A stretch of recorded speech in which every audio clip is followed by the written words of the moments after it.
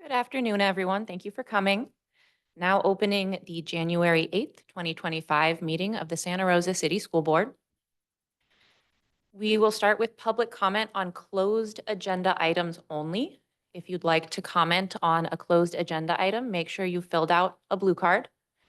Our closed session agenda includes student readmissions, student expulsions, public employee discipline, dismissal, release, conference with labor negotiator, conference with legal counsel, and public employee performance evaluation. So those are the only items that can be commented on at this point in the meeting. All right, I'm going to read names 3 at a time so you know when your turn is coming up. So first we're going to have Laura Inong, followed by Maria Ramirez, followed by Pedro Mendez. We have Laura here. President McNally. And you will have 90 seconds.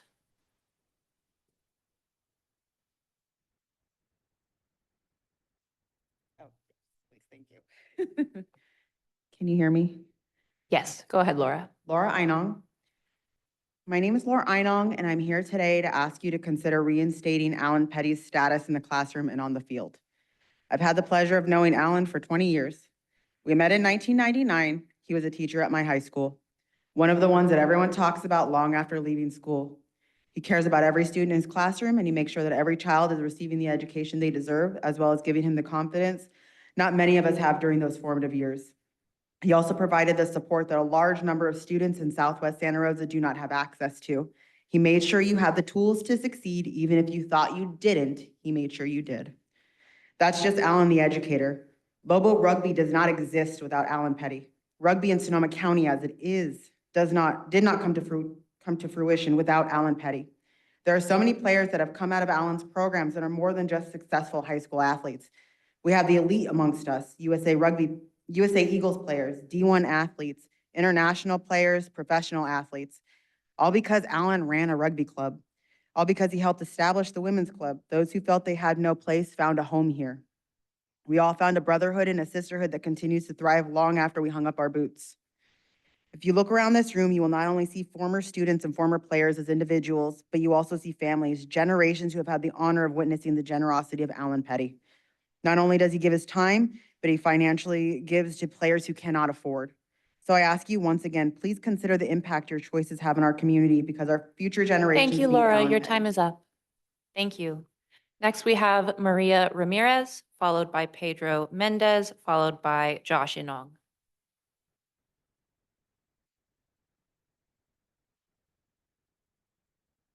Do we have Maria?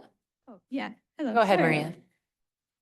Hello, my name is Maria Ramirez, and I'm a senior at LC Allen High School. This is my second year knowing Mr. Petty, as I was in his U.S. history the year before, and last semester I was in AP Gov with him. I'm here to talk about my experience as a student, as an active student right now. I want to talk about one of my biggest problems within school curriculum all over just the U.S. is one of the biggest problems is learned helplessness. Mr. Petty has always taught us responsibility from that. We are not helpless, we are capable. We have a responsibility to ourselves and to our school to show up, to do our work, and to, if we need help, to reach out when we need it. And he's always made it available to us when we needed that help. He has been very successful at letting us as students know that if we ever need help, if we ever need anything, he is there for us. While he allows us to know that asking for help does not make us dumb. Making mistakes is okay.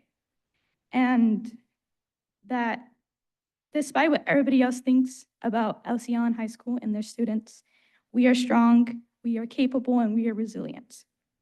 A teacher like Mr. Petty is a representation of everything that is great about LC Allen and shows that our future generations are in amazing hands. Thank you, Maria. Your time is up. Next, we have Pedro Mendez, followed by Josh Inong, followed by Lindsay Versina. Pedro, go ahead. Hello, my name is Pedro Mendez, I'm currently a senior at LC Allen High School. I'm a former student of Mr. Petty and currently the president of the Lobo Rugby Club. I stand before you today to advocate for a teacher who has not only shaped minds, but also has made a lasting impact on the lives of countless students. Mr. Petty is nothing short of one of the best teachers and mentors the school has seen. He brings an enthusiasm and a passion to the classroom that many teachers fail to convey. Students thrive in environments where educators are passionate, experienced, and connected, and Mr. Petty has proven his ability to do this while earning the respect and trust of his students. On the other hand, Mr. Petty made an impact on athletes in ways that go far beyond the scoreboard. Mr. Petty has taught discipline, teamwork, and perseverance, qualities that prepare students not just for sports, but for life. Mr. Petty has served as a mentor and a role model who has encouraged students and athletes alike to push through challenges and persevere. I didn't perform very well during my first season, but despite this, Mr. Petty never gave up on me and stressed the importance of every player on the team. In making this decision, you have the power to send a strong message to our students, our staff, and our community that we believe in growth, that we value dedication, and that we understand the importance of second chances. Mr. Petty has proven his commitment to his profession and his students. By allowing his return, we allow him to continue making a difference to our students and community. Thank you. Thank you, Pedro. Next, we have Josh Inong, followed by Lindsay Bersina, followed by Kenya Guerrero. Josh, go Yes. ahead. So I'm Joshua Einong. I'm a current LC Allen High School football coach. So Alan Petty has been there for me for the last 20 years. As a friend, as a mentor, and as an educator. I would not have this job here at LC Allen as a football coach if it wasn't for Alan Petty. He helped me turn around the program from being 0-25 to being the last losing streak for the last 7 years to being 7-5 this year and contesting for a championship CIF. Alan has not only been with me for the last 20 years, but as a senior at a high school, I had a traumatic situation in my life, and he was there for my family. Not only was he there for myself, my mother, and my father, but he was there for my younger siblings. He was giving us food every day, and just to be a support. Without Alan Petty and our school system in Southwest Santa Rosa, there would not be us or not be me. Be able to stand up here today, I respect the time and I appreciate you all. But to give him a second chance to be able to understand that this man has changed not only my life, but the Southwest Santa Rosa's life, and still continues to impact youth as we speak. And with that, I appreciate that. Thank you. Thank you. Next, we have Lindsay Bersina, followed by Kenya Guerrero, followed by Jenna Lampetti. Thank you. As a nationally recognized restorative justice specialist who got her start with Mr. Petty at LC Allen High School, I find it a little odd that we would resort to punitive punishments when we've been preaching to the community that we are a restorative school district for almost 10 years. The point of restorative practices is to, at some point, yes, we could remove a student from the classroom or a teacher from the classroom, but we have a conversation and then we bring them back. So what I'm not seeing is bringing Mr. Petty back. Mr. Petty has actually saved the lives of students. He does so every day, and he saved mine. I wouldn't be standing here without him today. So I'm not completely understanding why he isn't being given the same chances as people in this district who have actually done real physical harm, and why all of a sudden the district now seems to care about personnel issues. And I think that's what's angering some of us the most, because now you care and it's not the right person. So if we're going to be holding people to the same standard and we're going to be calling out the monsters of the school district, I would say we do it to the people who are actually monsters in this school district and not create an example of somebody who we want to just make out to be one. Thank you. Thank you. Next, we have Kenya Guerrero, followed by Jenna Lampetti, followed by Thornton McKay. Hello, I'm Kenya Guerrero. I am Alan's adopted daughter. Alan has changed my life. I do not say that lightly, but wholeheartedly. In my times of great need, Alan has been a father figure, mentor, and so much more. When I first met Alan, I was in high school and I was in an incredibly vulnerable state. My late mother suffered from alcoholism through my entire life, and my biological father was deported to Mexico. Shortly after I was born, for the majority of my life, I had no stability in my parents. During my junior year of high school, my mother's alcoholism reached its peak and she could no longer provide for me and my siblings. I became homeless. Alan's daughter, my friend from school, invited me to stay over during this time. Upon learning of my situation, Alan, his wife, and his children opened up their home to me and immediately welcomed me to be part of their family.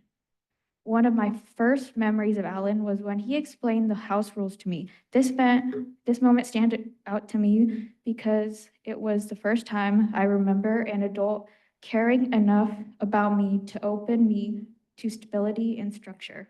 Growing up in and out of foster system, I could immediately sense a difference in his home and his environment. Alan offered me a home and unconditional Thank you, Kenya. love. Your time is up. Next, we have Jenna Lampetti, followed by Thornton McKay, followed by Tina Yang. Good afternoon. My name's Jenna Lamperti, and I'm an Elsion alumni, a mother, and forever a rugger. I had the pleasure of having Mr. Petty as both my teacher and coach. My first year playing rugby, we didn't have enough women for a women's squad, and he said, "You can play, but you're gonna play co-ed." We didn't go home and cry about unfairness or inequities. We said, "Yes, sir." And coach showed us how to get better, faster, and stronger so that we could do it. All the while not even realizing that he was pioneering the way for women's empowerment. He didn't treat us any different. He was just equally as hard on us because life is not fair, and he would have been doing us a disservice to treat us as such. In 1999, my teammate and friend Andy Davis ran away. Without hesitation, but with parental permission, Mr. Petty loaded us up into his van. We drove down to San Francisco and we scoured the streets. He acted immediately upon an endangered student who was in crisis. After 48 hours, we found Andy and brought him home. In 2021, I bought Mr. Petty a greatest teacher card and finally put my gratitude into words because I needed him to know the profound impact that he has had on me and any other student that has been in his circle. I never wanted him to spend even a moment of his life Thank you, wondering Jenna. if Your he time made a is up. difference. Thank you. Next, we have Thornton McKay, followed by Tina Yang, followed by Craig Mano. Hello, my name is Thornton Scott McKay, and I'm here to advocate for Alan Petty. The suspension of Alan Petty was wrong, and Alan Petty deserves a second chance. As we all have known throughout the years, Mr. Petty might be tough and structured as a teacher, but he's done so much for the community and so much for LC Allen High School. He has done so much for me too. Mr. Petty might seem tough, structured, and harsh, but he also has a heart of gold and brings humor, happiness, and support to the table. And then when I was going through my darkest time and my biggest struggles in my life, Mr. Petty was there to be supportive and help me. Both Alan Petty and his wife Joy also supported me with my flight to Missouri to the LC Allen Rugby National Championship. Also, I cannot forget to mention that I have had some amazing moments with Mr. Petty and his family for the holiday celebrations, and I've gotten great advice from him throughout the years. Throughout the years I have known Petty, I am so lucky I have gotten the opportunity to not just know him as a coach, a teacher, a mentor, but also as a friend. It's been a pleasurable experience getting to know him. Please give him a second chance, and he deserves it. He's gonna help so many people out. Thank you. Thank you. Next, we have Tina Yang, followed by Craig Mano, followed by Matt Huddleston. Tina, go ahead. I'm here to speak about a teacher whose impact on our community is undeniable, Mr. Alan Petty. He's more than just a teacher, like what others have said. He's a mentor, a coach, and a role model. He's taken a student who was struggling with a 0.3 GPA and somehow got him to attend class, graduate, go to the JC, and get a degree at Davis, UC Davis. He also has been credited by a veteran Marine Corps that it was Mr. Petty who helped keep him and his friends off the streets, who helped them prevented them from serving 15 to 25 years or end up 6 feet below the ground. He has an extraordinary way of connecting with his students, and he was even asked to marry and officiate a wedding in 2004. And ever since then, he's officiated many more weddings. His dedication hasn't gone unnoticed. In 2014, he was chosen to speak at graduation. In 2018, he was recognized by the Sonoma magazine. And most recently, in 2024, he was recognized as the champion of children by the 4 Cs. So it's time for the superintendent and the board of trustees to show Mr. Petty the same unwavering support he has shown the community for the past 3 decades. Thank you. Thank you, Tina.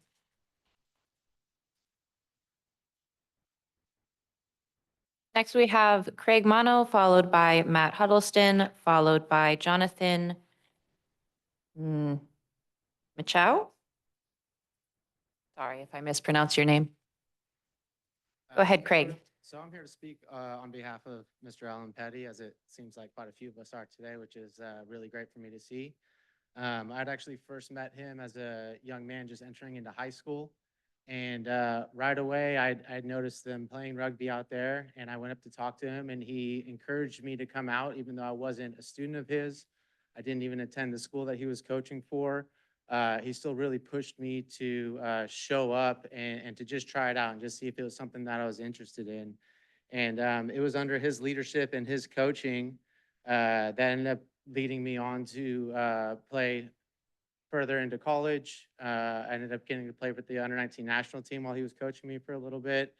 And then I continued on to play at a lot of other like international countries for club teams all around the world. So I ended up playing in England, Australia, New Zealand.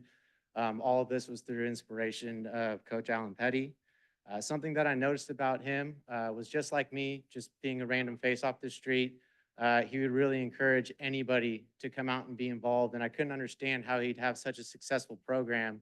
It wasn't until years later that I noticed is because he could truly bring out the best of each individual by doing so. And, you know, he is someone that officiated my wedding. He brought food to my family after the birth of our son. And I know he's someone that'll always be there for me. And I'm just happy to be able to speak on his behalf today. Thank you. Thank you. Next, we have Matt Huddleston, followed by Jonathan Michow, followed by John Thomason. Good afternoon, folks. My name is Matt Huddleston. I'm the chief engineer down at Petaluma Valley Hospital. I also have 14 years as a youth sports coach in soccer, softball, baseball, and football. Because of this, I've had the privilege of working with a lot of coaches, some good, some bad, and some great. Coach Petty falls into this category. I met Alan Petty over 30 years ago when him and a group of men introduced the game of rugby to the area high schools. Alan has not only served our country honorably in the United States Marine Corps, but has served the community for decades selflessly, first as a teacher and second as a coach of rugby and football.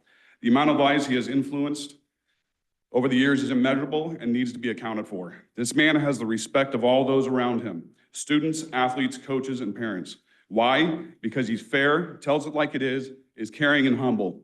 He also makes sure the boys all have rides wherever we're going, almost always driving a group himself. Coach Petty is instrumental in teaching these boys how to become young men, how to work hard to reap the best results, to be honest and respectful.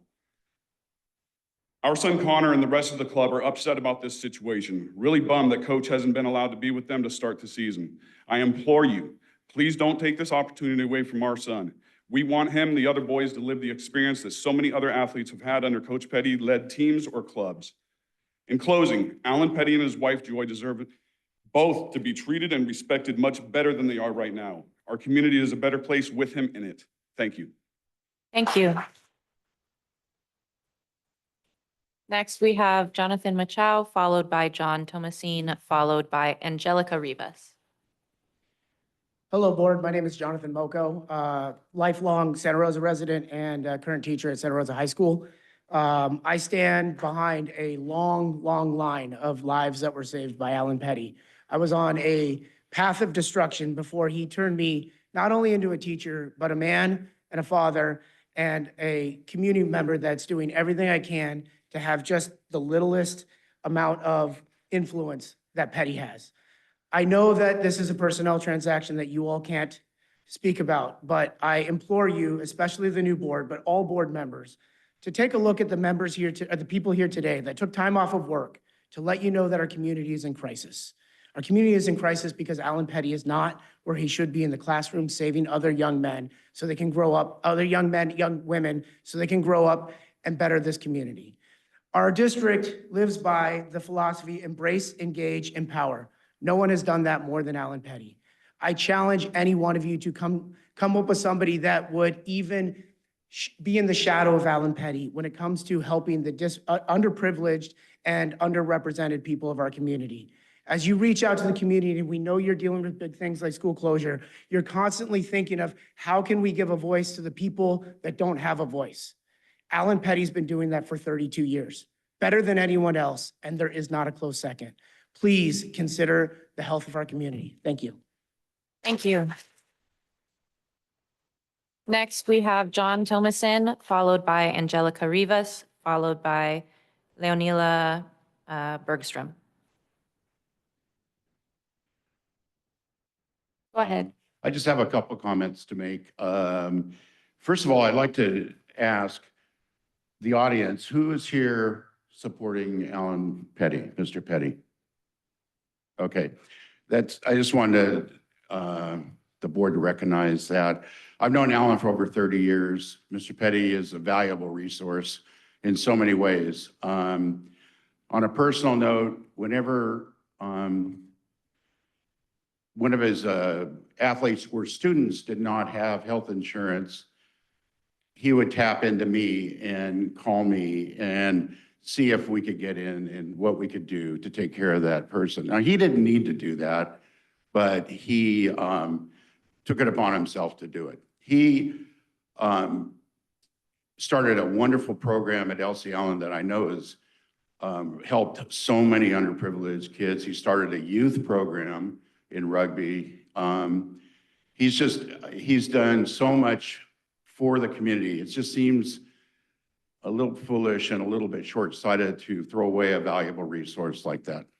Anyway, thank you very much. Thank you. Next, we have Angelica Rivas, followed by Leonila Bergstrom, followed by Hugo Vargas. Rivas. I've been awarded Trainer of the Year for the last 3 years, and that's Mr. Petty had a big influence from me moving here from Mexico and being a woman that wasn't allowed to play sports. Mr. Petty gave me this freedom to believe in myself. Mr. Petty has seen me train at the track 10 miles after school, always actually waiting for me to finish when I ran 10 miles to lock the gate for me. He has come when I left my car in the parking lot and then the gates were closed just to come and open it for me. But all along is Mr. Petty makes you feel safe, comfortable, and allows you the freedom to be yourself, no matter where you come from, no matter what you do, but he makes it okay to just be who you are. I work alongside with Mr. Petty with the football teams right now in the county, and him and I sponsor a lot of the kids' recovery services. So we help prevent injuries for kids. I have a sports performance facility in Kitati, and ever since I opened my recovery lounge, Coach Josh, Montgomery coaches, LC Allen, we've been sponsoring a lot of these kids to go forward in sports and to help them prevent injuries and keep them getting stronger and keep them on the field. I personally feel that he's a great human being and he's like another father figure to me. So that's it. Thank you. Next, we have Leonila Bergstrom, followed by Hugo Vargas. Sorry. Thank you. Okay. Good afternoon, Santa Rosa City School Board members. Imagine your own child in high school feeling overwhelmed, anxious, or maybe just looking for a safe haven to run to, whether it be caused due to the typical day-to-day expectations or because of an unexpected event that happened during school that day. And their one safe environment and trusted adult was Mr. Petty's classroom. He created this safe environment for all students, whether they were in his classes or not, or whether they played rugby on the LC Allen Lobo Rugby Club's team or not. From just about 30 years ago when he started at LC Allen from 1994, after it was newly built, he's created a one-of-a-kind culture there for all students that impacted not only those who attended, but their parents and eventually their younger siblings who eventually attended LC Allen High School. You can imagine how many students that is over the past almost 30 years that he's helped to steer and guiding to open up their future pathways that they may have never thought possible or even imagined going to college on a scholarship or attaining a job right out of high school. Do you think it stopped here once they graduated and moved on with their lives? No. These adults whom not only thrived here locally in Santa Rosa, throughout California, nationwide, and even internationally, has stayed in touch with him because of this lifelong impact that he has made on them and their families. There's a saying we have, once a Lobo, always a Thank Lobo. you. Your time is up. Thank you. Hugo Vargas, go ahead. Hello, my name is Hugo Vargas. I'm a former alumni of LC Allen High School and also a student of Mr. Petty's.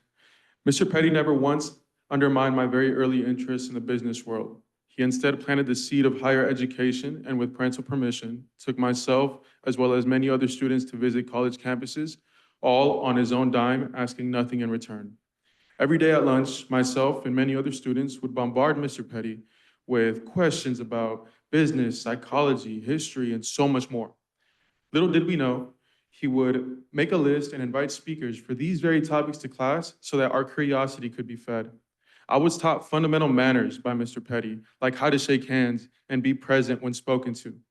He knows how to reach our youth in a way that is very much needed, both academically and through sports. Mr. Petty is also one of the head coaches for the LC Allen Rugby Club, as you may know, which has been wildly successful with multiple back-to-back championships and student athletes receiving scholarships and pursuing higher education every year, due in large part to him and the rest of the coaching staff's guidance. Terminating Mr. Petty's employment would cause a ripple effect that would have a direct impact on many other students. I am just one of many who Mr. Petty has impacted deeply. And because of his guidance in my earlier years, I have turned around and done the same whenever given the opportunity, just as he did for me at one point in time. In my opinion, Mr. Petty is a pillar in our community. Thank you for your time. Thank you. Are there any other blue cards? There are no other blue cards. Great. Thank you all for being here and sharing your voices. The board will now recess to close session.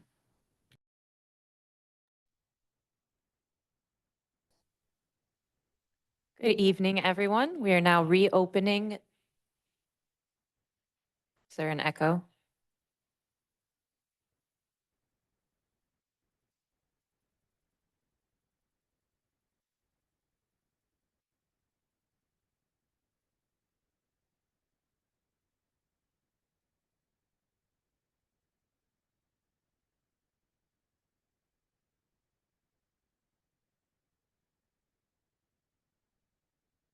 Yeah, I'll keep going for now. Now reopening the January 8th, 2025 meeting of the Santa Rosa City School Board. Please rise for the Pledge of Allegiance and then remain standing for a territorial land acknowledgement.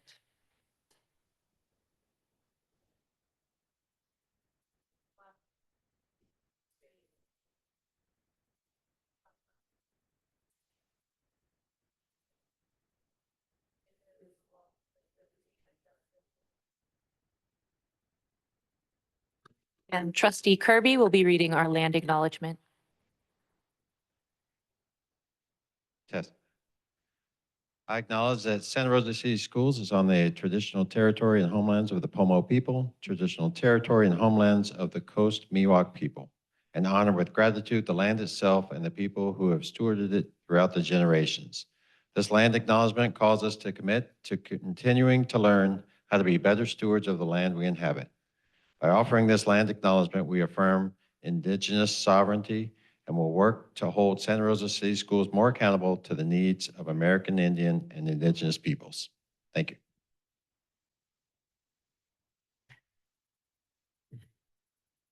All right, before we move on with our next agenda item, I'm going to hand it over to Trustee Caston to say a few words. Thank you, President McNally. I'd like to take a moment to recognize that tomorrow is a National Day of Mourning for former President Carter. For those that don't know, President Carter started his career in politics as a school board member in Georgia. And as president, he was responsible for the creation of the U.S. Department of Education. So if I could ask everyone to just take a moment of silence to recognize, as we are on the eve of this day of national mourning, President Carter's impact on the reason that we're all here today.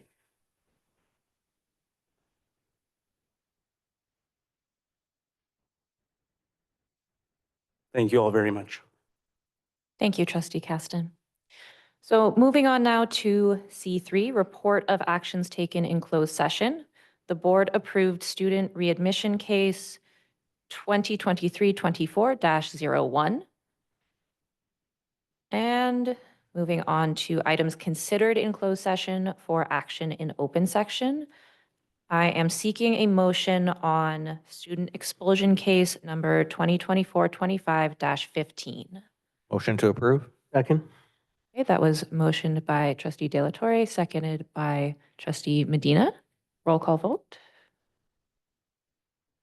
Trustee De La Torre. Aye. Trustee Medina. Aye. Trustee McNally. President McNally. Aye. Trustee Manieri. Aye. Trustee Caston. Aye. Apologize. Trustee Jenkins. Aye. And Trustee Kirby. Aye. So motion passes 7-0. All right, are there any statements of abstention? Trustee Caston? I have on item G3, two potential clients of clients to my company. I haven't been able to confirm whether the conflict exists or not. So out of an abundance of caution, I'll be abstaining on the item. Thank you. And that was G3, you said? Correct. Any other statements of abstention? All right, adjustments to the agenda. Trustee Medina? Like to pull G9 and G13, please. Okay, Or for discussion, not pull them off. G9 and G13. Any other adjustments? Superintendent Morales? Yes, on item, oh, that's loud. J2, Board Conduct and Code of Ethics. That is actually now part of the Board Governance Manual that will be updated end of January or early February. So it was accidentally put on there from a previous last year. So if that could just be removed, that would be great. Thank you, Superintendent Morales. Any other adjustments? All right, then we get to move on to our special presentations for Student of the Month and Employees of the Month for Lewis Early Learning Academy and Proctor Terrace Elementary School. Do we have Principal Pinella here?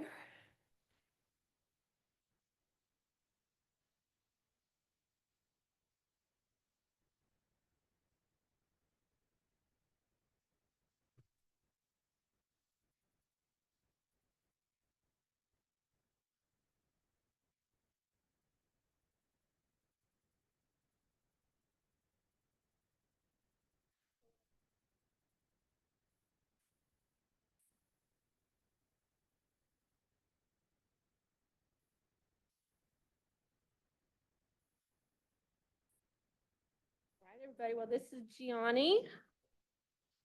And it is, you got it. We'll see you too, bud.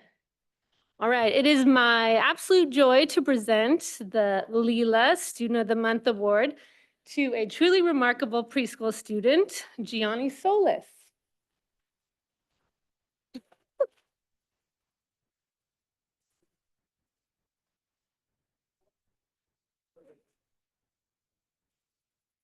This is Gianni's second year in the program, and he has come so far academically, socially, and personally.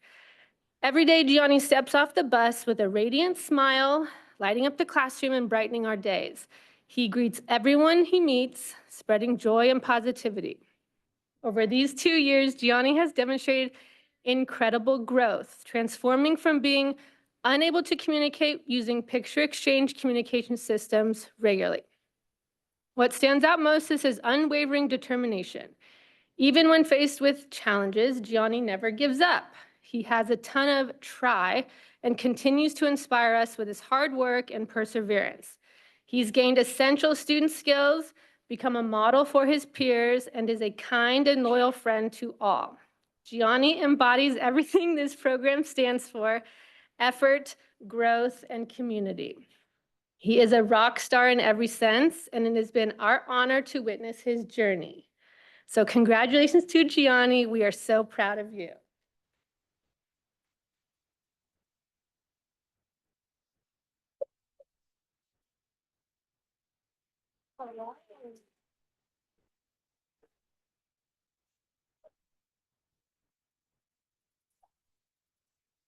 You get to go take a picture. Ready?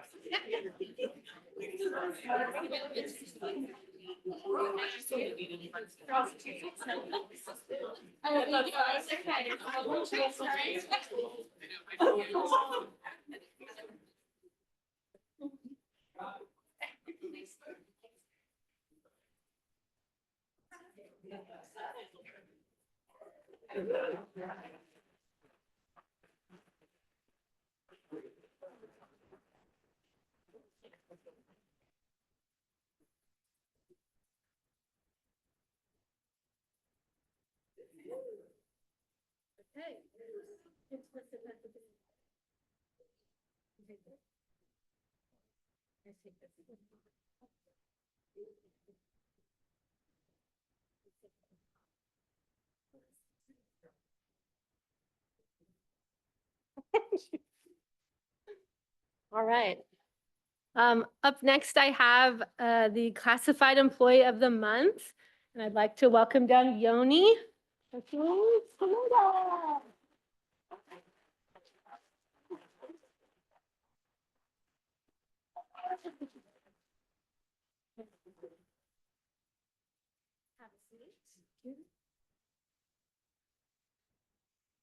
Good job, Yoni. Okay, it is my privilege to celebrate Yoni Hercules Pineda and the amazing impact she has had on our school. She has become an indispensable part of our team and our school family in such a short amount of time. Yoni joined us in August of 2023, and from day one, she's brought her own special light to room 16. Yoni is more than just an instructional assistant. She is a ray of sunshine. Her energy, warmth, and positivity brightens the lives of everyone she encounters, from our students to her colleagues. Her perfect attendance is a testament to her dependability, but what truly sets her apart is her initiative and intuition. Yoni sees what needs to be done and jumps right in, always ready to support, uplift, and make a difference. She has an incredible gift for working with our students, making each one feel seen, heard, and valued. Her intuitive nature allows her to understand their needs in ways that make her a true asset to our classroom. Beyond her skills, Yoni's joy is contagious. Her laughter, her happy spirit, and her fun-loving personality create an environment where everyone thrives. Yoni, you have been an all-star since the moment you walked through the doors. You embody what it means to care deeply about our students and to work as part of a team. You inspire us every day, and we are so grateful for all that you do. Congratulations, Yoni. You are a shining star. Can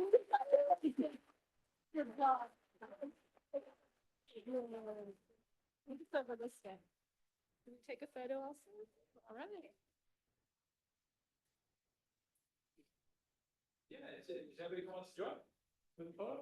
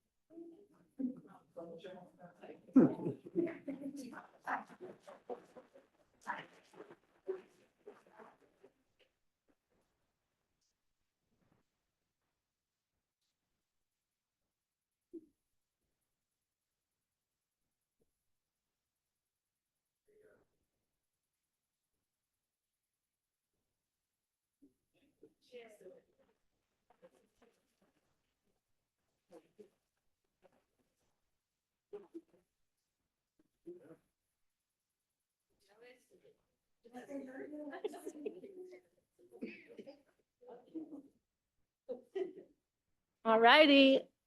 And up next, please congratulate with me, Certificate Employee of the Month, Lacey Helming.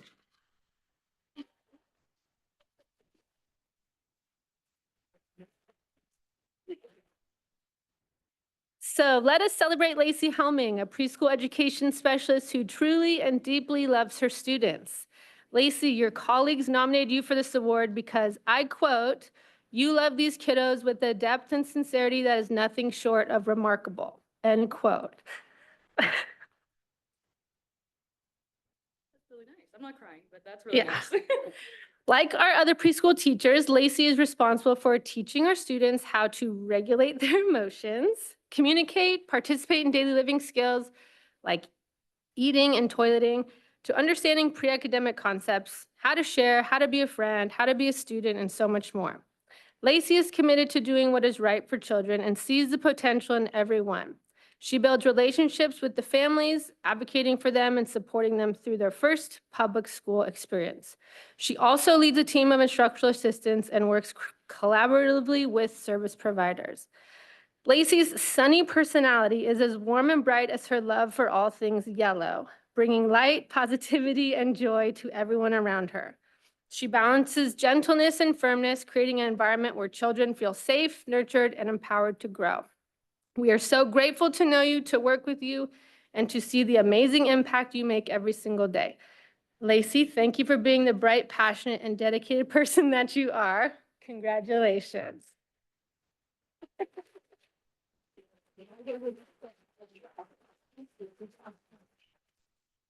I don't love it. No, I'm good. Okay. You want to be in the photo? You can go. Oh, wow. I don't know.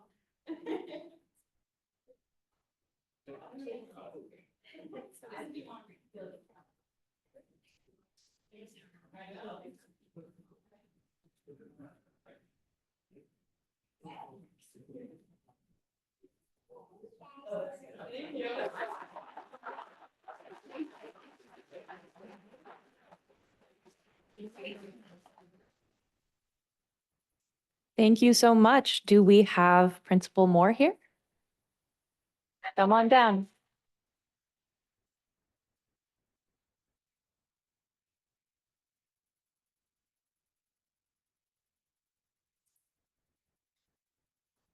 Good evening, Santa Rosa City School Board, both incoming members and previous members. We're so happy that you are here supporting the school district.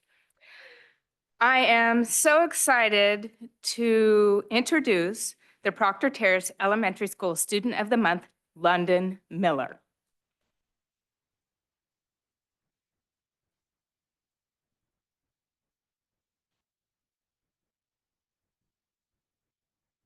The moment I met London, I knew she was a student who was kind and respectful. And over the past year and a half that I've gotten to know her, my intuition has proven to be correct. As a student at Proctor, London has been playing cello for the last 2 years through the school music program and loves it. She also participated in the multi-school musical performance last year and plans to participate again this year. London also had a role in the San Francisco opera production at Proctor Terrace for the last 2 years, and just last month was one of a handful of upper grade students who participated in the St. Lucia performance.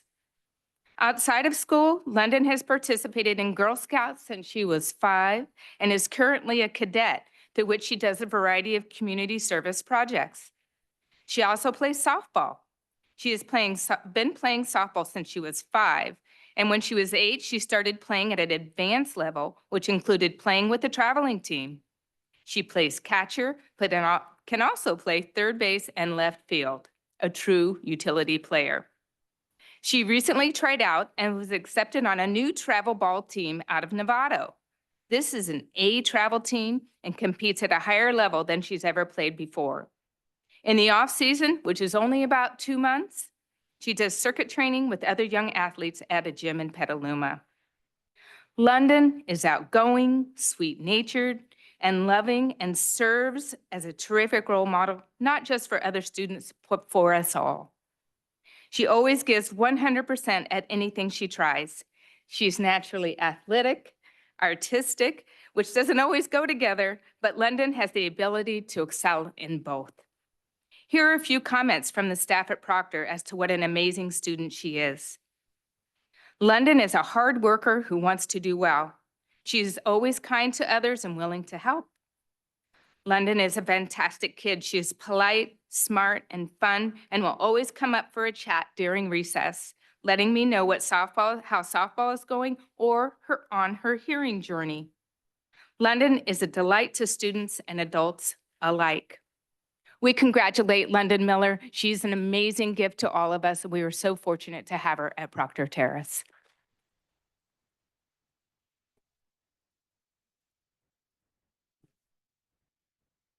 We could stand. And then we could shake hands. And now you can have a picture.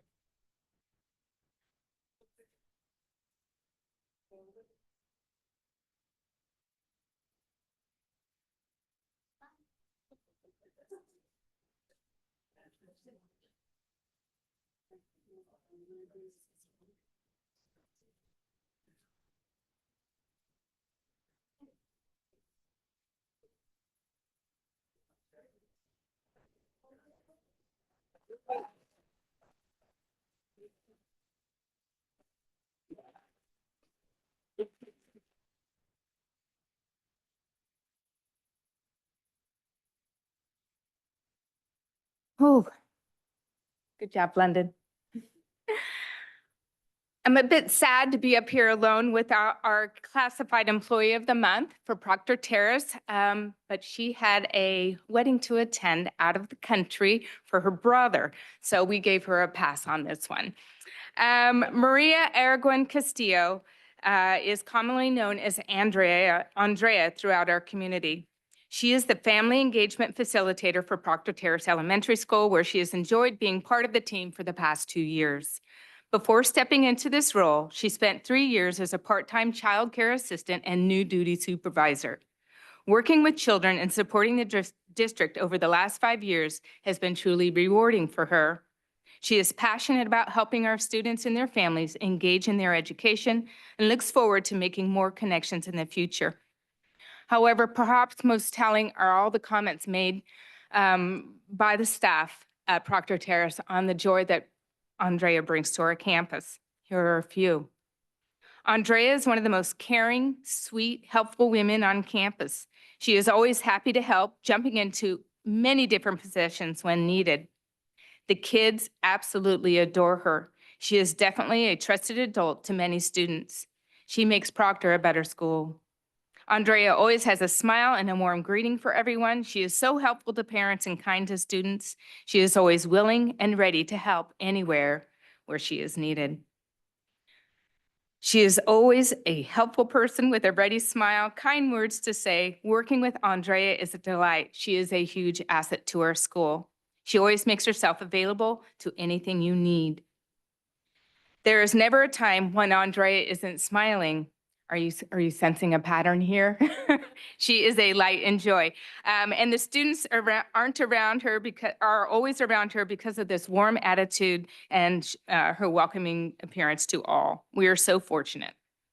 She is an important part of the Proctor Terrace community. Helpful, kind, students love her, a smile on her face. I think that about sums it up. She is dedicated, helpful, and kind. In closing, we are so grateful to have Andrea as part of our team and are pleased to have the opportunity to honor her. Wherever you are, Andrea, we love you.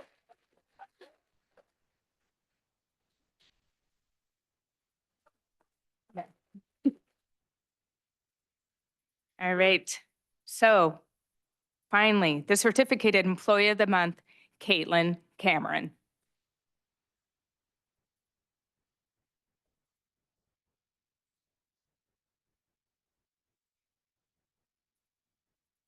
Some of you might recognize Caitlin.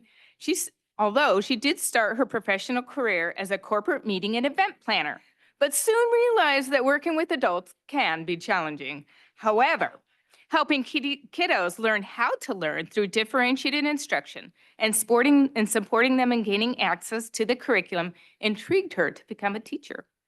She now has 15 years of teaching under her belt.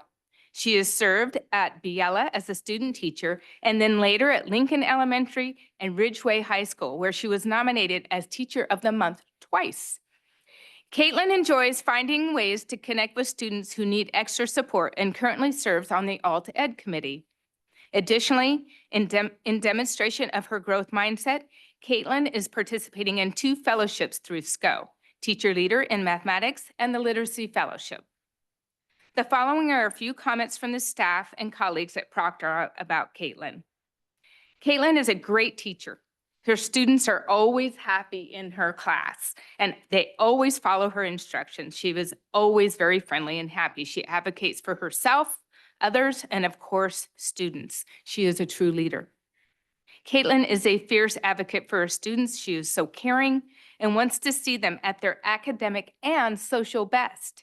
She creates high expectations for her students and follows through with these expectations. The structure of academics in Caitlin's classroom is outstanding, especially coupled with her kindness. She's fun, honest, hardworking, and can work through anything.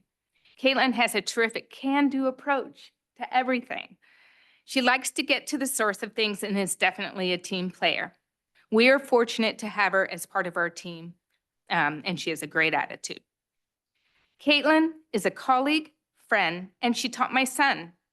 I admire her for her candor, humor, and as someone who always seems to have a finger on the pulse. She is engaged in our school, our district, and community. If I ever have questions on how things work, she always takes the time to answer, unbiased and truthful, and afterwards, she lets me know her own opinion, which I truly respect. As a teacher, she has a wonderful knack of finding balance between running an organized classroom and at the same time, creating a space that her students feel seen, respected, and cared for. I have one more child to go through first grade, and I will feel very lucky if she ends up in Ms. Cameron's class. These comments are certainly evidence of how much we admire and appreciate having Caitlin at Proctor Terrace.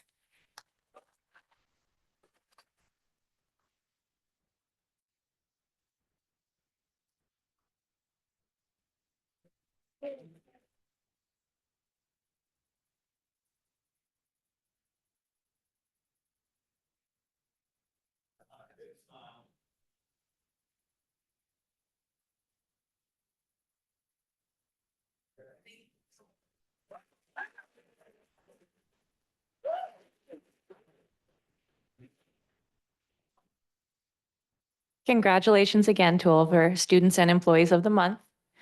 We will now move on to our school site parent organization updates from Proctor Terrace Elementary School, starting with our ELAC president. All right. Thank you, Principal Moore.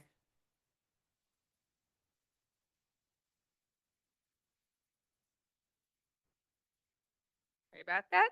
I have a statement from our ELAC president. My name is Perla Z. Zacharias, and I am the president of ELAC for Proctor Terrace Elementary School. In this message, I am letting you know that during our meetings in 2024, we shared information and resources for our community, and we discussed some important points of our school, such as the different entrances that our school has. We were looking at important points for safety for our students. Also, in one of our meetings at the beginning of this year, we had people who joined in from a folklorico dance group. In our first meeting, our principal introduced herself to us as well as the new parents and let us know about the important activities on the school calendar for this year. Soon, we will have our first meeting on January 29th. Thank you.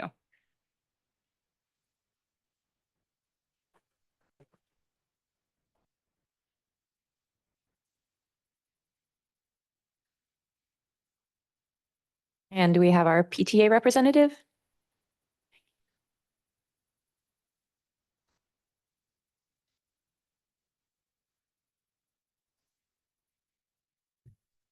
Hello, my name is Erin Matthews. I'm here tonight as the Proctor Terrace PTA Board Vice President and Communications Chair. I'm also a substitute teacher at Proctor and a parent of a third grader. It's right over there. I'd like to start off by saying how proud I am of the people being recognized tonight. I know them well, and to say they deserve this recognition is an understatement. Knowing them enriches my life, and I know they do the same for anyone fortunate enough to spend time with them. This year, our PTA membership has more than doubled compared to last year and years prior. We have 53 members, which when you look at most PTA numbers is impressive. This year, we really wanted to focus on creating a strong PTA membership, intentional and productive meetings, and ultimately providing support to our school, all students, and staff. We've already had a ton of fun as well. So let's talk about that fun. We kicked off the year with a free ice cream social. Volunteers made up of parents and teachers served ice cream. Families got to mingle and play while getting to know new and familiar faces. Even PT Tiger, our school mascot, made an appearance. Our annual fan favorite walkathon took place at the end of September, and the entire school participated. Those who fundraised helped raise a whopping $32,000. This was an incredible way to start off the year financially, and because of this, we were able to double our field trip budget and liberally fund the requests of teachers and staff to enhance the school experience for all our kids. Then came Tiger Fest, our fall festival that is free and open to Proctor families and friends. Tiger Fest has been happening for over 60 years. And when you talk to Proctor alumni, they fondly remember it from their childhood. It's truly a special event. Next, we offered a free night of bingo. It happened to be on a very, very rainy night, but that didn't stop our community. Our NPR was packed. Even students in the Boys and Girls After School Club attended. It was such a fun night. We've had a number of dine and donates this year, including Sandy's Pizza, who is our fabulous supporter as our school's neighborhood pizza joint. And you can often find 5th and 6th graders hanging out there after school. Our dine and donates so far this year have already blown our fundraising goal out of the water. We have many more events in the works, including our annual dinner, dance, and auction that will take place on April 5th. The theme will be Party Like an Animal. And thanks to their generosity and desire to support their neighborhood school, the Flamingo has agreed to host our event because, of course, nothing says party animal more than a flamingo. More things we're pleased to share are that this year, all of our PTA event and informational flyers are now being translated into Spanish. And our PTA meetings are being translated as well. Since doing so, we've experienced a greater engagement from all of our families, some of whom have started a baile folklorico club, which had its first meeting today. We funded a girls volleyball team for 4th through 6th graders, and they were amazing. The school spirit and camaraderie was so great to see in action. We have an incredible school garden that is being maintained by a volunteer committee and volunteer groups. This year, Pacific Market, our neighborhood grocery store, purchased and sold more than 300 of our persimmons that were grown in our garden. I just thought that was so cool. In early December, the PTA hosted an informational Zoom meeting to ensure families are aware of the upcoming decisions that you will be making in February. More than 100 people attended this meeting, many of which were our Spanish-speaking families, as Miss Andrea simultaneously translated the meeting.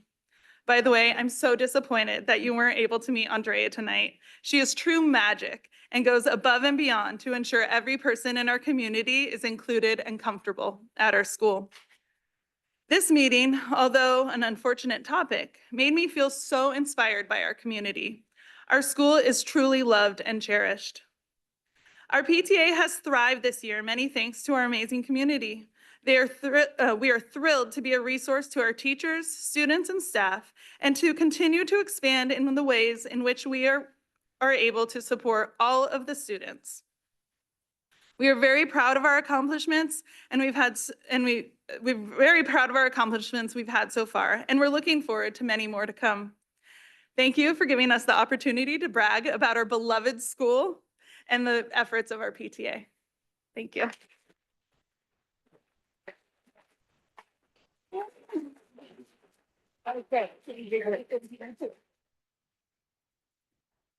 All right, we're going to take just a 5-minute break. So those of you that joined us for the celebrations have time to step out, and then we'll come back to our public comment section.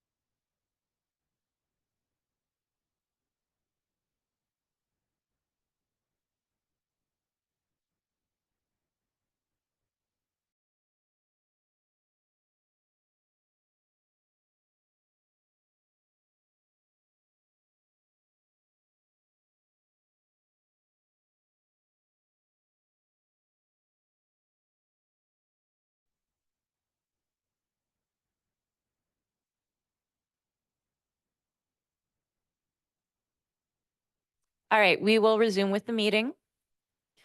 So we are moving now to item D, which is public comment on non-agenda items and consent items.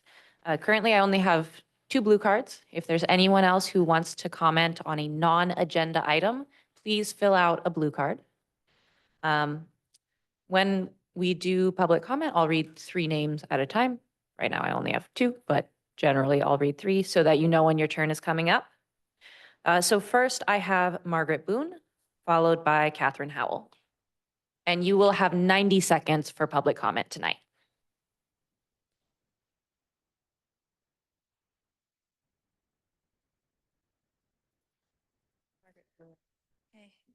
Good evening. I wanted to speak once again in support of our classified staff. I know in December they received an offensively low offer from the district. I do know we have no money, but we cannot expect our classified staff to carry the weight of our financial woes. They haven't created this fiscal disaster, and they have already sacrificed too much for too long. I heard they asked for a 10% wage increase, and I want to argue that's actually too low, and it's generous of them to be willing to settle for 10%. Later tonight, we'll talk about special ed and how it's eating up so much of the budget that actually fixing special ed would seemingly fix the budget. Maybe we should do a deep dive into how to expedite that. I bring that up though because a large part of the overspending is because of the huge amounts of money wasted on using outside agencies to fill all our empty positions because we could not hire in-house. We don't hire in-house because we don't pay enough. That's the only reason. I have an assistant right now who wanted to work for the district, saw what we paid, and went with a job at an outside agency. I know a dozen people working in ESN who have said the same. We need to pay more. In my 13 years with the district, we've never been fully staffed. ESN is the only one that is fully staffed, and most of our people are outside agencies. If we ever paid anything reasonable, we could actually save money by not paying other people to staff our schools. Thank you. Thank you.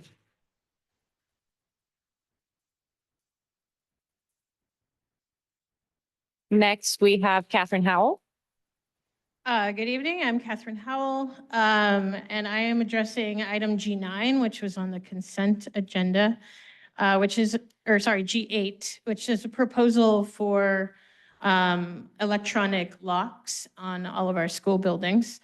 We know that our bond funds are only covering about 1/3 of what we need for our schools, and we recently used bond money to replace pretty much all of the locks in the district. We're wondering at the time that the other locks were replaced, electronic locks were not chosen. And yet here we are replacing all our basically new locks with newer locks. How does this show public confidence in how the bond is being spent? How are these locks going to make our students safer? Are these locks giving more access to the teachers? I've heard there's been a lot of issues with sort of the pilot ones that we have around. And there's also been some concern amongst teachers that these locks track who goes in and out of buildings and what time they go there. And it seems a little invasive to the privacy of teachers who are just trying to go to work. And so that's why I wanted to ask those questions of the board and make a comment. Thank you. Thank you, President Howell. Are there any other blue cards for non-agenda items? No, there are no other ones for that item. All right, then we will move on to the reports section of our agenda, starting with our CSEA report. We have President Lehman here. Yes, I am. Good evening, President McNally, Governing Board, Superintendent Dr. Morales, student board member, cabinet members, and everyone listening tonight. Welcome and thank you to the classified staff, teachers, students, and parents who came tonight to show the district we care. We'd like to welcome the new board members, Nick Caston, Sarah Jenkins, and Mark Kirby. We hope you will reach out to your liaison school sites and talk to our classified employees, as well as admins and teachers. Congratulations to the students and employees of the month, especially our classified employees. Yanni from Lewis Early Learning Academy and Andrea from Proctor Terrace Elementary School.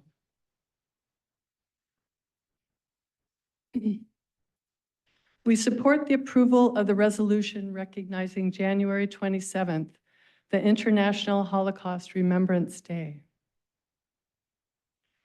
We continue to be concerned about the increase in classified staffing by outside contractors as their salaries are increasing too.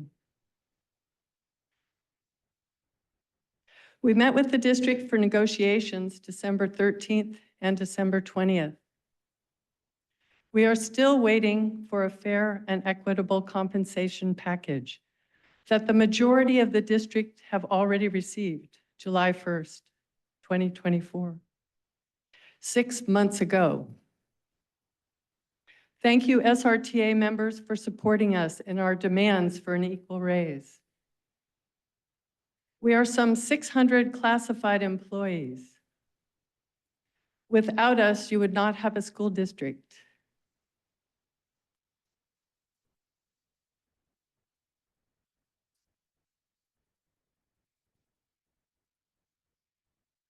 With courage and compassion, we look forward to a happy new year. Thank you. Thank you, President Neiman.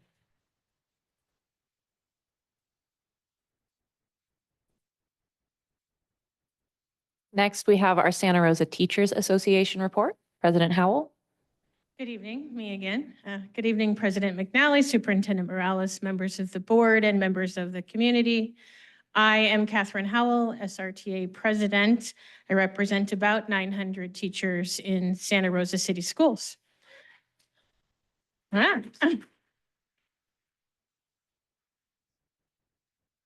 SRTA stands with CSEA. We support their need for a fair and equitable and even bigger raise than SRTA members got, because Mary is 100% correct. This district doesn't work without them, and teachers can't do their jobs without the classified staff.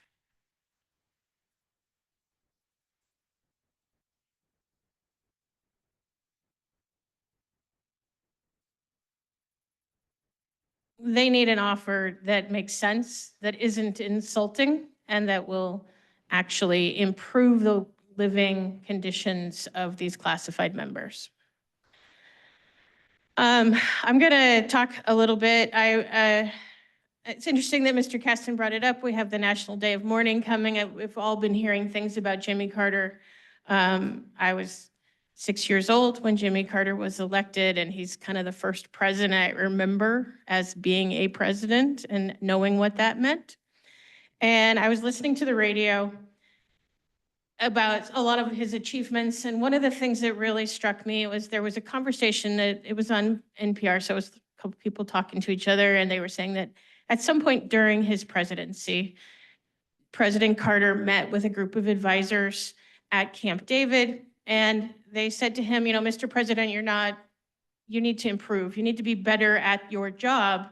And one of the pieces of advice, criticism that he was given is that he was doing a pretty good job of managing, but he was not being a leader.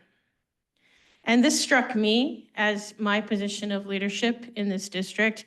Am I being a manager or am I being a leader? And I'm going to ask each one of you that same question. We've got 3 brand new board members. We have a new board president. And what this district needs right now is leaders. We need you, the people at the dais right now, to lead us through some vision so that we can get through the next few months and the next few years and the chaos that we are all being enveloped in right now. We need leadership to lead us through that chaos.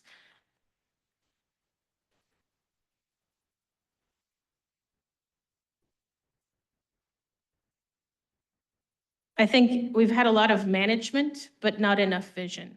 Tonight we're hearing about the vision that we need for special education. I've lived through the past 4.5 years as 3.5 years as president, listening to piecemeal changes to special ed and, oh, this is going to change and that's going to change. And we're going to try this.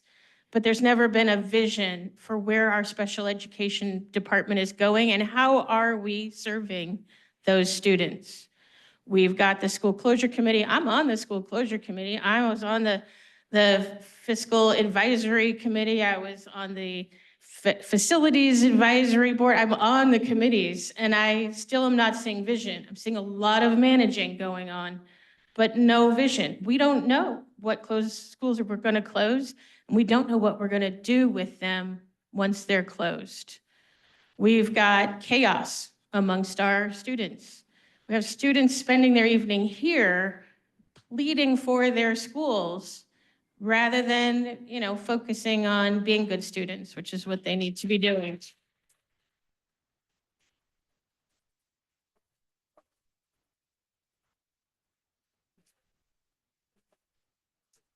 And we also have a couple new board committees being formed tonight. I'm happy to see that. There was a time not too long ago when this board removed and abolished all subcommittees. But we're a little bit concerned, SRTA is concerned, who's on the committee? Is it just a couple of board members and the superintendent? Because that sounds like an echo chamber to me, right? Where is the vision in these committees? How is it going to get reported out to the public? Is the public going to be in part of these committees? Or is the board going to take comment from the public during these committee meetings? It's all kind of a mystery to us. And it's, again, a lot of managing, but not a lot of vision. So I'm going to ask you, just like the advisors asked President Carter, please focus on vision and not so much on management. Thank you.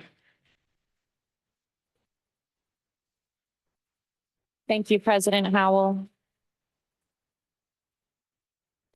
Next, we have our superintendent report. Dr. Morales. So Happy New Year. Welcome back to everyone. I know we've been gone for 2 weeks, and I know that what's on everybody's mind is school closures and consolidations. So I just want to remind everybody that our town halls start next Monday. Today, we sent out our January newsletter. In it, it has a section with a link to our proposed, we've heard from the community. I've received, I can't even count how many emails around different ideas and scenarios within the people our community members have had. We've taken those and have created a dialogue session that we will have during the town hall. So it's not just a sit and get. We want to be able to put out some scenarios that we've received, that the committee has received, and get your input. So we're actually calling them town hall dialogues instead of meetings. So please look for the parent square that was sent to you. Click on that link, look through the slide deck, look at the pros and cons that we've come up with. We're going to ask you to come up with more pros and cons, get your ideas so it's truly a dialogue so that the board has different options to choose from when they come to make a decision around our consolidation and closure. So please come to our town halls. It will be next Monday, Tuesday, Wednesday, Thursday, and then the 23rd. And it also on the newsletter, it has what high schools we will be at. So please stay engaged with us in the conversation as we look to create, as President Howell said, redesigning and really establishing a vision together of what our district could look like in the future. So thank you. Thank you, Dr. Morales. So next is the board president report.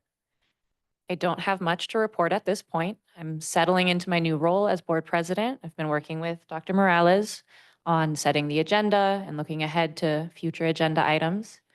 I'm trying to ensure that all trustees have a voice in what we're setting on the agenda. So if any of the trustees, if I have not had a chance to meet with you one-on-one yet, I would love to set that up. Anytime you have something you'd like to see on the agenda, I want to know. Other than that, like Dr. Morales mentioned, we have the town halls coming up. I want to encourage you to attend those. If you have any questions or concerns, that's where you can get the information you want. And welcome back, everyone. I hope you had a good winter break.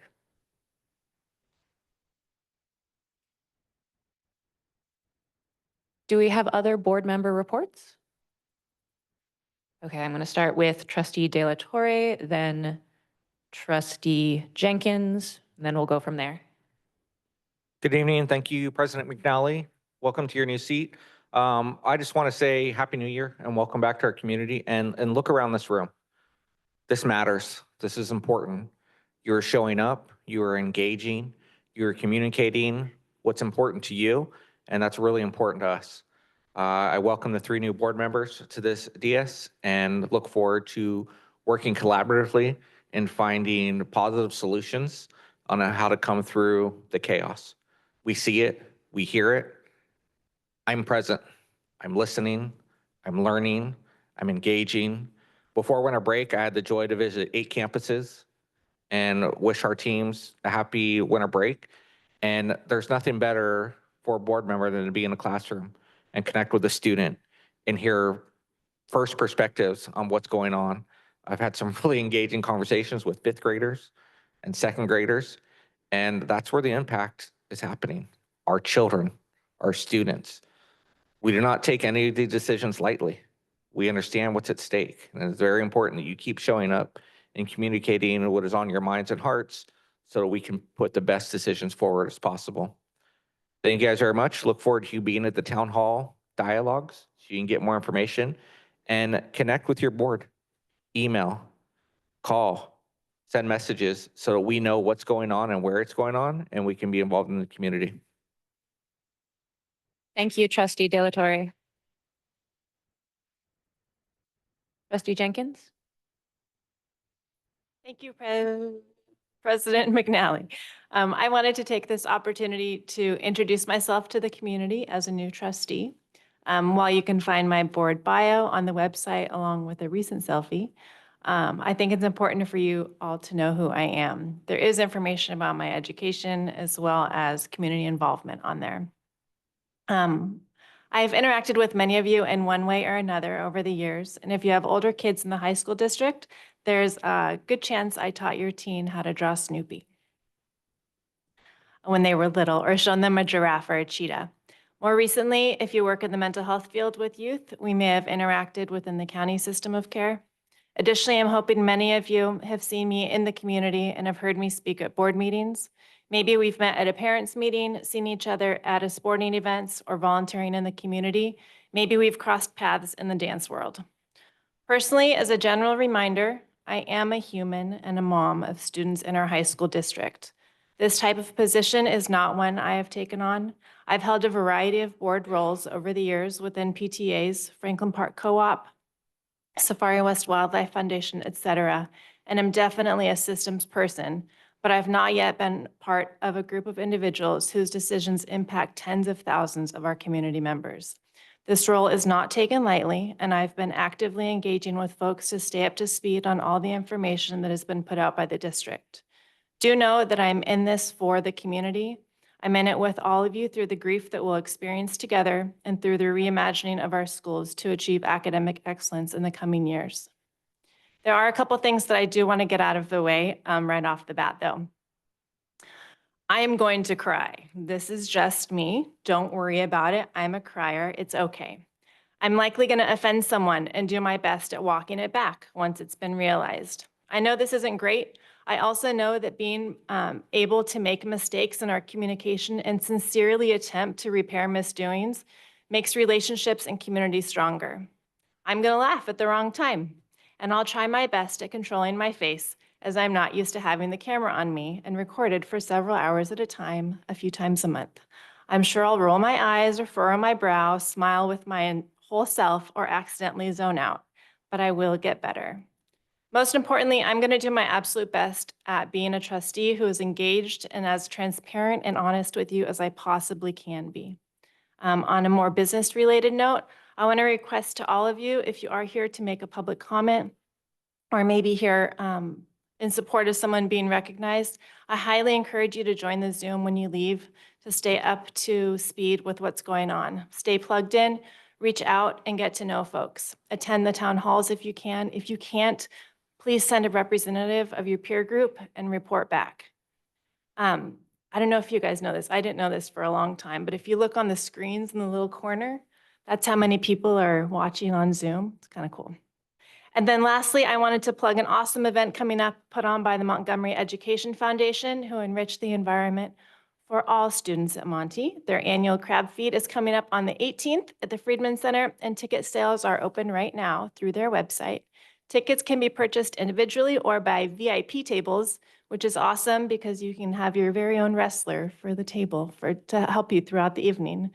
If you guys have trouble accessing the website, you can feel free to reach out to me directly. But I look forward to working with all of you in the future. Thank you. Thank you, Trustee Jenkins. Trustee Kirby?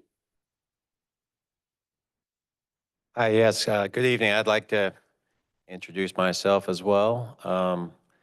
Again, a lot of you didn't get to really know us since all the new members ran unopposed. So I'll give you just a quick, and my bio is not yet up on the website. So bear with me, I'll bore you a little bit with some of my details.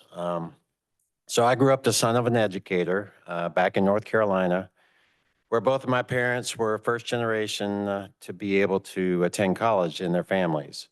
I attended Duke University on a Navy ROTC scholarship, where I received a degree in cultural anthropology. I then served in the active duty Navy and reserves. While in the Navy, I also completed a master's degree in aviation and aerospace operations from Embry-Riddle University. My father instilled in me the belief that you should always try to leave something better than the way you found it. To that end, I've always been actively involved with improving our community with a heart of a public servant. Our schools were once safe and secure havens for our youth to learn, grow, and get involved and thrive. But now, sadly, they are not. I hope to be an integral part of this governing board that helps return our schools to the level of greatness that they should be. I'm the father of 3 graduates from Santa Rosa City School District. I've been very involved in volunteerism and school improvement for many years. I served as president of the Maria Carrillo High School Athletic Booster nonprofit program and led a team of dedicated volunteers, including Director Della Torre, parents, and students in the successful effort to install a new artificial turf field and track at the school, the only one in the district that did not have one. Additionally, I've conducted alumni interviews for students in the area applying for admission to college for over 15 years. As the current commander of the American Legion Post-21 Veterans Organization here in Santa Rosa, I'm in charge of the Boys and Girls State Program and interview potential delegates for this valuable governmental education experience. I currently serve as an elected member of the Executive Council for my labor union at my work, and I serve on several nonprofit boards as well. I served on the Community Ad Hoc Committee that studied whether or not school resource officers should remain on our school campuses.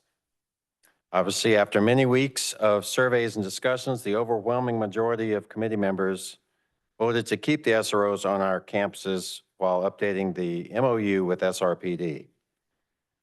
Students who feel safe are more connected to their school and care about their education.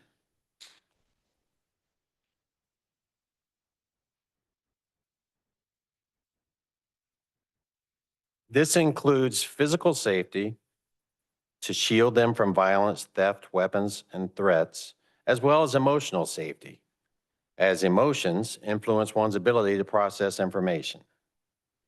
A layered approach using both restorative programs and a law enforcement presence will help lead to the safe and secure campuses our students, teachers, administrators, and community deserve.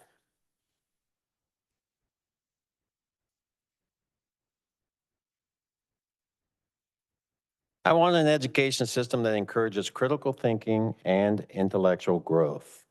Children should learn how to think independently, not just what to think. I hope to work with the other board members to help build up our CTE programs and join a collaborative effort between other districts and counties to send our students into the world as independent and productive citizens. Another important lesson my father taught me was that God gave us 2 ears and 1 mouth for a reason. I am here to listen to you and advocate for the positive direction our district needs.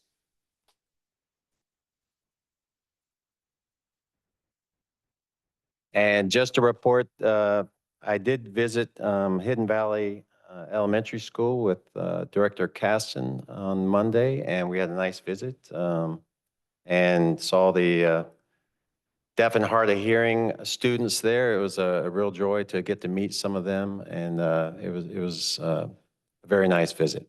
And that's all I have. Thank you, Trustee Kirby. Other board member reports? Trustee Caston? Thank you, President McNally. Similar to my other new trustees, I just want to take a moment to introduce myself. With the benefit of a campaign, we've had many months to have this conversation, and we're trying to do it as short as possible.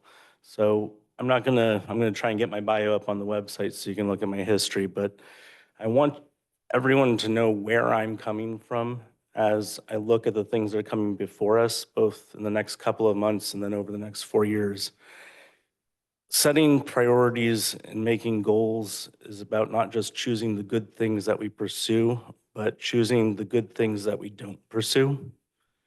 And I'm always going to put the decisions that focus, in my understanding, the most on education and enrichment programs for our students first. What that means to me is putting money back into the classroom, putting money back into the programs that make it so students want to be at campus, not just need to or have to be at campus. And by focusing on those two things first, I hope that that line of decision-making leads to solving many of the symptoms that are problems that we have put resources into solving. So please reach out. As Director Kirby mentioned, had a really good tour at Hidden Valley, had a great time learning with many of the other trustees up here at the CSBA conference. If you send me an invitation to come to a campus or to meet with a parent group, the emails are on the website, and I'd like to come and learn and meet from you and share more of my story in one-to-one environment. Thank you.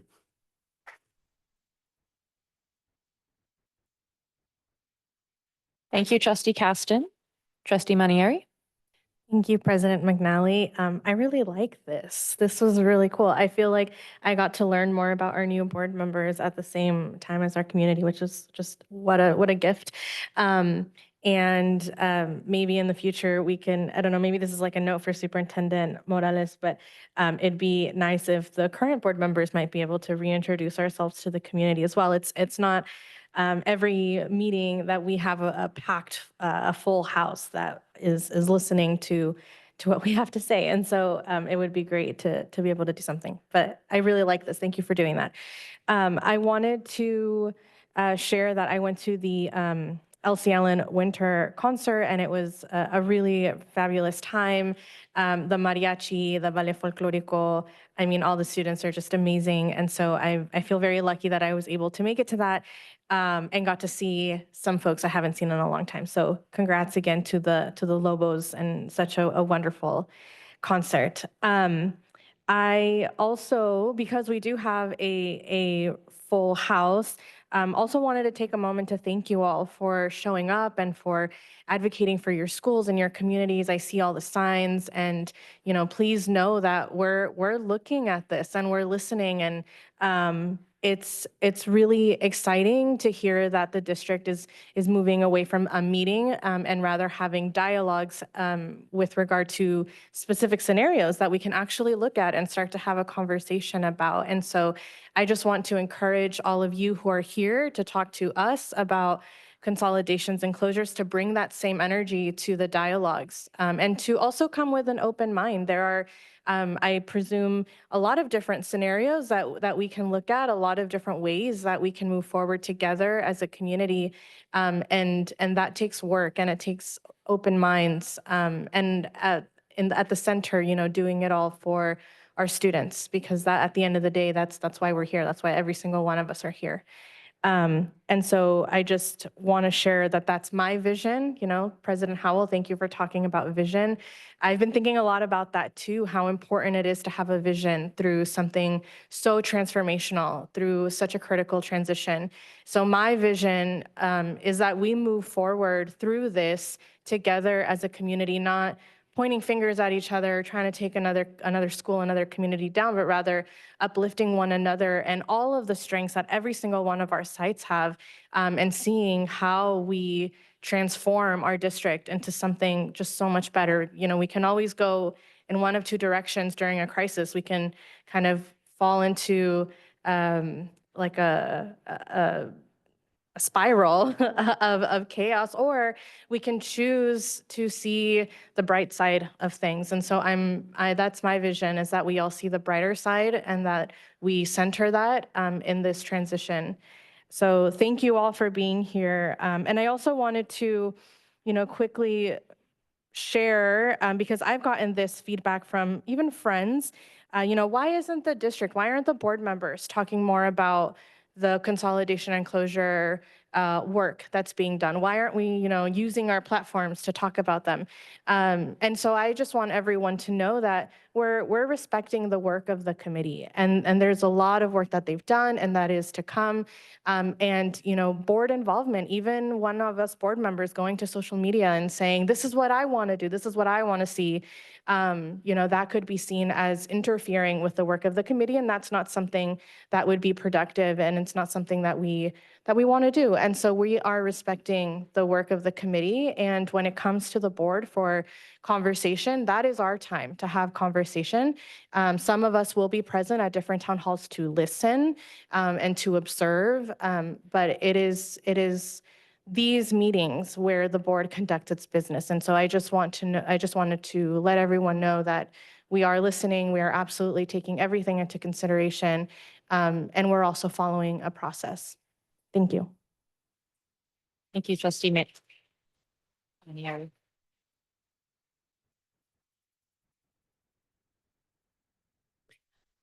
We'll go to our student board member. Okay, good evening and Happy New Year. Welcome back to all the seniors. This is your last semester of high school. Congratulations. Congratulations on finishing / working on your college applications, figuring out your career paths, and paths to graduation and after. Thank you to all the teachers that wrote us rec letters and for taking your personal time out of your day and break to help us. As for the next SRCS meeting, it will be Monday the 13th at Pioneer. So students, make sure to get your voice heard and reach out to your representatives to get organized. And I love seeing all the students here right now. Thank you for showing up and being present. This is exactly what we need. And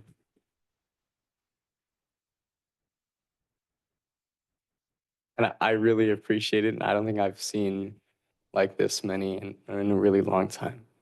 And so I totally want to connect and get to hear from you all. So just reach out. Yeah, thank you so much.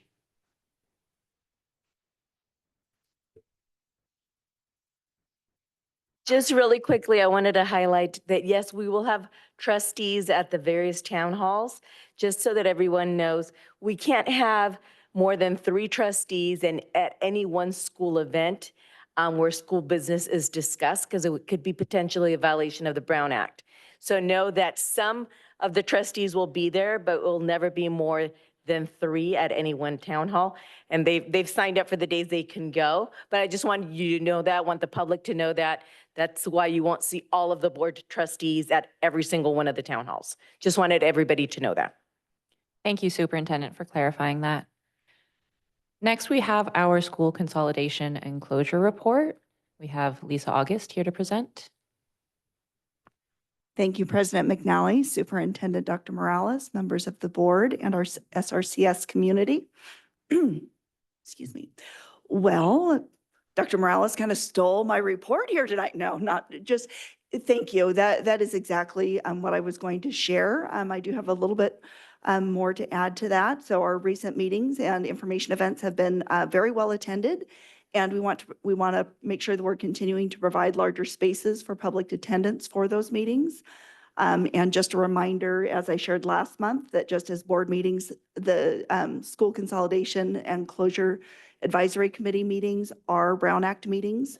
So they are held in public, but they're not with the public. It means that the business of the committee is conducted and the public has a right to comment within the prescribed times and subjects under the purview of the committee. It's not a Q&A back and forth at those.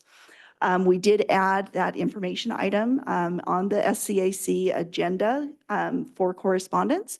We continue to receive a lot of written correspondence from many members of the public, and we are going to be sharing those with the committee as attachments under that item.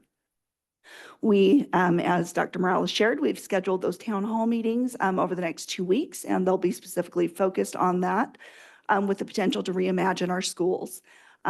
We are excited about that. This is a painful process, but we get to do this. We get to look at how we can do things differently and provide more amazing programs for kids in the future by better utilizing the resources that we have. Excuse me. So the, again, that'll be more of a dialogue where we'll have different stations for people to go through and do gallery walks and probably a spend a dot type activity. The information is previewed in the superintendent's newsletter, which I think came out today via Parent Square. And our next committee meeting, we do tentatively have an additional meeting scheduled for January 17th. We are currently trying to make sure that we have facilities and support staff available. That is a Friday evening. So more information will be coming out on that. It will be considered a special meeting. So it will be posted probably not in that same 72-hour timeline. There won't be additional new information aside from the public comment attachments, the correspondence. It will be a time for the committee to continue their analysis and actually maybe have some time to work in their discussion groups that we had scheduled for last time. Something to be aware of is that we are asking the committee to rank schools for not only the requested recommendation of the 3-1-1 with the 3 elementary, 1 middle, 1 high, but the rankings will also be needed for any other potential scenarios or for any future changes that may be needed or depending on what the board ultimately decides to do. So that is important that the rankings happen regardless of the alternative scenarios. The timeline we have, again, our ongoing internal planning and approximately 90 elementary scenarios and dozens of middle and high school combinations, including now alternative scenarios with, many that we've heard with the 7 through 12, 6 through 8, or TK through 8, or the split primaries and things of that nature. The January town halls will conclude prior to the last scheduled SCAC meeting. January 27th for the school consolidation committee meeting will again be a workshop style meeting to write the recommendations and report. And there's a potential additional meeting scheduled for February 3rd to finalize that report and recommendations, which will all come to the board for that special meeting on February 5th for the presentation of recommendations and public hearing. And then the board meeting for action is scheduled for February 19th, and announcements will go out to the community right after that. Questions from the board? Trustee Caston and then Trustee De La Torre. I appreciate the timeline. What can parents expect for the timeline after we've made a decision on knowing when if they're in a school that closed or is reconfigured, on when they will be asked to elect to make decisions or have options? So we will be getting there will be information that will come out with that communication about if there are families who wish to put in an intra-district transfer or intra-district transfer, moving from their residential school that they would be assigned to as far as is in their area of residence. If they wanted to request a transfer to another, there'll be information that will come out with that around that same time. So we're hoping to get all of that information out before the end of February. So they would receive that information at the same time that we're making the action. That would be expected. Yes, we'll need the action based on some of the scenarios that we bring forward, and then we'll have some scripted messaging that will be ready that we'll need to update based on actual board action. So it'll take us a little bit of time to get that information out based on. And I'm asking specifically because I want to address anxiety and fear that I've heard about. We could be making decisions in July about where our kids would be or things like that. So No. we're talking February, people are going to have certainty based on our action very quickly after. Yes. Our executive director, Stacey Desideri, has a plan already laid out in terms of as soon as the board makes a decision to notify the parents as to what the next steps will be. So we normally have like a 30-day window when we take to analyze and send out responses. We're hoping to shorten that to like 3 weeks. So as soon as the board makes the decision, an email will go out to all the parents that have requested it with kind of follow-up of what's coming next. So it will be Parents that have requested or parents that are impacted?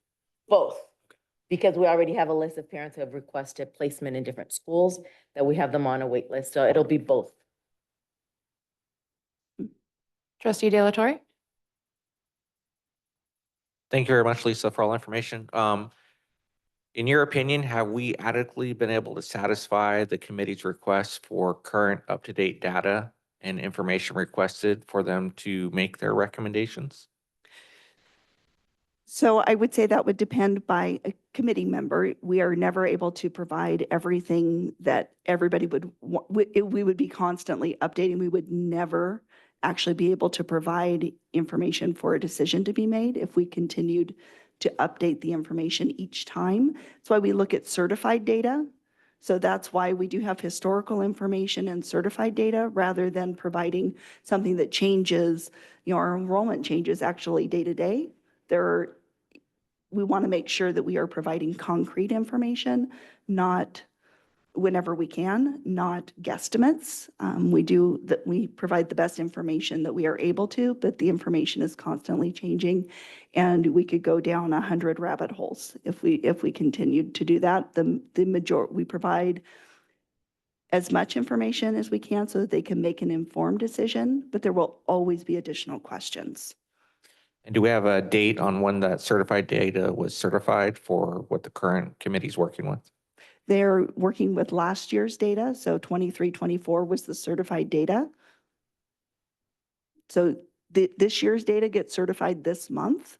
So really, if you're looking at the time for that analysis, it really is not, again, that changes too fast, too often for us to be looking at current year data. So that's why we do have trend data in there as well.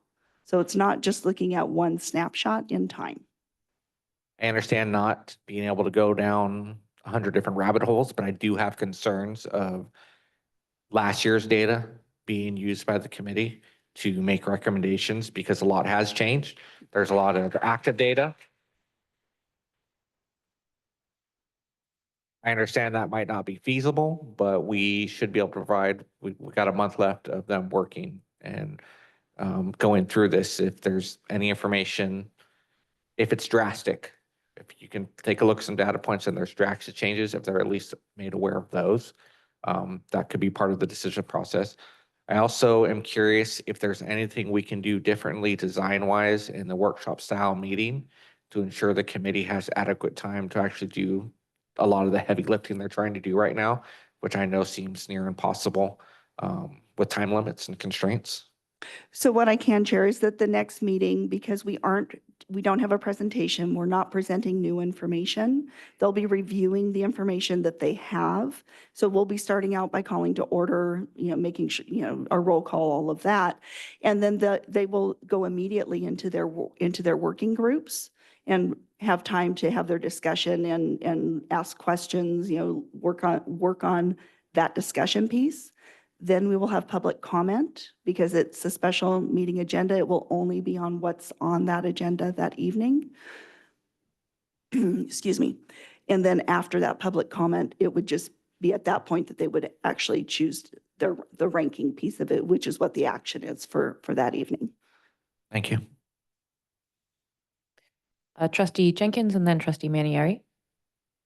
I know this has been mentioned before, but just to say it again, the boundary situation, that will be coming forward with the examples, with the proposed ideas, correct? Yes, that will come to the board. The proposed boundary changes. So that will be based off of the geographics, depending on what comes out of the committee. That's the work that we're doing on the back end that would then come to the board with that recommendation of whatever those changes are. So the boundaries aren't a function of the committee. The boundaries are a function of the board that we prepare and provide to you, and you can, choose to So accept those or does- change. Yeah, will the information then go out at the same time as the information of the closures and consolidations to the public? Yes. Perfect. Thank you so much. Trustee Manieri. Thank you. We've gotten some feedback that translation hasn't been available at past meetings. Can you provide any insight into that? I've heard that about a couple of the last meetings, and I'm curious what plans we have for translation for future meetings, including the town halls. So we've had translation available at every meeting. We have had that, we mentioned that at the beginning and share that who they need to see for the devices. And we do have it available online as well. And at our last SCAC meeting, we also had ASL translation. They let us know ahead of time that they would be coming and we needed to have that available. I know that there have been difficulties with the online with the translators being able to hear appropriately online, especially. The last meeting we had a group of people that were standing close to some of the technology. And when people are speaking or commenting or rustling and it can make it very, very difficult for the translators to hear, or when there are additional side conversations going on. We also don't have a way, when we're in a workshop, we can't project what's happening at each individual small table. But again, none of those are a quorum of anyone having that conversation. That piece, the report out, happens into the microphone, which is then broadcast across Zoom and translated. So if somebody's having a problem, they can always reach out to myself or to Jessica. I might follow up with you, Lisa, or Dr. Please. Morales, because I have heard some people having issues with that. Please, thank you. Any other board questions? Trustee Medina? Two things, no questions. I think just procedurally, I'd request, like, if we're gonna do Q&A, it be put as a discussion, not a report. That way I could recuse myself appropriately.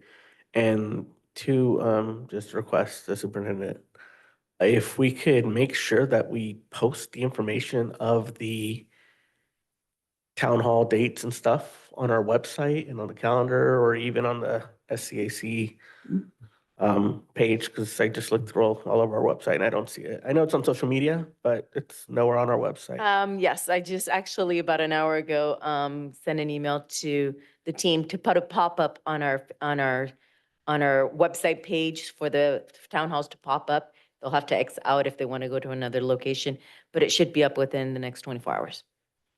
Thank you. Thank you.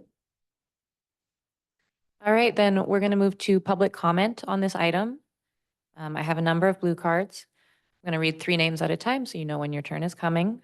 First, we will have Vincent Roman, followed by Dalia Castro, followed by Betsy J. Guillen Sanchez.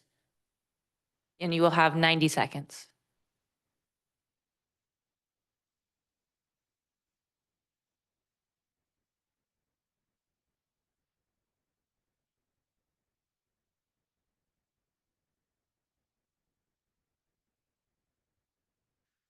Hello, my name is Vincent Roman. I'm a freshman at Pioneer. I'm reading a letter from another student who currently can't be here because he's at work. So, hi, I'm Anthony Wilson. I'm a junior at Pioneer and the captain of the boys swim team. When I was a freshman, I was extremely introverted and somewhat troubled kid. I dual enrolled at a school called Nova Center for Education, which is a school for people with social and cognitive differences. Due to the nature of ANOVA, I've been assigned an individual education plan in which I had multiple accommodations. I won't go over all of them, but I will tell you that I had a flexible schedule and counseling. My first look at Pioneer was a woman named Sydney Millers. Miss Miller is a freshman counselor at Pioneer. She is energetic, funny, and such a kind person. She was the beginning of a great experience of my freshman year in which I began the process of becoming the student I am today. When I transferred to Pioneer full-time, my IEP transferred over and I kept the flexibility, but more importantly, I kept the counseling. My new counselor was Rick Durr. In the past, I had trouble connecting to counselors, but Rick and I clicked instantly. He helped me through some dark places in my life during sophomore and junior year. And another huge part of my success as a student is the Pioneers Early College Magnet Program led by Christine Erkin. With her help, students can dual enroll in the JC with all expense from transportation to textbooks paid off in full. ECM helps Pioneer students get started with their college career early, leaving more time for personal activities later in life. We also have an amazing sports team, and sure, we have the big sports like basketball, soccer, football, but it's our smaller teams and where we show our care, inclusive, or Thank you, inclusive- Vincent. Your time is up. Thank you.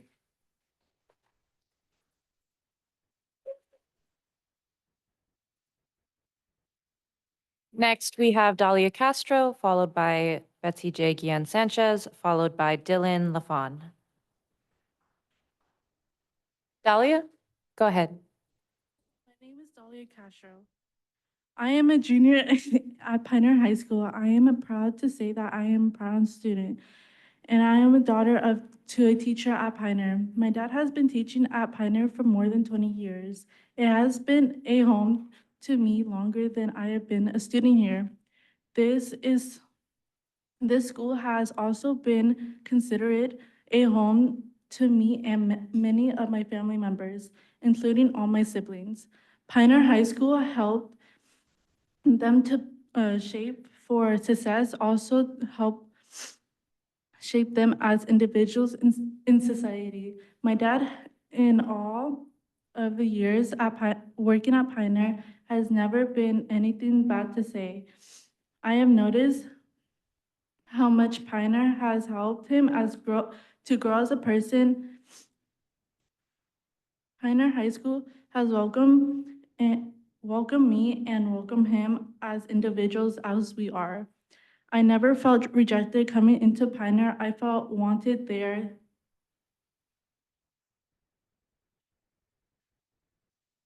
Thank you, Dalia.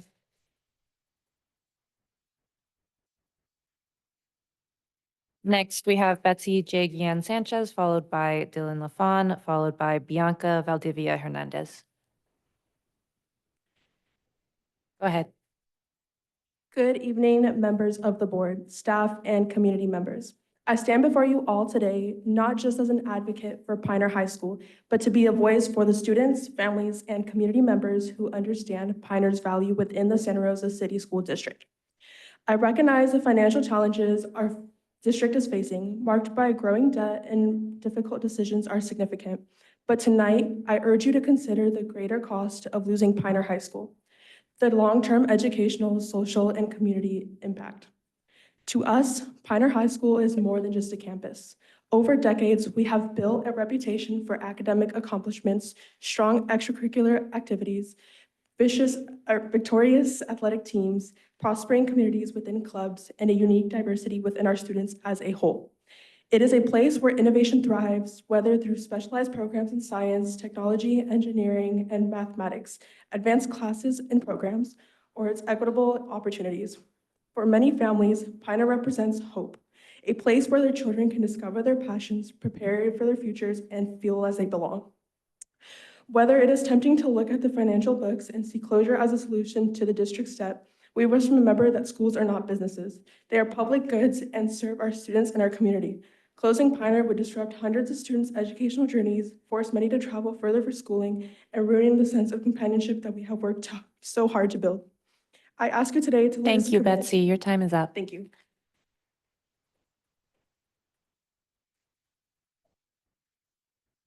Next, we have Dylan Lafon, followed by Bianca Valdivia Hernandez, followed by Yesenia Carmona.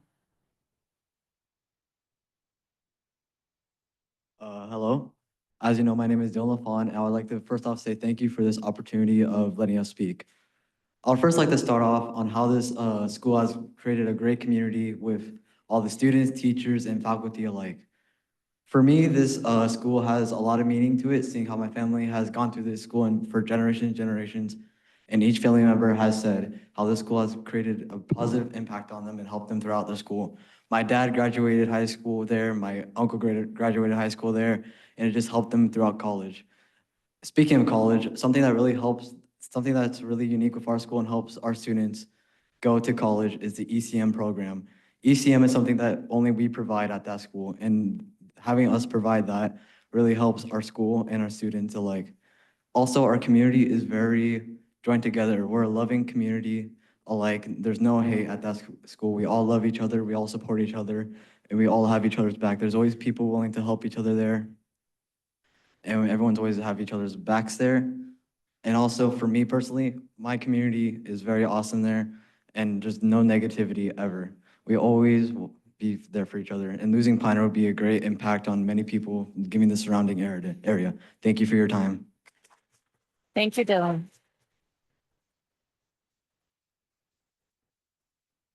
Next, we have Bianca Valdivia Hernandez, followed by Yesenia Carmona, followed by Jennifer Noriega. Hi, my name is Bianca Valdivia. I am a Pioneer High School student, and I'm the Student of the Year. You might recognize me from my honoring on November 13th. I have came here to show you how Pioneer has changed my life. If you had told me my freshman year, I would be standing here today, and I would probably have laughed because it was a very rough transition for me from middle school to high school. I didn't do very well in any of my classes, but my counselor, Miss Miller, she didn't even need to ask me for if I needed help or anything. She just went ahead and came and supported me through all along. Fast forward my junior year, where a Pioneer transferred me once again. I joined a program where an elective has changed me. Grace, an alternative education program for students who are motivated to graduate, to a program focuses on community building within our classes, complete volunteer work in Santa Rosa, motivating one another and making positive changes. Pioneer is the only school that has this unique program that gives students a chance to graduate and find their way back. Being part of Grace helped me make up credits and still participate in Pioneer High School. My Grace counselor, Ms. Perdomo, has been there for me in every single step of the way, encouraging me to keep on pushing and keep on going. That's what made me Student of the Year. Also yearbook, thanks to yearbook, I was a very social person, and then thanks to being able to join social media, since I run the accounts, I was able to put myself more out there, also put the school more recognizable. Between the supportive teachers, counselors, admin, and friends, I was able to find access, community, and space that was my own. I am proud to be graduating from Pioneer High School and know that this school needs to be here for many future students. And Thank find you, that same Bianca. Your time is up. Thank you.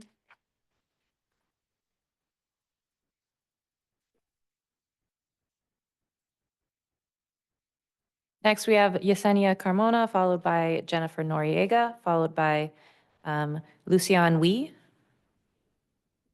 Hi, my name is Yesenia, and I'm a senior at Pioneer High School. When I joined ECM before my freshman year at Pioneer High School, I had no idea what I wanted to do with my future. Throughout 4 years in ECM, I took the advantage of taking classes at the Santa Rosa Junior College. Not only did I take classes for my graduation requirements, but also for myself to discover what I wanted to study for my career. I took various classes like psychology, Spanish, US history, art history, and different type of science classes. After many classes, I found my interest in environmental science, and I started to look for programs and internships that could help me advance for my future. I want my friends and family who are going to Pioneer to have similar experience as I did with ECM in achieving their goals. Staff and teachers help their students towards their goals no matter the difficulties. This fall semester, I am going to college as a sophomore student because of ECM. Please don't close Pioneer High School. Thank you. Thank you. Next, we have Jennifer Noriega, followed by Lucian Wee, followed by Lillian Bustamante Rodriguez. Hello, my name is Jennifer Noriega, and I will be speaking for Pioneer High School. Closing Pioneer High School will impact students in the community. The school provides special education to students in need of assistance from their impacted lives. No other student has provided the GRACE program. It aids with credit recovery. Pioneer has 2 wonderful and successful programs that have supported students to achieve above the level. I have participated in 2 of these programs, being the Early College Program and Spark. If the GRACE program is closed, the number of rates of undergraduate students and dropouts will increase, making the education system worse than before. The closure of Pioneer will not only affect me, but other students as well. It will destroy the progress we have, the comfort, transportation, and most importantly, the offers and opportunities I have been able to access to. Thank you. Thank you.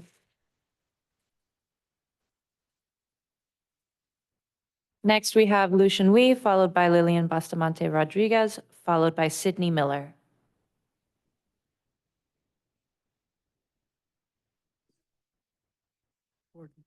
Hi, my name is Lucian Wee. I'm a student and an athlete at Pioneer High School. I do football and wrestling. I just wanted to say that I love Pioneer. It's been a big pillar in my life and kept me from some dark paths that I could have gone down. Sports especially. I'm also in the early college magnet program, which really helps because without that, I wouldn't be able to attend college. And that's all. Thank you, Lucian.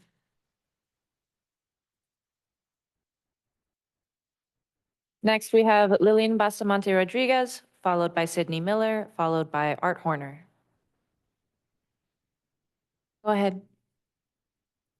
Are you Lillian? Yes. Yes, go ahead, Lillian. I am a junior at Pioneer High School, and with my 3-year experience, it's been an amazing years with my good teachers and my principal, the counselors, everybody I ever met in my 3 years has been good to me. When I first joined Pioneer, I didn't really had my friends with me, my childhood friends, but I did had 2. And it made me really happy. I made good friends over the years. I was a good student.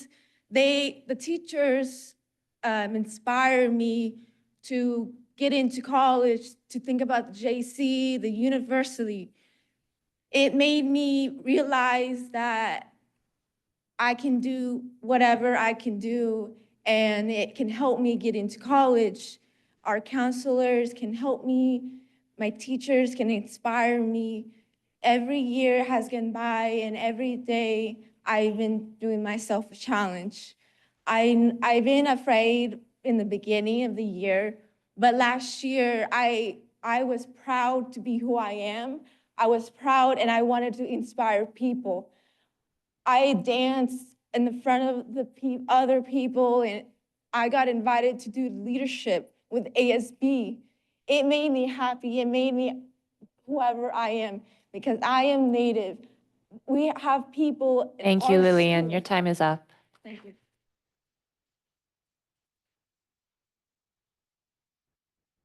Next, we have Sydney Miller, followed by Art Horner, followed by Kim Case. Good evening. My name is Sydney Miller. I'm one of the 7 counselors at Pioneer High School. My caseload consists of the 9th grade students at Pioneer. We're the only high school in the district with a freshman counselor. Why is that important? We know that when our students start high school with a counselor dedicated to supporting their individual needs, they have a foundation to build on for the next 3 years. And as you hear tonight, there are students that remember this impact since their freshman year.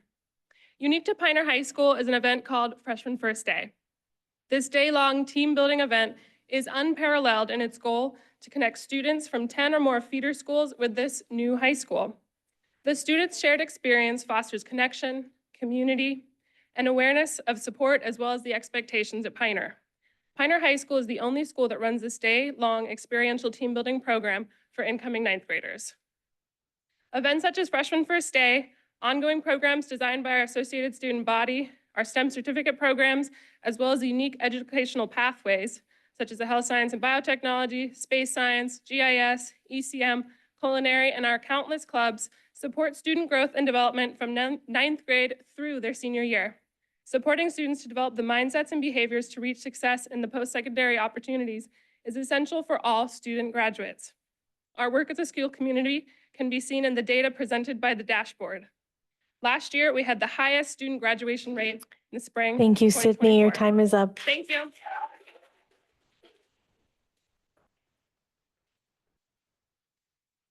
Next, we have Art Horner, followed by Kim Case, followed by Christine Erkin.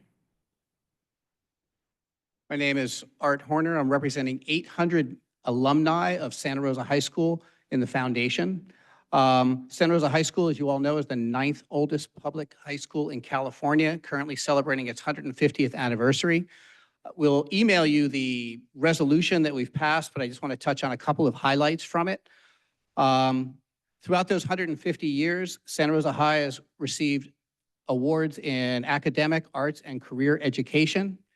We are a flagship school of the district and frequently featured in films and commercial production, further enhancing the district's public profile and resulting in financial gain for the district. The Santa Rosa High School Foundation, since its founding in 1988, has contributed over $4 million in direct support to SRHS programs, scholarships, and student initiatives, making it the largest and most significant such contributor to high school education in Sonoma County. The closing of Santa Rosa High School would not only cause loss of the school's historic and educational values, but result in the termination of this critical financial and community support. Santa Rosa High School Foundation will continue to stand in strong opposition to any efforts to close SRHS and will pursue all available legal and public avenues to prevent such closure from occurring, ensuring that SRHS remains a cornerstone of our community and a beacon of excellence in public education. Signed by the 19 school board or foundation board members and representing 800 alumni. Thank you. Thank you. Next, we have Kim Case, followed by Christine Erkin, followed by Jose Castro. Hi, my name is Kim Case. I'm a social science teacher at Pioneer High School, and I also run ASB. My request to the board this evening is please don't close a high school. High schools are the launching pad for young adults. When we remove one of the launching pads and move these students around the district, we can expect a substantial number of students to struggle moving forward. The focus will be centered around readjusting, learning new systems, meeting new friends, and for some, struggling with their mental health in an already transitional time in their lives. Pioneer High School has grown in student population each year. Every year, we have students from all over the county transferring to our campus. We have so many reasons for this, but one is the Sparks Center. I worked in the Sparks Center over the summer because I helped teach in the science camp program for elementary and middle school students. The Sparks Center is Pioneer's gateway to a STEM-focused education with SPITS, SciDome XD, Touch System Planetarium, a computer lab that supports Pioneer's geospatial intelligence systems courses, and the Grand Dam, a 22-foot Sirius observatory. Collectively, Pioneer High School has a classroom like no other. It is uniquely innovative with learning opportunities that are literally out of this world. Pioneer High School is the only high school in California and beyond that has an on-campus planetarium and research-grade observatory. Did you know that? It's a well-kept secret, but now you know. Thank you. Next, we have Christine Erkin, followed by Jose Castro, followed by Angel Ortega. Good evening. My name is Christine Erkin. I graduated from Montgomery High School in 1982. My daughter graduated from Carrillo.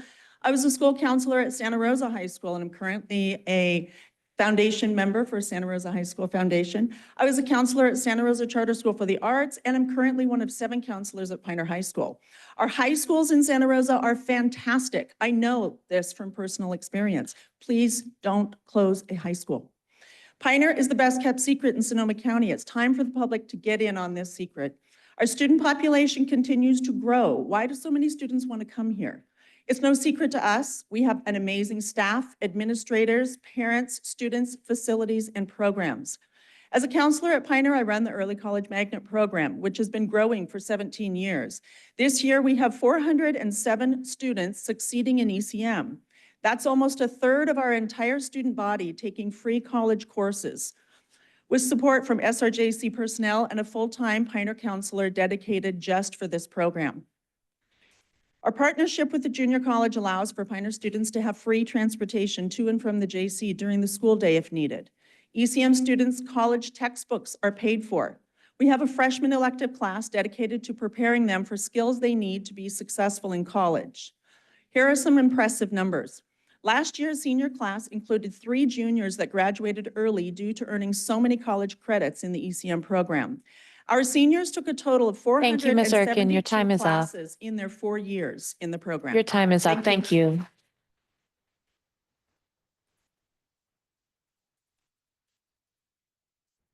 Next, we have Jose Castro, followed by Angel Ortega, followed by Joanna Perdomo.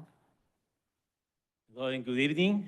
My name is Jose Castro, and I am here to represent my school, Pioneer High School. I'm here as a teacher. I'm here as a parent. Dalia Castro just spoke a few minutes ago. I'm here also, but especially as a community member. I want to say many things about Pioneer that we offer. My colleague has mentioned this before, but I want to concentrate on the students. As you notice, many of them have eloquated the need for you guys to advocate for our school not to be closed, and that's what we want to have. I've been in education for 25 years, 2 decades with Pioneer High School, and every single day I enjoy being in that community.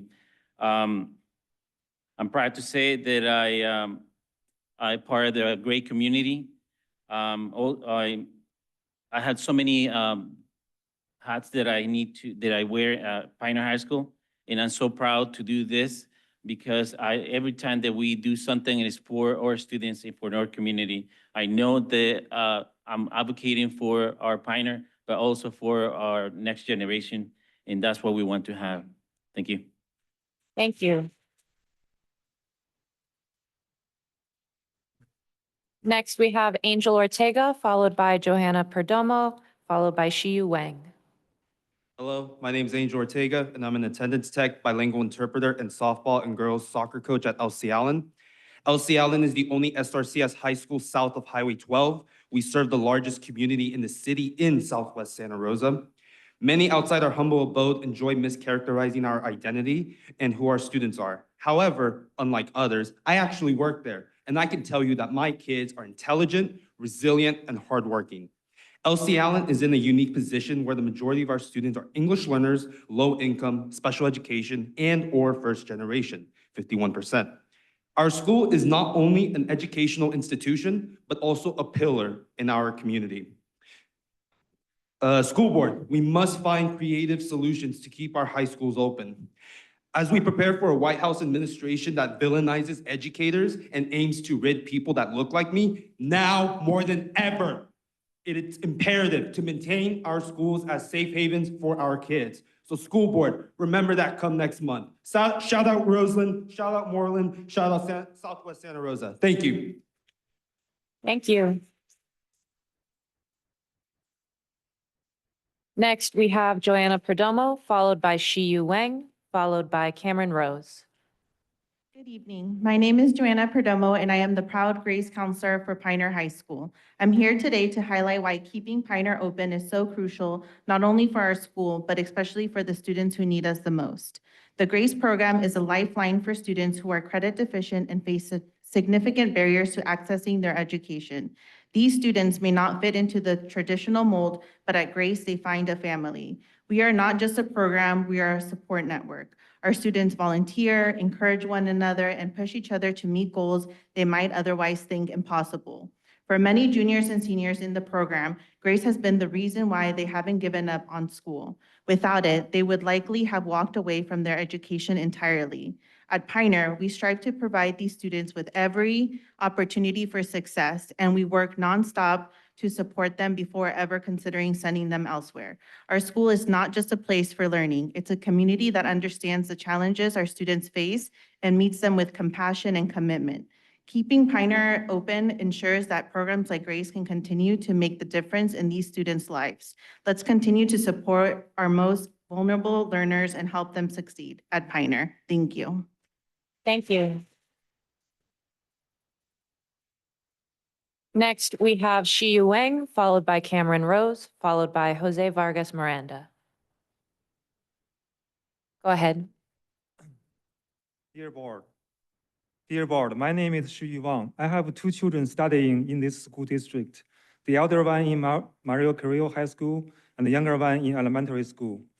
If Mario Carrillo High School will be closed, we then have to leave this school district to find another high school somewhere else for my elder son, which meets our educational or academic requirements. My younger child will leave too as we move together. We are not alone. I talked to quite some Mario Carrillo families that I know. Most of them told me that they will have to leave this school district due to the same reason of pursuing academic excellence. These families are my colleagues in Keysight or from other high-tech companies in the city, doctors and professionals in Kaiser, Sutter, Memorial Hospitals. Since most of the families I know will do the same thing, I would imagine that there will be easily several hundred students, including those from Mario Carrillo High School and their siblings, leaving the school district due to the same reason. If Mario Carrillo is closed, that will result in a several $1 million reduction of revenue or funding for the school district, which makes the school closure totally fail its purpose to close the revenue to budget gap. Unfortunately, this is not in the current consideration. So please consider it seriously and make a decision. Thank you, Mr. Wang. to Your not time is close up. Mario Carrillo. Thank you. Thank you. Next, we have Cameron Rose, followed by Jose Vargas Miranda, followed by Paulina Lopez. Good evening. My name is Cameron Rose, and I am a culinary arts teacher at Pioneer High School. I'm here today to express my concern of possibly closing Pioneer High School. Our school is a very unique and one-of-a-kind place for our students to learn at. One example of this is the hidden gem of Pioneer High School, and that is our culinary arts program. As most of our students sitting in here tonight can attest, our program is one of the most sought-after class on campus, not only because they are able to make food for themselves, but also to build on their skills in the kitchen. In our program, we currently have over 250 students enrolled in culinary arts every year to learn about the hospitality and food service industry. This is important because it is one of the largest industries here in Sonoma County, aided by our local tourism industry. In our classes, our mission is to ready our students for a career in the hospitality and food service industry, and we do this with our successful 3-year program to allow them to not only learn the basics of baking and pastry and culinary arts, but also to become work ready right out of high school. The reason I know the success of this program is because I was also a student at Pioneer High School, and I was enrolled in the same culinary arts classes back when it was first available in 2005 as a career pathway. If it wasn't for the culinary arts program, I would not have had the career that I have today. What makes our program different from any other culinary program in the district is not just the successes of our current and previous students in the field out in our community where you dine today, but what also makes us different is our state-of-the-art facilities. Thank you. Thank you. Next, we have Jose Vargas Miranda, followed by Paulina Lopez, followed by David Chen. Hi, Jose is at a basketball game right now, so he asked me to read this for him. I'm his teacher. My name is Jose Vargas Miranda. I'm a junior at Elsie Allen High School. I live on the south side of Santa Rosa, and Elsie is the closest school to me. In my freshman year, I started with mostly straight A's, but then in my second semester, as well as the start of the sophomore year, I got all F's and stopped going to school.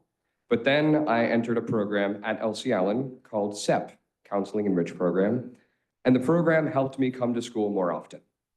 I really like it here now. The things I enjoy about this school are the programs and fun activities we have here. Right now, I'm on the basketball team and I enjoy it a lot. I think the high schools should not be shut down. I also think that Elsie should not be shut down because it's the only school in the south of Santa Rosa, south of the 101. And if they do that, the district will lose a lot of money because the students will go to Roanoke Park schools instead. If Elsie closes, there are no other schools close to me. Thank you. Thank you. Next, we have Paulina Lopez, followed by David Chen, followed by Lisa Zhang. And I apologize if I mispronounce your name. Go ahead, Paulina. Good evening. Buenas tardes, Doctora Morales and board members. As my student know me, I'm Ms. Lopez. I am a social study teacher at Pioneer High School. When I first began my teaching journey, I knew that I had to be intentional in the school I would apply to. Thankfully, I found Pioneer High School a couple of summers ago, a hidden gem. Pioneer High School offered me the opportunity to work for alternative education in the GRACE program. GRACE stands for Get Ready and Change Your Education. This program gives a second opportunity for students to recover credits in order to graduate from their own high school. This is a special program, a one-of-a-kind, and as it is the only credit recovery program within a high school in the district. I have been working with the GRACE students for the past 3 years. It has been beautiful, challenging, and a unique experience to be able to serve some of the most marginalized students in our community. The GRACE students have taught me that no matter what life throws at you, there is always a second opportunity and that there's hope, which they have found within GRACE. Every single student that I have taught and support in the program has their own unique story, as they come from different backgrounds. They come from being challenged in plenty of ways. Every morning, I see the GRACE students, I think of them as as lotus flowers to Pioneer.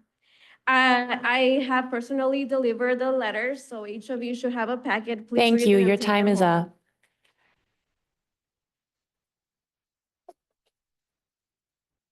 Next, we have David Chen, followed by Lisa Zhang, followed by Ashley Avalos. Go ahead, Mr. Chen. Good evening, President McNally, Superintendent Dr. Morales, trustees, and member of the public.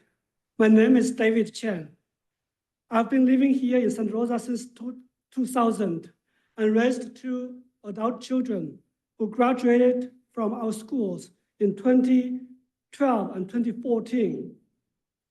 As a professional, licensed real estate professional, I work with a lot of clients who choose to purchase a home near where I live because of the wonderful schools, the high-performing schools there are.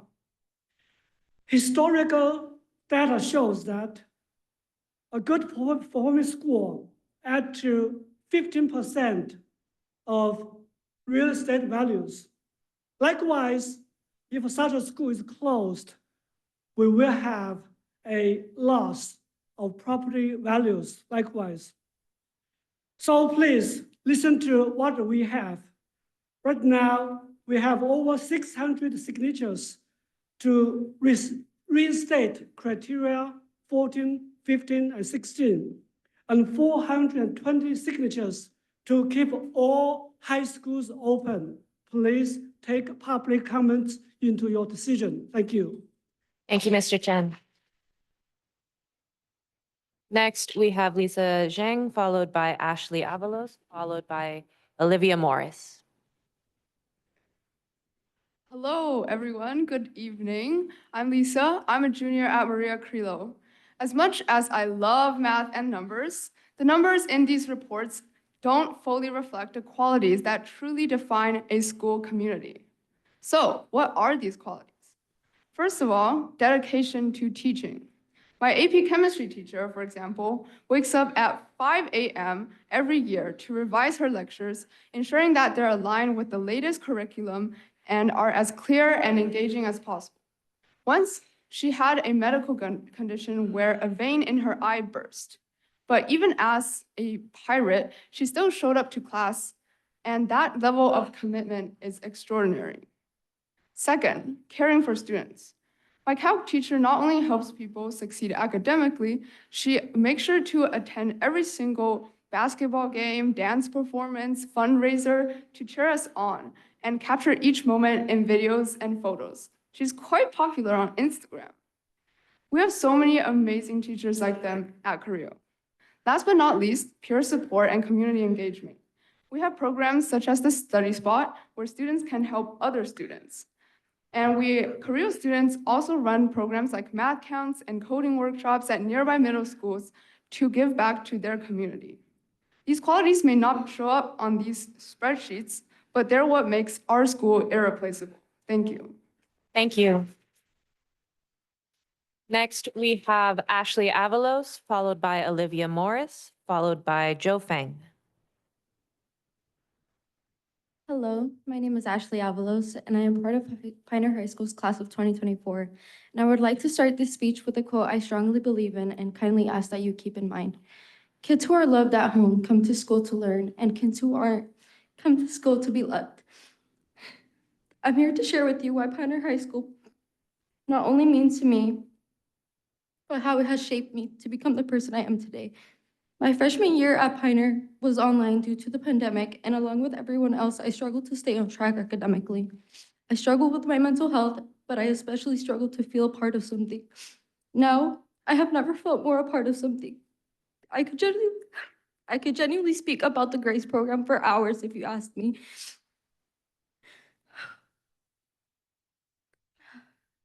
Thank you.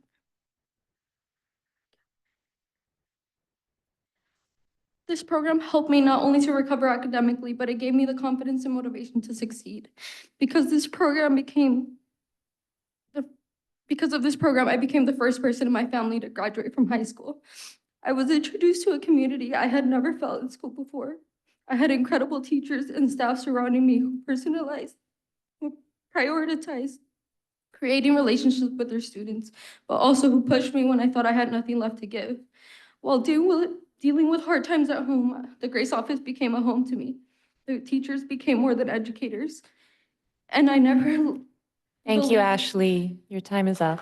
Thank you for sharing.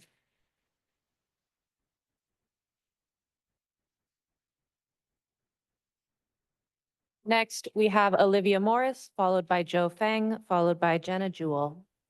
Hello, my name is Olivia Morris. I'm a senior at Pioneer High School. Even though I live in Santa Rosa High District, I chose Pioneer, as well as many of my friends who don't live in Pioneer's attendance area. What mostly convinced me outside of my friends here was the environment and the community. The first thing I noticed was how nice and involved the faculty are in students' lives, no matter how big or small. Some of the office staff feel like close family friends, which is super important in enriching in a safe environment for all involved. And I want to look back at my senior year and be like, that was my high school. Some important mentions: our incredible STEM program. It provides different levels from STEM, level 1 to 3 above, helping many aspects of those technical careers. I took part in STEM's Rocketry Club, a great opportunity for students from any grade level to learn and participate in engineering of a rocket and then go off to competition and see colleges do all that sort of thing. And being a member of ASB, I want to mention our Monroe Elementary School Drive, and we give them Christmas toys and invite them to our winter rally, which is a great event for all. Our college and career program, which has been mentioned many times, has helped so many students graduate early. And there are many different clubs, sports, and other programs that I've been a part of that I couldn't mention. And please consider this when closing schools. Thank you for listening, board meeting members.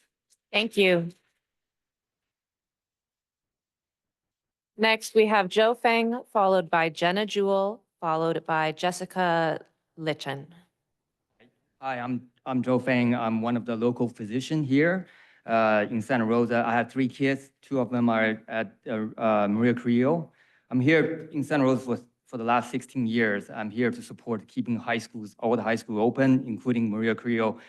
Over the last 7 years, Santa Rosa has experienced a severe shortage of healthcare professionals, largely due to multiple challenges, including fires and pandemic. Most of the healthcare professionals are not from Santa Rosa or Sonoma County. To attract them and stay here, they are looking for safe neighborhood and quality schools, public schools. Maria Carrillo is definitely one of those schools that has the highest academic achievement and attendance. And I strongly encourage you to make the best decision to ensure that we all can attract and retain healthcare professionals for our future, and this is critical for the long-term health of Santa Rosa. Thank you. Thank you. Next, we have Jenna Jewell, followed by Jessica Litchen, followed by Angela Gligliazza. Jenna, go ahead. Hi, my name is Jenna Jewell, and I'm here with my son Benjamin, an incoming Pioneer student.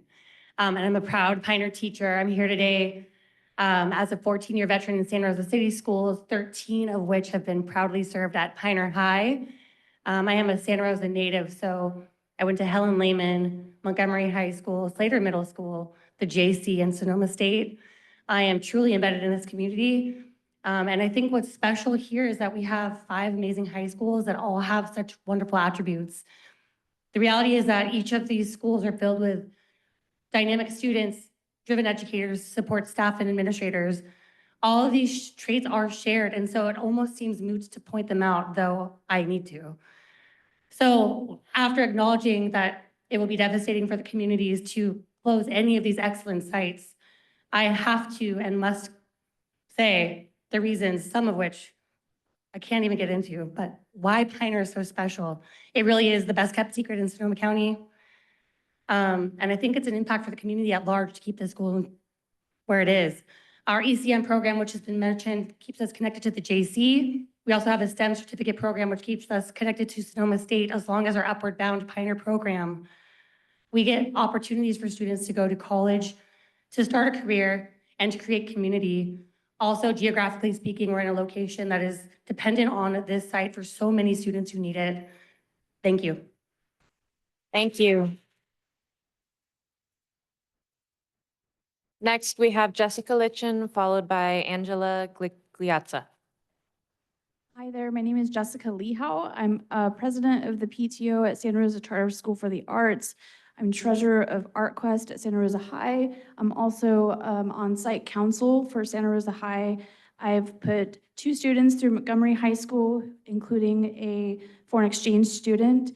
And I'm here just to advocate that in your report, you reported to the board that all necessary data was provided to the committee, and that's just flat out not correct. As an example, the Santa Rosa Charter School for the Arts has a wait list in 6 of the 8th grades, of which the board here or the district blocked us from accepting those students into our school. And I think that's important data that you should be presenting to your committee, that just because enrollment is at a certain number doesn't mean there's more interest in those schools. And it's not just about Santa Rosa Charter, it could be every school. Every school has a wait list, and that's important data when you're considering shutting a school down. If you provide the committee with a certain number, but there's actually this whole blacklist of families waiting to get in, the interest is higher. I would also say that your idea of a school bus needs to be readdressed. My daughter was a victim of a registered sex offender at a public bus stop, and she's getting ready to testify against him. You need to come up with better plans. Thank you, Ms. Lehau.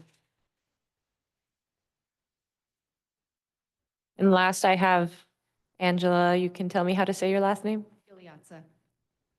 My name is Angela Gigliazza. I have a very quick kind of announcement, hope. You know that the next few meetings are going to be packed with parents and students and teachers and counselors and board and just community.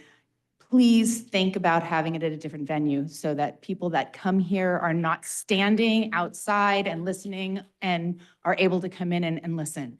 For the rest of my 1 minute, I'd like to finish what Ashley Avalos had to say because she had to compose herself. She was not allowed to have her whole time. Most importantly, I had an amazing counselor who is the soul of the GRACE program and truthfully changes the lives of every student she meets. I am now a classroom leader at Kiwanis Springs Elementary and implement everything Pioneer has taught me in my own classroom, hoping to be even an ounce of what Pioneer and GRACE program have been to me for the younger generation. Pioneer not only academically has prepared me for life, but it shapes me into a better person. The sense of community in Pioneer is unlike anything else I've experienced, and if given the opportunity, it will continue to do the same for others. Thank you. Thank you.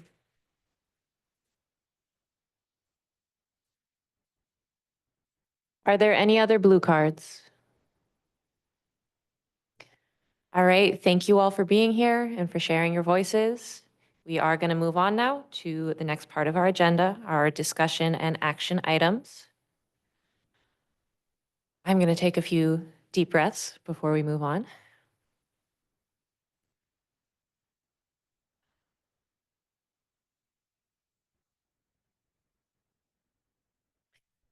All right, our first action item, F1.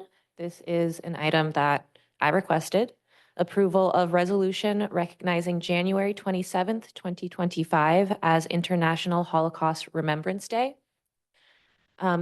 This is something that I requested this year. It is going to mark the 80-year anniversary of the liberation of Auschwitz.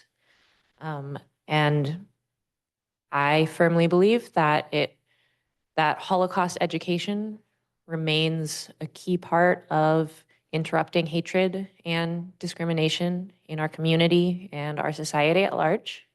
So I ask that this be brought forward. Should I read the resolution? All right, I will read the resolution for us. Okay, recognizing January 27th, 2025 as International Holocaust Remembrance Day.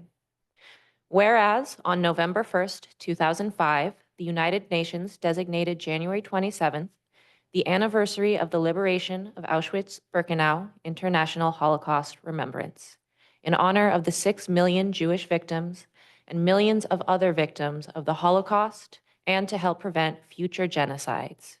And whereas the purpose of International Holocaust Remembrance Day is to serve as a date for official commemoration of the victims of the Nazi regime, to promote Holocaust education throughout the world, and to reject any form of Holocaust denial and anti-Semitism, as well as threats of genocide in other parts of the world.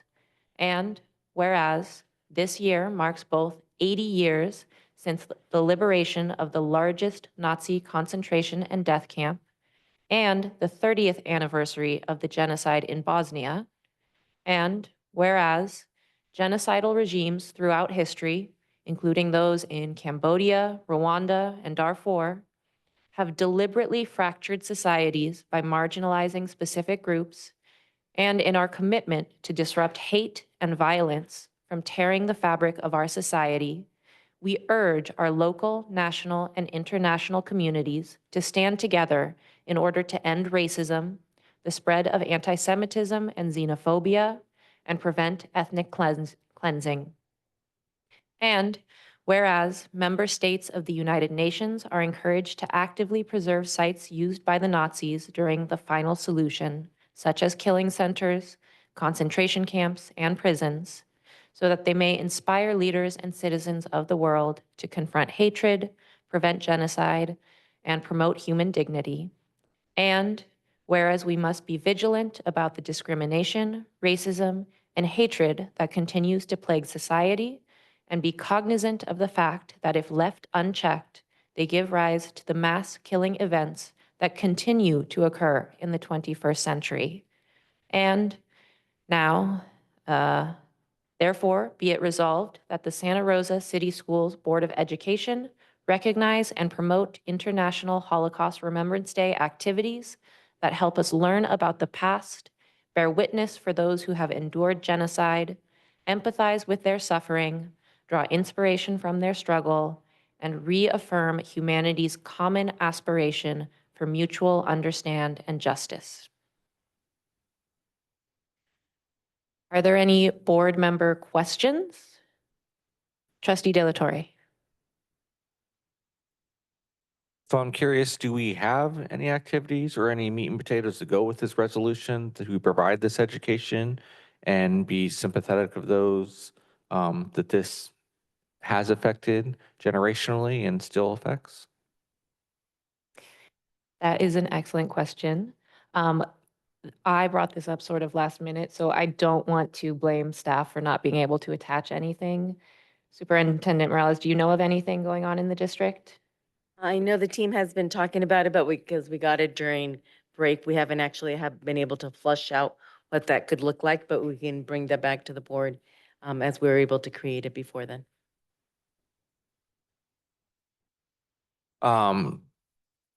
I appreciate our opportunities to bring resolutions forward and use our voices and opportunities to continue to educate. I just want to continue to remind this board As we do these, it's really important to tie them to something tangible, so our students are actually getting the education that we support and lift up. Absolutely. Thank you, Trustee Delatorre. Any other board member questions? Do we have any public comment? Any blue cards on this item? There are no blue cards. Any further discussion by the board? Trustee Caston? I just want to briefly state that at this time and in this tenor in this nation, this resolution is really timely. And the fact that we just have to say that the Holocaust happened is a very unfortunate statement of current affairs. My grandfather got a Purple Heart in World War II in reference to some of the things that are in this resolution. And so I appreciate you bringing this forward. I just wish that it was truly talking about something that was 80 years ago. Any other discussion? Trustee Medina? Yeah, I think, well, first off, very supportive of the resolution. I think it's important to recognize. And, I'd encourage using this as an educational tool to have discussions. I'd also, like to highlight not only history, but existing issues of what can be looked at as genocide, Darfur currently, Tigray in Ethiopia, and also the Gaza Strip. I think it's important to have those items included in the discussion as we move forward. But I think recognizing the Holocaust, at the very least, is something that we have to do, and I'm in support of. Any other discussion? Trustee Manieri? I think I just want to echo what Director Delatorre said about, making sure that our resolutions have substance attached to them. And so I think it's kind of also an invitation, if there are any educators who are listening or students who are participating in actions on their campuses, please let us know. Often we want to know about these things. We want to support if we can. So not leaving it up to the district admin to give us this information. We'd love to hear from anyone else who might be participating. Trustee Jenkins? I actually wasn't going to talk at all, but from that, I wanted to just throw in, and I am in full support of this. Thank you for bringing it up. I attended well, not with the school, but the 8th graders at a lot of the schools go to DC. And part of that trip is often to go to the Holocaust Museum. And I had the experience of going to that a few years back. And I would assume that some of those teachers may be wonderful people to kind of pull in their thoughts on how to really bring this up in the educational process, especially with those middle school kids and teachers who are really experiencing the depth of that. Thank you. Any other discussion? I can say that in my day job, I'm an English teacher and I do teach a unit on the Holocaust. So if there are any teachers in the district that want to connect about resources and pedagogy, I'd be happy to talk about that just in my capacity as a teacher, not as your board president. So if there's no further discussion, we are seeking a motion. I move to approve resolution recognizing January 27th, 2025 as International Holocaust Remembrance Day. Second. Okay, that was moved by Vice President Manieri and seconded by Trustee Medina. Roll call vote. Student Board Member Zuniga. Aye. Trustee Manieri. Aye. Trustee Medina. Aye. Trustee Caston. Aye. Trustee Kirby. Aye. Trustee Jenkins. Aye. Trustee De La Torre. Aye. President McNally. Aye. Motion passes unanimously. All right, then we will move on to our next item, which is a discussion item, special education review. And here we have Dr. William Gillespie and John Fisher. We have a PowerPoint and I'm just queuing it up right now. All right, take your Bear with time. me for 1 second. Thank you. They do that, President McNally. I'd like to make a motion that we extend the meeting to 11 now instead of doing it in the middle of their presentation. All right, we have a motion to extend till 11 PM. Is there a second? I'll second that. All right, so motion by trustee Caston, seconded by trustee Medina. Roll call vote.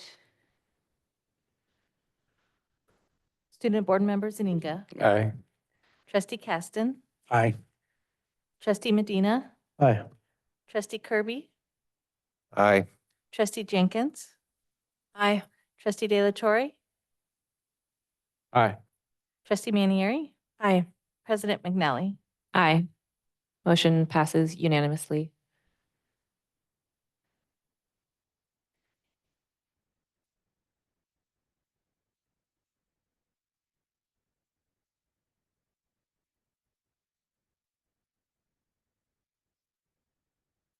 We ready? Yep. Go ahead. We're ready to go.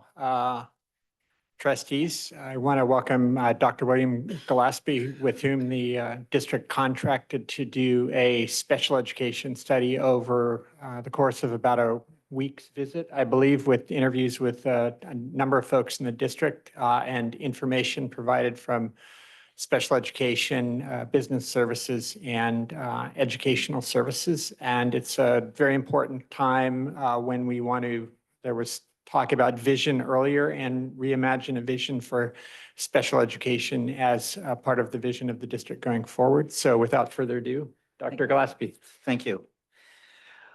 Good evening, Madam President, Board, Superintendent, staff, and community. You've had your hands full tonight. I've been on the other side of this. I was a superintendent for 12 years. And of course, when you look at my background, I was Deputy Administrative Officer for the Fiscal Crisis Management Team. And that was a very challenging job. It still is throughout California. But I'm going to go through a little overview. It's a very extensive report. It had over nearly 150 recommendations, maybe 80 pages. So we're not going to get through it all tonight in a very detailed basis. I won't bore you with all the details, but the superintendent does have that. But I'd like to just mention accommodations that are listed throughout the report, that the district is recognized for having and employing outstanding professional staff. There are many positive services being provided for students throughout the district, hardworking teachers and classified staff. Staff are commended for providing the best education to students that are available to them. And the board, you're commended for hiring a new superintendent who has the capability to move your district forward. You've got an executive staff. I've worked with hundreds of them throughout California. I'm pretty experienced in analyzing school board superintendent relationships. That's one of the things we did with FCMAT, the Fiscal Crisis Management Team. And you have an excellent direction, a new board, new administration. It's very positive. As much a challenge as you have before you, there's an air of optimism of a new era of doing things differently, more effectively for kids. The report does have over 100 recommendations, providing the district with those recommendations a comprehensive roadmap to develop systems and procedures and policies that ensure a coherent and cohesive special education delivery system. Through the interviews, and I had many from classified, certificated, your related services staff, administration, it was evident that staff seek clear guidance from administration, creating a unified system and procedures district-wide. By fostering collaboration, mutual trust, respect between the board, the administration, and on-site staff, the district has an opportunity to develop a model educational delivery system. Students are considered general education students first, not special education, but general ed. Special education is not a place, it's a service. And through those lenses, you'll see this report throughout the study. Based on my experience, one of the things that's key to change in a school district is a key indicator of fiscal distress in a school district is a lack of alignment and support between the board and a superintendent. While the public is important and it's essential, the board's responsibility extends way beyond popularity. It involves making informed decisions to ensure the district's long-term fiscal stability and success. It's apparent from just being in the district this week and watching the board operate, you are in a very good situation to move forward with your new administration and the new seated board. In this study, there was 14 study objectives. It was a very comprehensive, challenging study. And I'm not going to go all through those. You've seen those, but there's 14 different study objectives that we went through. And there's a little bit about myself. You can see it's hard to keep a job throughout my 35-year career. I went from teacher to all through the ranks of everything. And with that, you have some challenges, of course. And this is a perfect starting point for a study like this for the newly hired district superintendent, who's very qualified and capable of moving the district forward. You have a new executive director that's very experienced. You have a coordinator of special education who is knowledgeable, and she's an experienced administrator. They will be able to develop an administrative organizational plan and ensure fiscal accountability and strengthen the special ed delivery system. There's a lot of good people in the district, but there's a lack of direction that has left the department without systems or a cohesive special ed delivery system. The absence of such structure is set forth in the 2015 One System report that I think you got a copy of.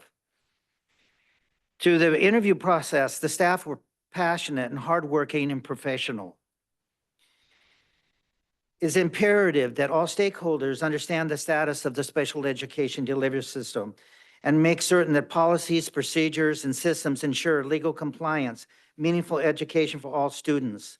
In addition, the district should continue reviewing budget development, monitoring, and development of appropriate education options for students who are below grade level before placement in special education.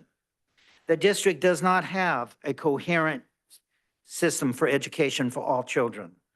Within a coherent system, students who struggle to compute or read with specialized help as soon as they need in general education. These difficulties are identified in preschool or earlier. And research shows that the earlier the identification, the better the results.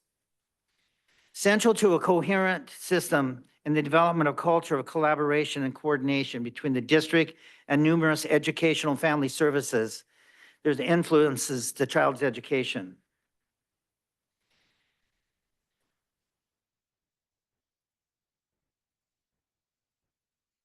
Inclusive practices. A strategic plan updated. You have a board policy and goals. They are outdated. They're 2019 to 24. This should be reviewed, and the board should take on reviewing a new vision, a new goals. And with that, we'll talk about where special ed comes in, because special education on the website should have a set of goals and objectives as well.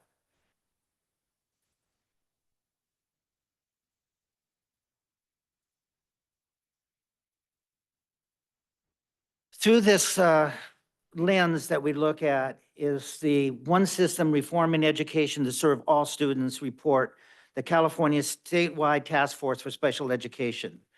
And the summary of that is California's current policies, including funding, credentialing, and range of services deliver options, is a bolt-on special education to general education. While certain examples exist in California, the prevailing model has made it acceptable in some cases.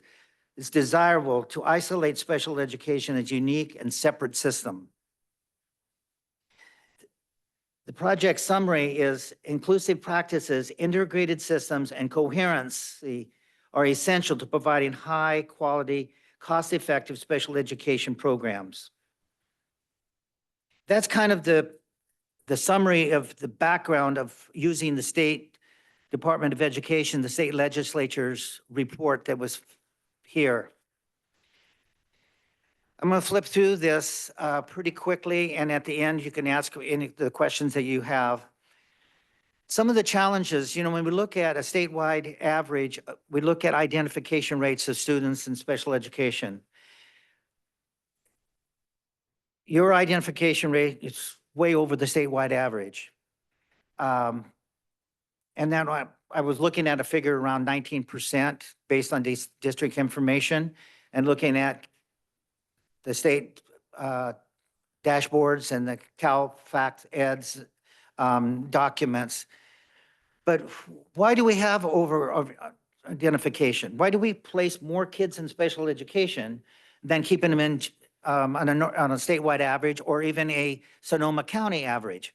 Well, one of the reasons is that classroom teachers, and I talked to lots of them, and I was one myself, is that they find, and I go through the report, several reasons why this happens. But one of them is that there's not a strong intervention program available for the teachers. So when they're having these students struggling in your classrooms, they go to, well, let's get the child tested, let's get them services in special education. And really, the really mark of a strong general education program is keeping these kids, these marginal kids, these kids that are a couple years below grade level in the general education classroom. And the report, if you take some highlights through this report that I gave you and to the superintendent, it really speaks to some of the disadvantages of when we overqualify kids that don't really need it. They get a stigma. They're in special education maybe for their whole career. There's very little exiting of kids out of special education. So there's, and not only that, you've got the end result, of course, it's twice as much cost to put a child in specialized programs than in the general education programs. That's the least of your concerns. The real concern is the education of the child. And your superintendent has been very strong about how that's the important driving force and how do we serve our kids here in Santa Rosa City Schools. But a lack of interventions is a reason. The strategic planning, we recommend creating a district-wide special ed strategic plan. I've written all the objectives and the goals for that. It's a matter of John and his staff putting together a strategic plan, developing clear systems, policies, and procedures. This is really initiated by the superintendent, comes to the board. The board says an action item that we're going to have us goals and objectives and a 3 to 5 year plan for special education. How we're going to reduce over identification, how we're going to put more kids in the general education classroom, how we're going to reduce transportation, how we're going to reduce kids getting extended school year, all those areas that I put in there. The board sets a policy, superintendent carries it out. Professional development is critical, providing a comprehensive training for the MTSS, your multi-tier systems, student study teams. I've probably done hundreds of special education studies in California, hundreds. And it's the first district that I've come to that did not have a board adopted policy or administrative regulations for student study teams. Now, what a student study team is, and I outlined what the student study team is in the report. But basically, it's what it calls for. It's a multidisciplinary team at the school site. Classroom teacher has concerns about the learning or the behavior of the child. They bring this child to this team, and they make recommendations of intervention to go back in the classroom that's modify what you're doing so the child can be successful. You do have student study teams, but you have no comprehensive, cohesive system throughout the district that this is how we do student study teams. They kind of hit and miss throughout it. And in some places we find where there is a parent demanding testing for their child, a classroom teacher, a principal, a vice principal, whatever, may say, we will not even go through the student study team. Let's just go get the child tested. Another reason why over-testing takes place. The student study team is a gen ed process. It's a general education. It's not a special ed process. Here in Santa Rosa, when you do use it, it is a special ed process. It's the gateway, not always, but in many cases, into special education. Educational services, you have a fantastic assistant superintendent of ed services. Once the superintendent gives this to him and says, we're reworking this, we're taking a policy to the board, we're writing administrative regulations, we're developing a manual, we're going to have a consistent, coherent delivery system of student study teams throughout the district. We're going to stop this increase of kids being referred into special education. And like I said, once they get in, many times they're not exited. So the special ed department lacks a mission and a vision statements in alignment with the district goals. We recommend that the board updates your goals, and they have a whole section for special education, which includes inclusion. There's no inclusion initiative to reduce special ed numbers, meaning keeping kids in the general education classroom. And when we do have kids in special education, what are we doing from a board goal setting that we're going to include more kids that are in special education in the least restrictive environment, placing them back in the regular classroom with support. And that comes from the board saying, we're going to include more kids in general education. We are too restricted, we're too isolated with these kids in our present programs.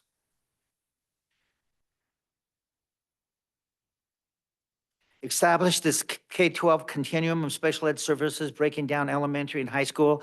There's a real alignment here. We have high school and elementary. We need to have the discussion that it's a K-12 district. I know it's separated. I know that you got a high school, elementary, but there is somewhat of a separation there.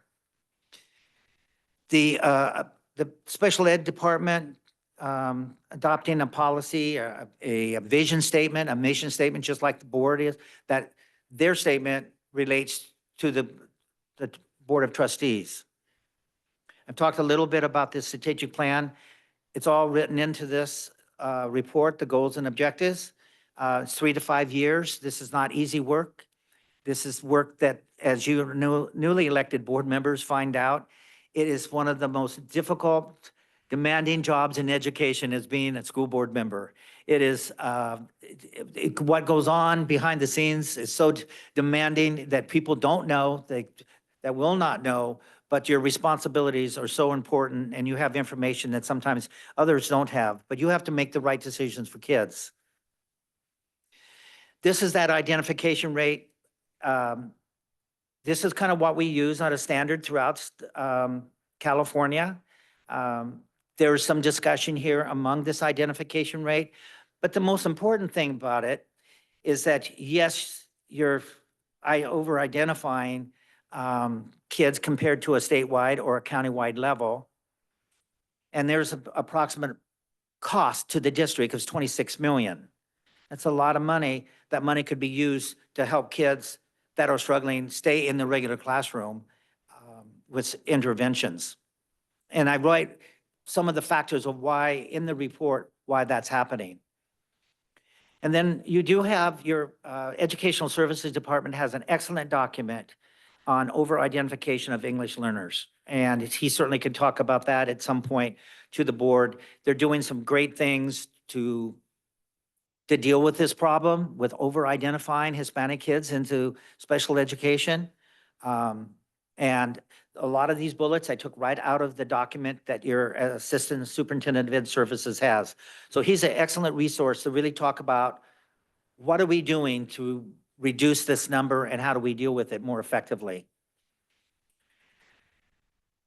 So I really hit the student study team process. I make a lot of recommendations on what to do strategically about that. There's some really good information in the report on how to go about doing it. The teacher staffing and ratios, there's the document there. You do contract with some county programs. It costs about $104 per, $104,000 per student annually. It's a lot of money. Once your Department of Special Education, in conjunction with general education, they're bolted together. Special education is a result of what's not happening in general education. It's not special education. It's general education saying we need to have these kids over here in this restrictive environment. So we really have got to deal with general education and build up the interventions and the support and the professional development to keep kids in the least restrictive environment to the possible. And once you start doing that, you can start bringing some of these kids back from the county. It's a lot cheaper. They're not county kids, they're district kids. It's a benefit for parents. It's a benefit for the community to bring these kids back, because once they go to county programs, they're county kids, they're district kids. And eventually in a 3 to 4 to 5 year plan, how do we bring a number of these kids start coming back and having the facilities and there's an issue of, on instructional assistants. You have a lot of really good ones, but and again, you have a fantastic business services and HR department with some collective bargaining and negotiating in good faith and a common ground and collaboration. We have a lot of contracted special ed assistants out there. I mean, I think there's like 190. Now, those are really good people, but what happens is they're not wearing the elementary or the high school t-shirt. They're not part of the district, they're contracted. Your district employees, they're part of the district. They wear the t-shirt, they wear, the colors. So what I recommended through collective bargaining and good faith discussions, and you have the team to do it. You really have a terrific administrative team that can sit down with the unions. I interviewed both the classified and certificated union. They were fantastic to work with.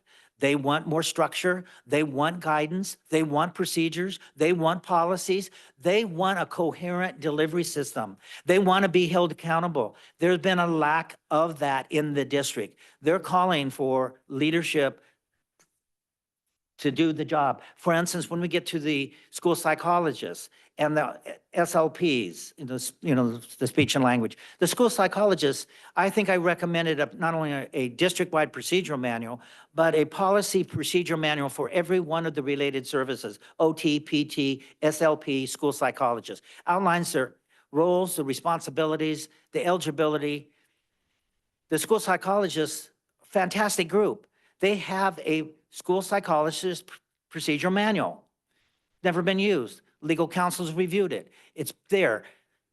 Been no leadership to say, we've spent all this time in developing this manual. We've had legal opinions on it. We've spent all this money and there's been no mandate by administration. This is what we do. And we'll in-service every school site on what our role is. They want that. They want that direction. They're calling for some accountability. And it's really exciting to see a district that's saying that, from the union, the classified, and the bargaining group staff.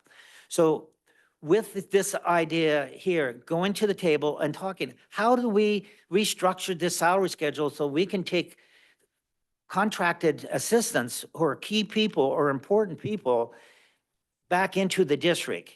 So that's going to be a real suggested conversation. And I did negotiate competitive salaries and classified. General fund contribution.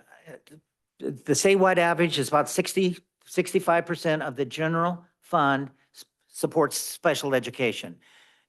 You're at 56%. Your associate superintendent and your business office doing a fantastic job. You have one of my jobs when I was working for the state legislature through the fiscal crisis management team, we trained over 350 CBOs in California. They're still training them. That was one of my jobs when we started. The calling was, how do we change the landscape for training chief business officials in California. I was given that responsibility. We've trained over 300 through California's School Boards Association and CASBO. You have one of the top candidates that went through the program. I mean, she is really that good. She was one of the top ones that we went through our program. So they're budgeting very well, but also we recommend more monitoring of the budget, hold at least monthly meetings with HR, the Director of Special Ed, the business service to really monitor transportation costs and this and that. One of the things I kind of threw in with the approval of your superintendent is the ADA. It's very complicated, and Lisa could tell you how complicated school finance is, but also it's not complicated in this sense. It's based on enrollment and attendance. When your enrollment's going down, you've got some deficit problems. When attendance, school attendance is down, you're losing money. So your attendance rates aren't all that great, and you do have a department that's a pretty dynamic department. So I did put this in there that just by 1%, if they increase your attendance by 1% over the next 5 years, you're going to generate nearly $6 million just by getting kids to school. And first of all, if kids aren't at school, they're not learning, they're not socially engaged, and who knows what's happening to them when they're not in school. So we want them in school for all the educational benefit, but also it has a financial benefit, and that is a real deficit to the business department. Specialized transportation, it's pretty expensive. Some of the, I think you have some great services with it, but I outlined it there, nearly $10 million for the number of kids you're serving. I think negotiation continues to be discussed and determining what kids really need to be transported. I really wrote in the report is a decision tree process. Every kid that gets transported needs to go through that process. It's about a 5 or 6 page document in the IEP. Do you meet this criteria? And what other options can we get the kid to school if we don't need specialized transportation? Now, if we need it, and we provide it, and we do it in a safe manner. I'm not saying change it up with WCTA, but also just the board being aware, this is what it's costing with a number of kids, and it's got to be a conversation piece. The extended school year. We don't call it summer school. We call it extended school year because it's part of the IEP extended. You do have some forms. Again, you do not have a uniform system of a eligibility determination, what we call ARD, admissions and discharge committee, review committee. So I recommend that. I've got that system that I can recommend to the board to use, to the administration. But, and then we get into the related services, the school psychologists, the speech services. There's a lot of information under the SLPs, and you're kind of aware of that. What a speech language therapist, they have a caseload of 1 to 55. If you're not aware of this, it's in the report. It's public information. You've got very professional, very hardworking speech language pathologists. However, you have in their contract language that they get a stipend of $15 per day per kid over their caseload. Now, in our world, as we look at that, sometimes you could perceive that as an incentive not to exit kids. I recommend, and I have the manuals to give to the superintendent and to special ed if they want, is a speech and language pathologist handbook. And it's eligibility criteria, exit, what's the role of a speech and language pathologist, what's the referral basis. You have to start exiting kids off of those speech roles because you have some SLPs that are working hard and they're way over the 155. So they get a stipend. They may be up to 70 or 80 kids. You have some that may be at the end, and it can be verified by the business office or HR, maybe $50,000 at the end of the year. $50,000 for having more kids on their caseload. That's a high number, but they would justify it by, well, we don't have enough SLPs, we got to take the work, this and that. So I think with leadership from your administration, this report, it blows down blows out the windows and knocks down the doors. It's a roadmap of change. And with the leadership and the strength of your superintendent and the backing of the board, you can really do a lot of things. And speech pathologists, I know lots of them are my good friends throughout the state. They're working hard. They don't want to have a caseload of 90, but for some reason, they're not being monitored and evaluated enough to control that. You've had so many loose ends here that everybody just does their own thing. It's time to bring in the wagons, circle the wagons and say, we've got one system. It's throughout the district. It's a procedure and everybody's on the same page on doing the same work. And to do that, we've got to be transparent. I believe that the superintendent brings to the board a task force, a special ed task force of stakeholders. You've got I interviewed community leaders, advocate groups, parents, people. People want to get involved and make change. We don't do it from the top down, we do it from the bottom up. We get the stakeholders in, you have a committee, and this is a big one, maybe 20, 25 people. You have an agenda. This is what we're doing. You take this report, you break it down, you have an action plan, a strategic plan, who's doing what, when, what's the outcome, and it's a diverse stakeholders. And that's how you start to build that with the people who are doing the job. Ask them how they're doing the job, how we can improve the job that you're doing. They know how to do it. They need support from the administration and the board to go get it done. The strategic plan, that's just the action plan I was mentioning. You take any one of these head identification rate, extended school year, transportation, what's the goal, who's going to do what we're going to reduce, and you build a cohesive system throughout the district through this action plan. And it comes back to the board every 6 months and you can look at it. What's happening? Who's done what? How are we doing? It's a measurable matrix, goals, objectives, who's doing what, when. It's a really, and we've done it throughout California in schools. It's been very, very exciting. But it's not done overnight. It's 2 to 5 year plan. And it's based on collaboration and transparency. The procedural manual, we talked to John about that. When we don't have a procedural manual, that manual is basically, how do we do special education business? You know, what's the timeline when we get a referral for special education? Who sets in on an IEP meeting? How do we determine eligibility? You know, what's the exit price? All that's outlined. So once you get this procedure, and they're all over California, and John's working on one right now, but it comes to the superintendent. The task force develops it. You just take it from other districts and modify it and go from there. It comes to the board adopts it. I keep talking about the board role on this because once you adopt policies for student study team, procedural manuals, here's the task force the superintendent has brought to you. It changes everything when the board's involved because now the board's involved. The board's expecting something out of this and staff, they follow that. And without that, and what is lacked in Santa Rosa City Schools is that connection between superintendent and board and staff on implementation of system-wide policies and procedures. So there's a lot to that, but then every school site does it. Every principal has it. Every psychologist has it. Every special ed teacher has it.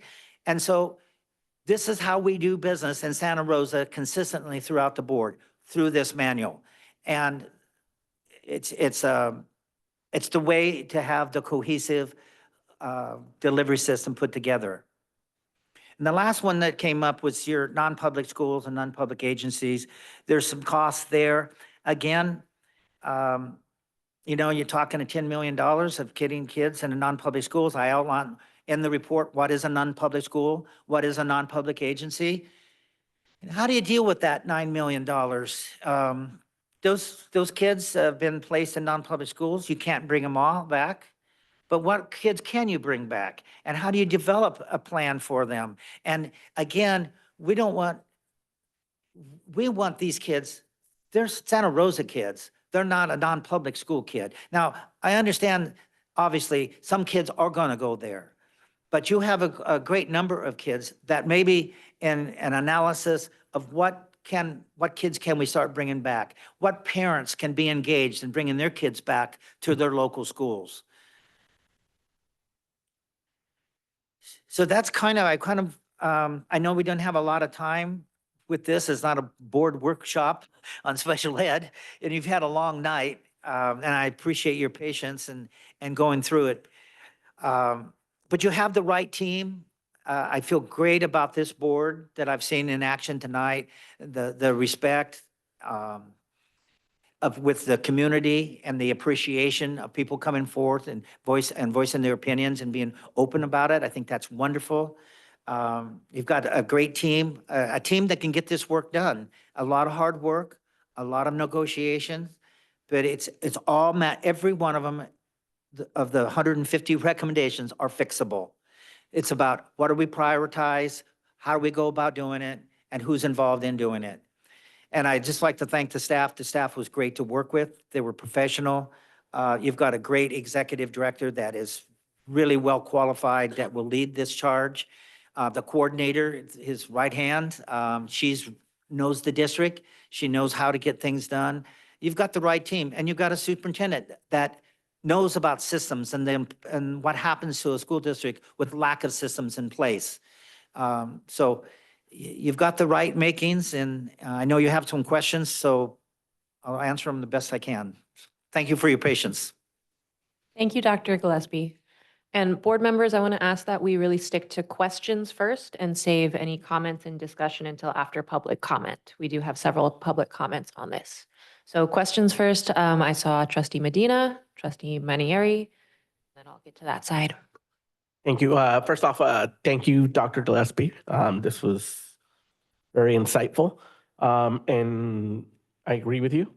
I think we have a great team. I think Director Fisher and Superintendent Morales have come in, and the fact that you're here right now, I think is a sign of the fact that we're really working to try to solve this problem. One of the questions that I have is maybe costs associated with litigation that we're facing. I think that's one of the biggest frustrations that I've seen having been on the board that's not usually out on this end. But ineffectiveness in our systems, like how big has that impact been, collectively? And as we work towards goals, how can we reduce situations that get us in those places where we're facing legal issues that's costing the district money as well? You want to take a shot at that? Sure. With respect to litigation, I can speak to this year for sure.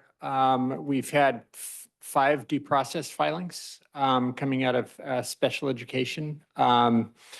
There's also I'll say special education related tort claim that has been filed. We've settled 3 of our due process claims, and we have two pending right now. We haven't had any at this point that have gone to fair hearing. In terms of dollar figures, first, there's lawyer fees, there's my time involved, et cetera, which is significant. And if I had to ballpark the aggregate in terms of settlements, it's in the neighborhood of $75,000, $80,000 for the 3, which in special ed world, unfortunately that's not that high, but my expectation is based on the number we've had this year, we'll have a few more during the year. And so we're talking at the low end in terms of settlement costs, low 6 figures. And that, again, that's not including fees from our lawyers, and again, the time cost involved in that. In some cases, those are the results of procedural errors on our end. In some cases, I would say not. But what we try and do when we have litigation is try and identify why it happened or why it got to litigation, because certainly we want to prevent that in the future. And it is super frustrating, either when we drop the ball in some way through missed assessment or something of that sort, to spend a significant amount of time, and I do spend a significant amount of time on litigation. So it's a significant cost to our district. And I would say so far in terms of payouts, it's been relatively good. I mean, I hate to say that, but it's been relatively good this year. It's an unfortunate. Pretty good on a statewide basis for a district this size. That's not a lot of litigation. That's pretty good. Yeah, the other thing I'll say is there's, and this is also, I'm going to segue a little bit because there was the talk about non-public school placements. And there's an issue we've been looking at with respect to the state, which is disproportionality. And that is disproportionality. It can be by race, it can be by ethnicity, socioeconomic status, et cetera.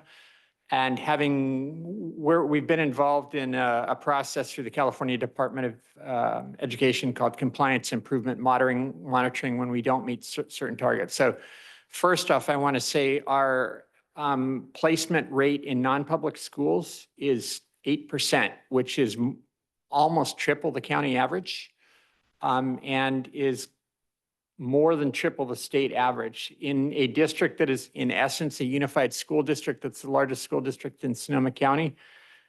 Those are extremely high numbers because with the wide range of programs that we can offer, we would expect that we could serve those students. And we do have the widest range of special education programs in Sonoma County.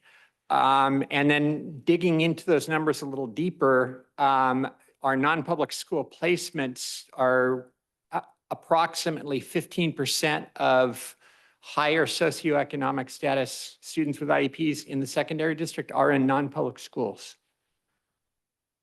That's a mind-bogglingly high number. Almost 1 out of 6 higher socioeconomic status students in the secondary district. This gets back to I think one of the points that we're getting at. Sometimes litigation comes from higher socioeconomic status parents. That's what I'm gonna say about it. We have one non-public school at which we have 42 or 43 placements, and again, about 41 out of the 42 fit that demographic. And whereas with respect to our other socioeconomic populations and our other race ethnicities, relatively close to the state average. So there's a significant, when Bill has talked about being able to bring those students back, I think that is one significant thing we can focus on. That requires building programs ourselves, which we have built significant programs, and there is cost associated with that. But in the long run, that is a better environment for the students. They will actually have opportunities to participate in general education, and they will be served in their home district. My second and final question is, some of this data on English learners, really popped out at me. I think, well, first off, the issue of procedural manuals and all that, I think I've seen it as a chronic issue throughout my time, and I really like the fact that that's being addressed. But I think as it relates to English language learners, as this work is done, I think, will the English learner master plan kind of be reviewed to see how the cross-section of those two items potentially interact? Absolutely. And there is currently work being done with special services and ed services. I was talking about compliance improvement monitoring, and one of our focuses in that area is to look at the identification rate of English language learners and ideally bring that down because of over-identification. Secondly, English language learners who are duly identified as special students with disabilities and English language learners tend not to participate in general ed very much. And so our second focus of that is to improve the general education participation. I'm going to mention one initiative, and this came through multilingual services, and that is developing an ELD or ALD is the term in our district, curriculum that's aligned with AVID, if you're familiar with that program, in our being piloted in directed studies classes. Those are classes that are in high schools for students who are in general education placements. In terms of general ed participation, if a student is in a directed study and an ALD class, that's taking up 2 classes in the schedule. So that's one of our significant focuses right now. In addition, in our special education world with special education teachers, we want to focus on the improvement of the delivery of ALD instruction to our duly identified students. And there's clearly, based on the data, there's an over-identification. And again, oh, thank you. I just want to say the very fact that our executive director is able to speak to this right now shows the cross-functional conversations that we've been having over the last 6 months to a year. And I'm really excited to just be able to let him sit here and talk to that. So it's really neat. Jump in. So yeah, Come on, jump in. I want to let him continue to speak to it. So I will say multilingual has taken almost a driver's seat in this, and I truly appreciate that. And again, I'm looking at it as reflective of looking at students as general education students first, and we're optimistic with a class that started at Montgomery High School and is extending to the other high schools. One small step, but that's a piece that we're specifically addressing. It's now. wonderful seeing them setting together, because that's what it's going to take. Those two departments working like this, that's right here. That's what has to happen. And Thank you. Trustee Manieri? Thank you. I feel like I have a lot to kind of comment on this, but just to keep it short, I have kind of one curious question. This review that we've done, was this like a mandated review, or is this something we're doing on our own accord? That's fantastic. I was hoping that was the answer. Okay. This was on our own coming accord. in, yeah. Oh, I'm sorry. Yeah, and coming in as a new superintendent, the 2 things you really want to do a study on is fiscal and SPED. And in terms of SPED, it's always good when you start seeing in ed services disproportionality of our English learners, because we were in differentiated assistance for that.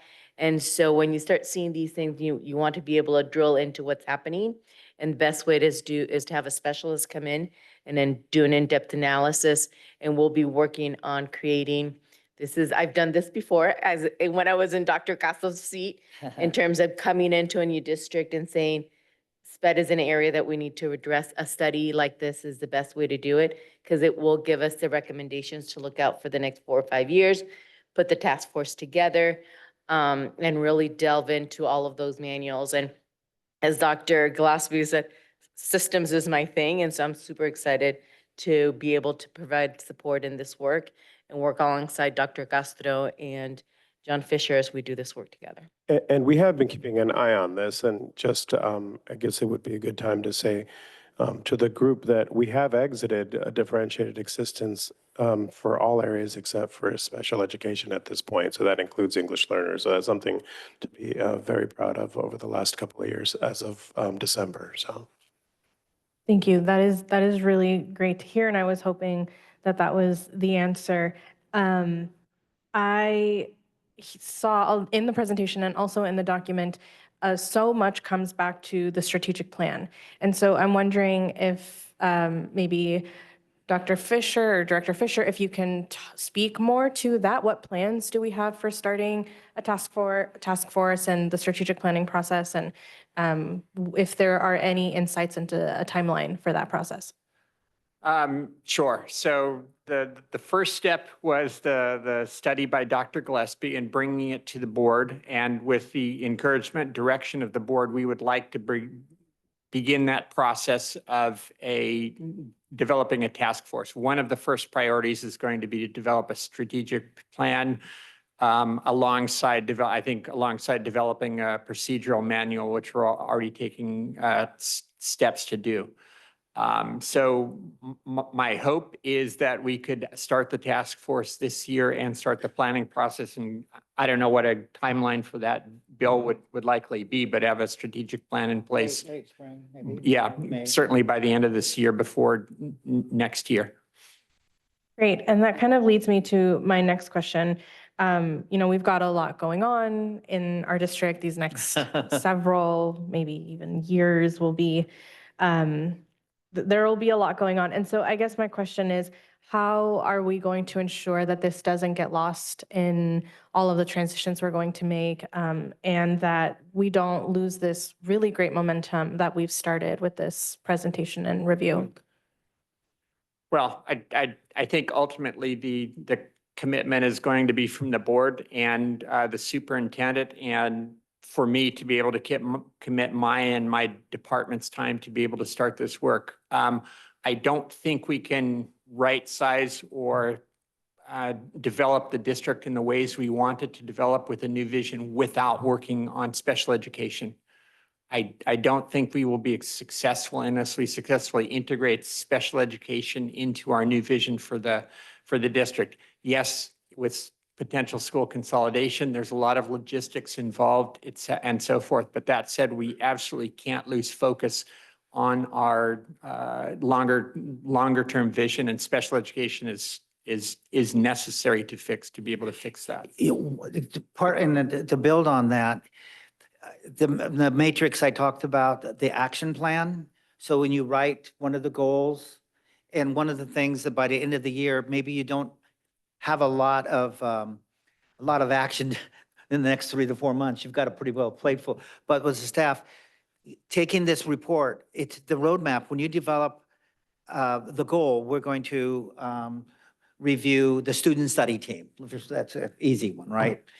All the recommendations are the activities that you do. So John and his staff and his coordinator, and with Ed Services, they bring to Dr. Morales, here's our 15-page action plan. And one of the student study team, we're going to get a board adopted policy, and we're going to get administrative regulations. We're going to develop a manual. We're going to develop forms. And that's all listed out. I mean, I actually wrote the whole thing. You just put it all in there.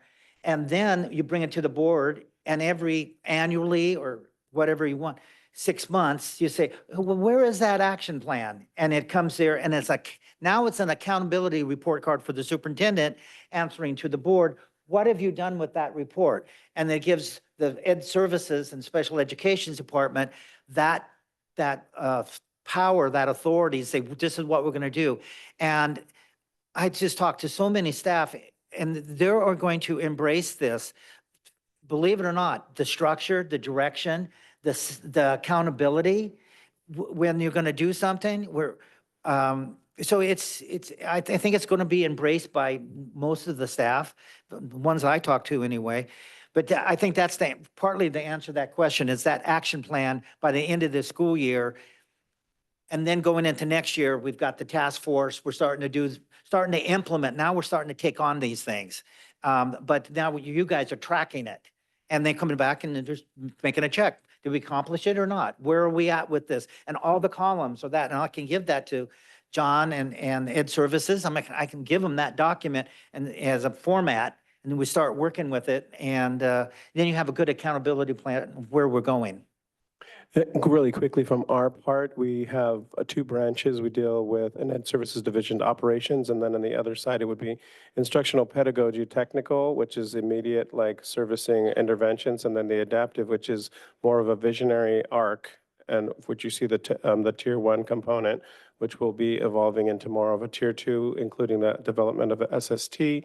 What you're referring to, which has to do with the changes that we're undergoing this year, would affect more of the operational aspect, more of the technical. But in terms of the long-term visionary components that we're talking about, that shouldn't be affected by it. And we meet on a weekly basis to discuss these issues so that we're nimble and we're able to make changes. And we're very well aware, and we try to be sensitive to what's going to be happening over the next few months so that we don't drop the ball on anything. Thank you.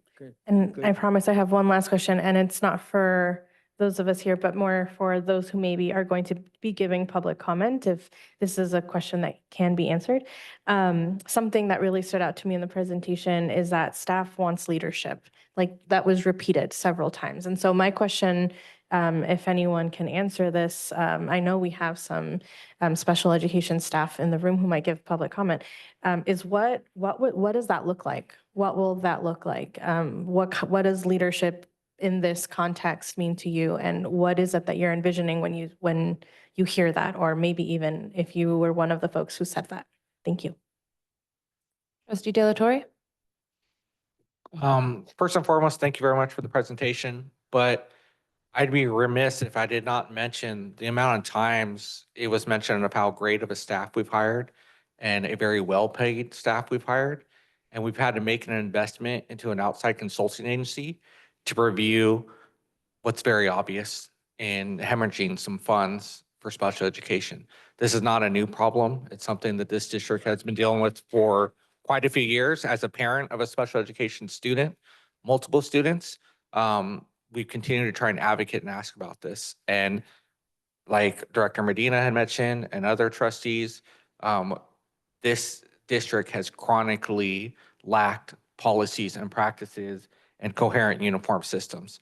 And I am very appreciative of Superintendent Dr. Morales and her systems experience to come on board and try and right the ship. But it's something I've been asking about for the last 2 years. It's something other directors have been asking about for their time on the board, and nothing's moved forward. So all of this planning and review means nothing without an actionable plan. I'm very curious because it's very frustrating to see those numbers of over-identified students that we may not be serving appropriately. Have we been able to, or are we able to, look at what may be causing those students to struggle to lead to the over-identification? I think I listed 7 or 8 points in the report, but they were general points. And one of them, and I think that would recognize, is the transfer of kids coming in. That's one thing you have no control over. I think the lack of a strong student study team process, and from what I was interpreted and was pretty validated, is that teachers really don't use the multi-tier system approach. There's not, they say they have it, but they really don't implement it. And that is, when these kids are underlining below grade level, behavior, academic, whatever, there should be a system, and you certainly can talk about that. It's tier 1, really understanding what tier 1 is in the classroom. And that's what we've been working on, a calibration of what quality first instruction is. That's what he's referring to.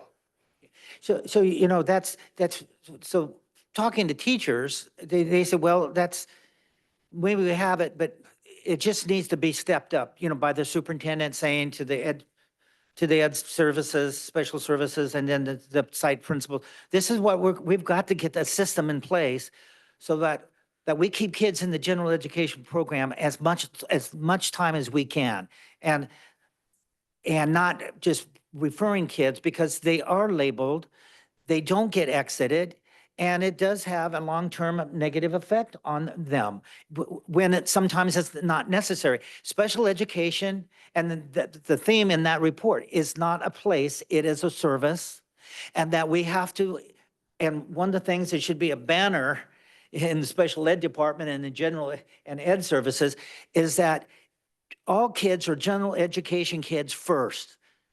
They get specialized services, special ed, EL, whatever it is. But that culture mind shift has to change of not just placing kids in an isolated bolt-on system that we found that exists in California. We need to actually start thinking differently. And then we have to give our general ed teachers the support. When they say, I can't deal with this kid in my classroom, we have to say, well, what is it that you do need?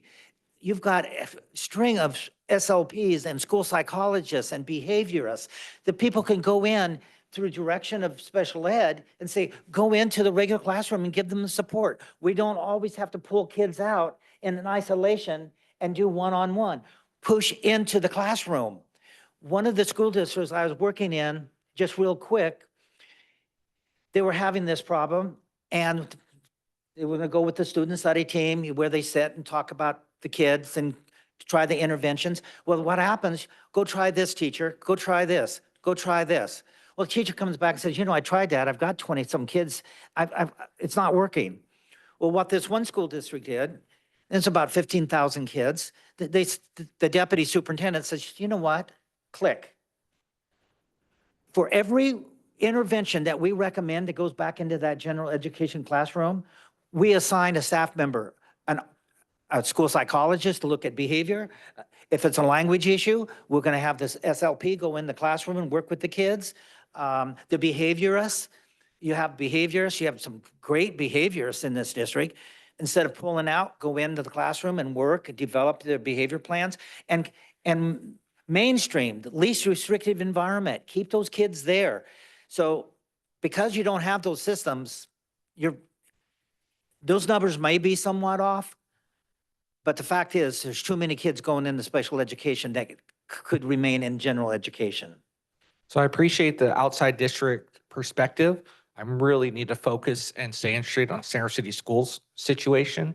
I have spoken to special educators in our district, and one of the issues some educators feel we're dealing with directly, and this needs to be looked at and seen if it's true or not, is when we mandated A through G for all, and we did not have a proper onboard for that mandate, it left some students struggling and not being on the track to graduate high school, that it has forced their families to evaluate and test if they need special education services. And that has led some of those families that may not necessarily need special education fully, but need to be addressed in a general education classroom, that they have proper opportunities to address where their shortcomings are educationally and not be put into a special education bracket where I don't want to have contracted special aids. I want it to be classified and certificated employees working with our students.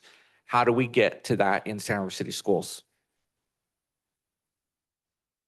That's a darn good question. And I think the superintendent is going to probably be taking this on with their leadership team of really negotiating, and the unions, they're going to be open to negotiating because, you know how the union works. That's membership. That's bringing back membership for us. So the union is supportive. So it kind of falls in HR and business services like, well, what's the dollar figure? But when you're contracting for these instructional assistants out, correct me if I'm wrong, but the data that I got was about $50 an hour. It's higher than that. It's higher than, so they're getting paid pretty darn good money, the contractors. And so I'm not saying the district can afford that, but you're competing with that private contractor. They're paying a lot of money.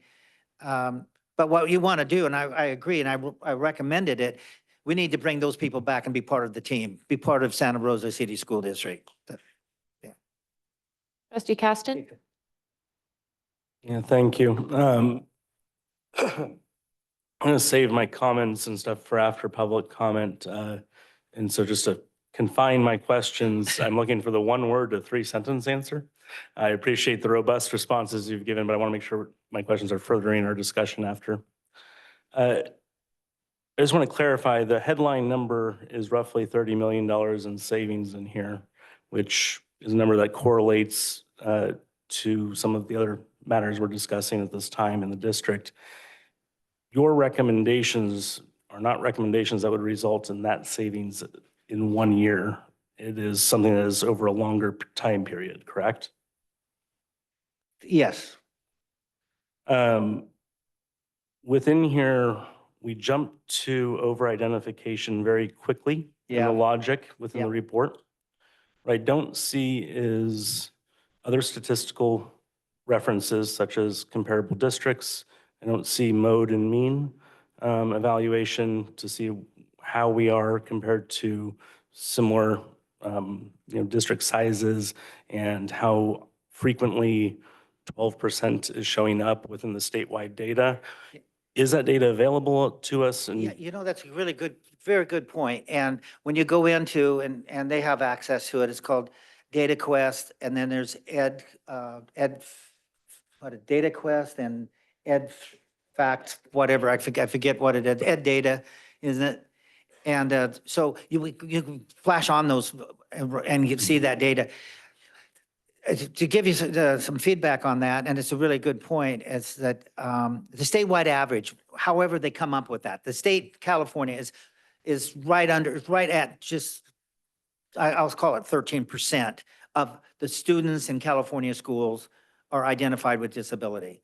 And Sonoma County, based on however the SELPA comes up with that number, and John can talk about that, he's an expert on that, is that it's about 15%. And so I kind of used that same format on coming up with the 19% of looking at the kids that you have in the district, special ed, and then dividing that by the general population, and came up with the 19%. Not really scientific, but it kind of gives us that ballpark that you're certainly over the county level of identification and certainly over the statewide. And the breakdown, John can talk about that, because you can go on the website. I know DataQuest is one of them that breaks it all down pretty clearly. Like look at comparable districts and things of that sort, which I think would be a useful endeavor. Have we looked at it? Where would we look at it within the process you outlined for Stephanie's, Director Maneri's question? Sorry? Within the process that you outlined earlier, where would we be going and looking at and confirming the data? I think that would be very early on in the process, if you're asking in terms of time, because we want to get relatively accurate figures with respect to districts with similar enrollment and similar demographics. Where are we at with respect to so-called over-identification? And then second point is, are there districts of similar to us that have tried strategies and have a significantly lower rate to see what strategies that they have used? I would think that would be very early in the process, and I don't think that data would be difficult to get. The challenge for me when I'm looking at this data is that we move from we're above average to it's because of over-identification. What other causes were reviewed for what I would first think of as over-concentration? Is there anything else that is contributing other than our identification of students to that number? Speculation at this point. Speculation that we could have students moving into charter schools out of the district, for example, that don't reflect a special education population. I don't have data to confirm that, but that's a potential other additional costs. It could be, as Dr. Gillespie referred to, is that we don't have appropriate practices for identifying when students are exitable. That's another potential factor. Another potential factor is inter-district transfers. We also have students that are placed with us by other districts on a fee-for-service model. Again, that I know how many we have now. We have 11, and depending, we can tease those out of the data relatively easily. I have not looked at the percentage of inter-district transfers, but that is another possibility. In addition to that, that's different from us identifying is our what are the identification rates of our feeder districts to see those coming in. So again, these are not even hypotheses yet, but potential other additional explanations. But with similar rigor to over-identification being reviewed as a cause here. I really stressed the first part of the whole report really talked about the role of the board, and I actually wrote some statements the board could actually adopt, and as well as special ed in the sense of inclusion. Really saying we're an inclusion model district, that we're including kids, and then there are, again, I have the breadth of experience in school districts all over California. I mean, from Imperial County to Siskiyou County, I've been in every county in the state of California, is when the school site administrator takes on the ownership of saying, we're keeping kids fully included in the regular classroom to the maximum that we can. There are school districts that have a 4 to 5 identification rate in their districts, because they set at the board level, at the superintendent level, saying, we're including kids. We're having strong educational services department doing the professional development, pushing teachers, special ed teachers into the regular classroom, the co-teaching. I think you have some going on. Thank you. You know, Just to jump in there, because it actually dovetails beautifully into my last question. To confirm, this report was exclusively looking at supports for our students with IEPs and doesn't include our population of students who have disabilities that are being served under 504 supports. Is that accurate? Go ahead. Yes, that's accurate. This was limited to students with disabilities. Correct. There's some school districts that are really looking at their special ed population. And if you're not familiar with the 504, it's kind of like, would you say a medical condition mostly? These days, probably more extensive than that, I would say is fair to say but it's 504 is when a student doesn't require special education services, but may need accommodations and other In less. the interest of time, I appreciate, my question's been answered, so thank you. Yeah, that's good. Wake. Okay, Trustee Kirby. All right, just a couple of quick questions. I promise. Thank you again for the report. I actually, when I saw the $26 million potential savings down the road, obviously got my attention. Just a couple things, because the report's out there, public, and everyone's hopefully going to be reading it and looking at it.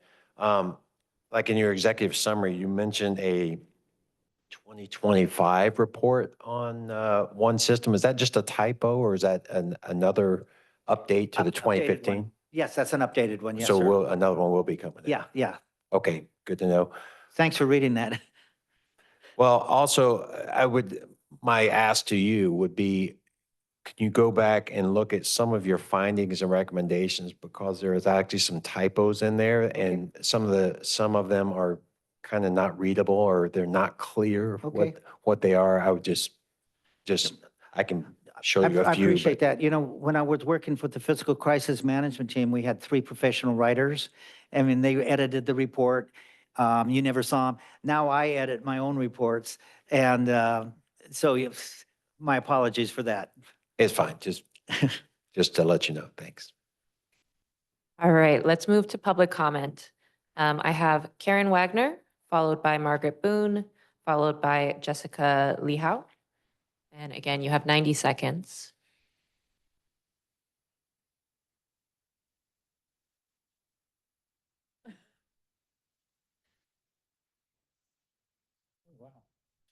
Good evening. I'm Karen, and I'm a special ed assistant working with the district for 2 decades now. Well, 21 years, getting ready to go on 22. So what I want to say is that I've been truly blessed to be able to work with this community, and I do have an amazing team and staff.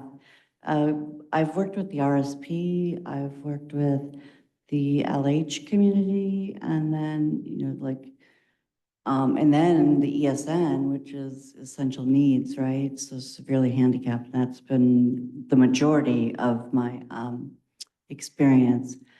But what I want to say is that the assistance, we really do need to get.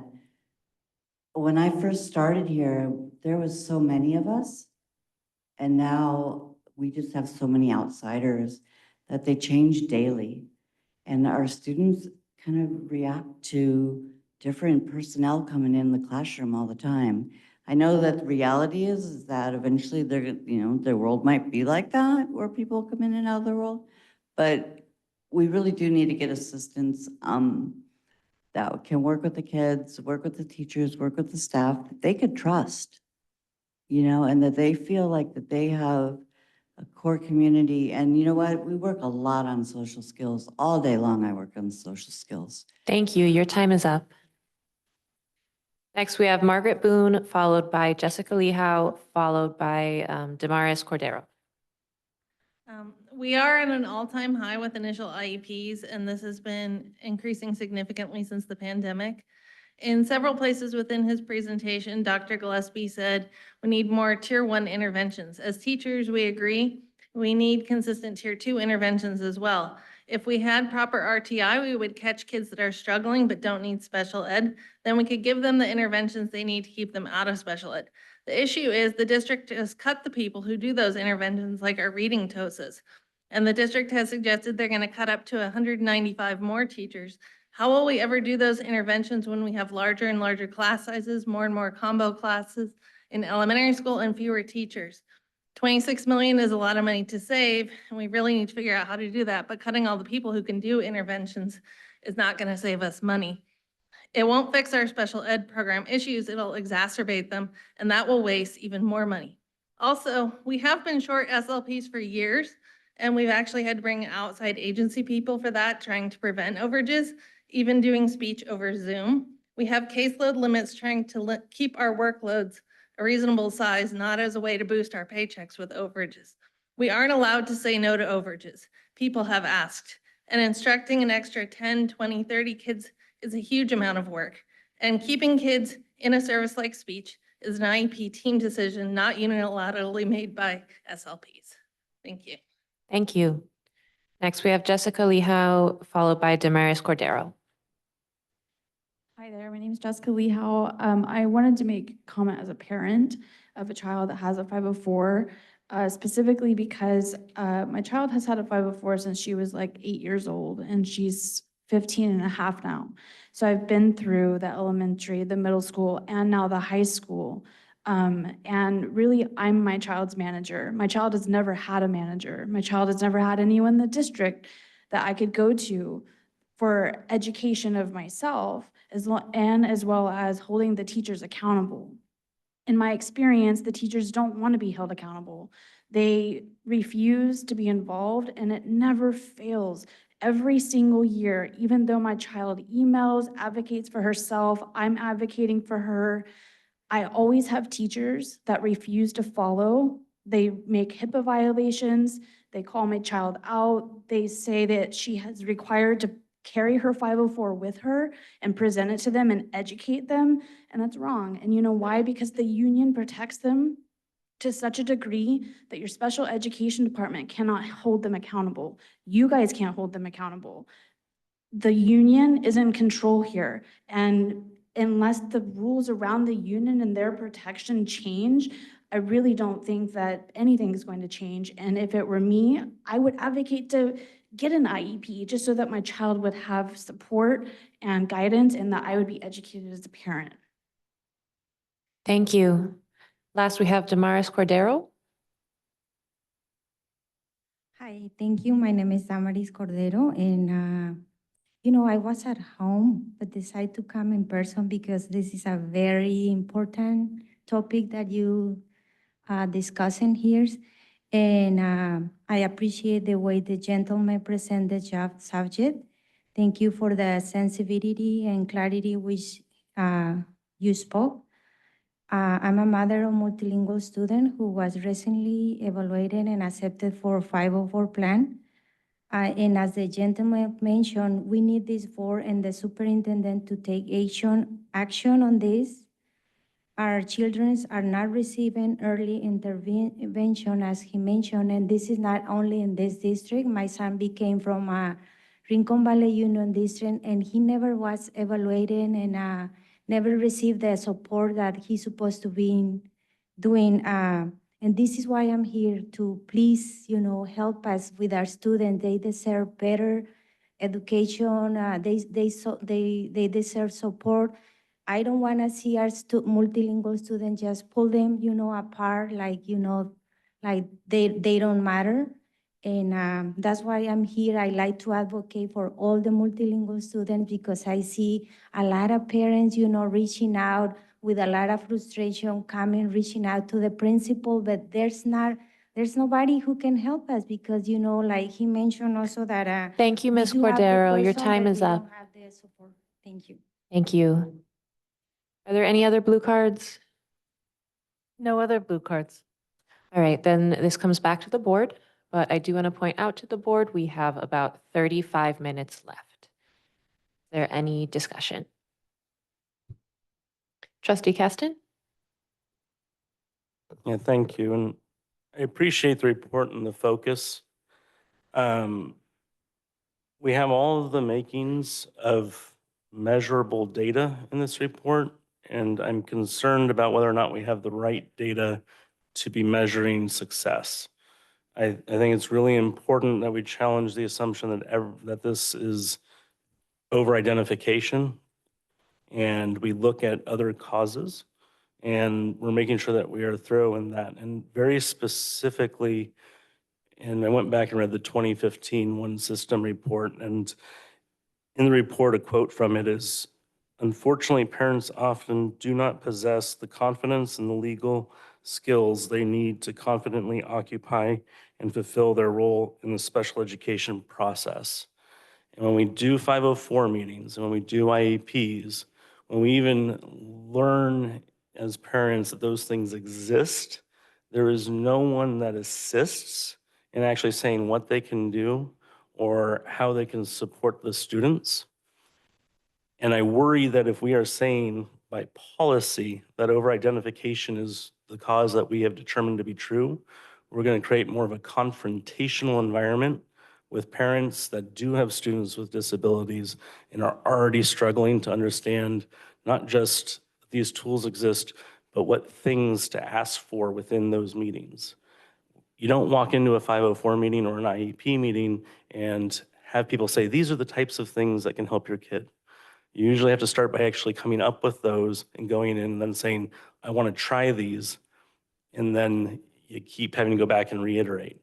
So for me, making sure that we're measuring the correct data and we're identifying all of the causes so that we don't implement solutions that cause problems or aggravate existing problems is going to be really important.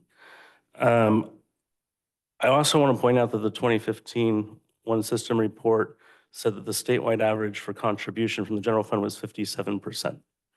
And so we are now at where the statewide average contributions, that means everyone else has actually gone up by that 10 to 12%.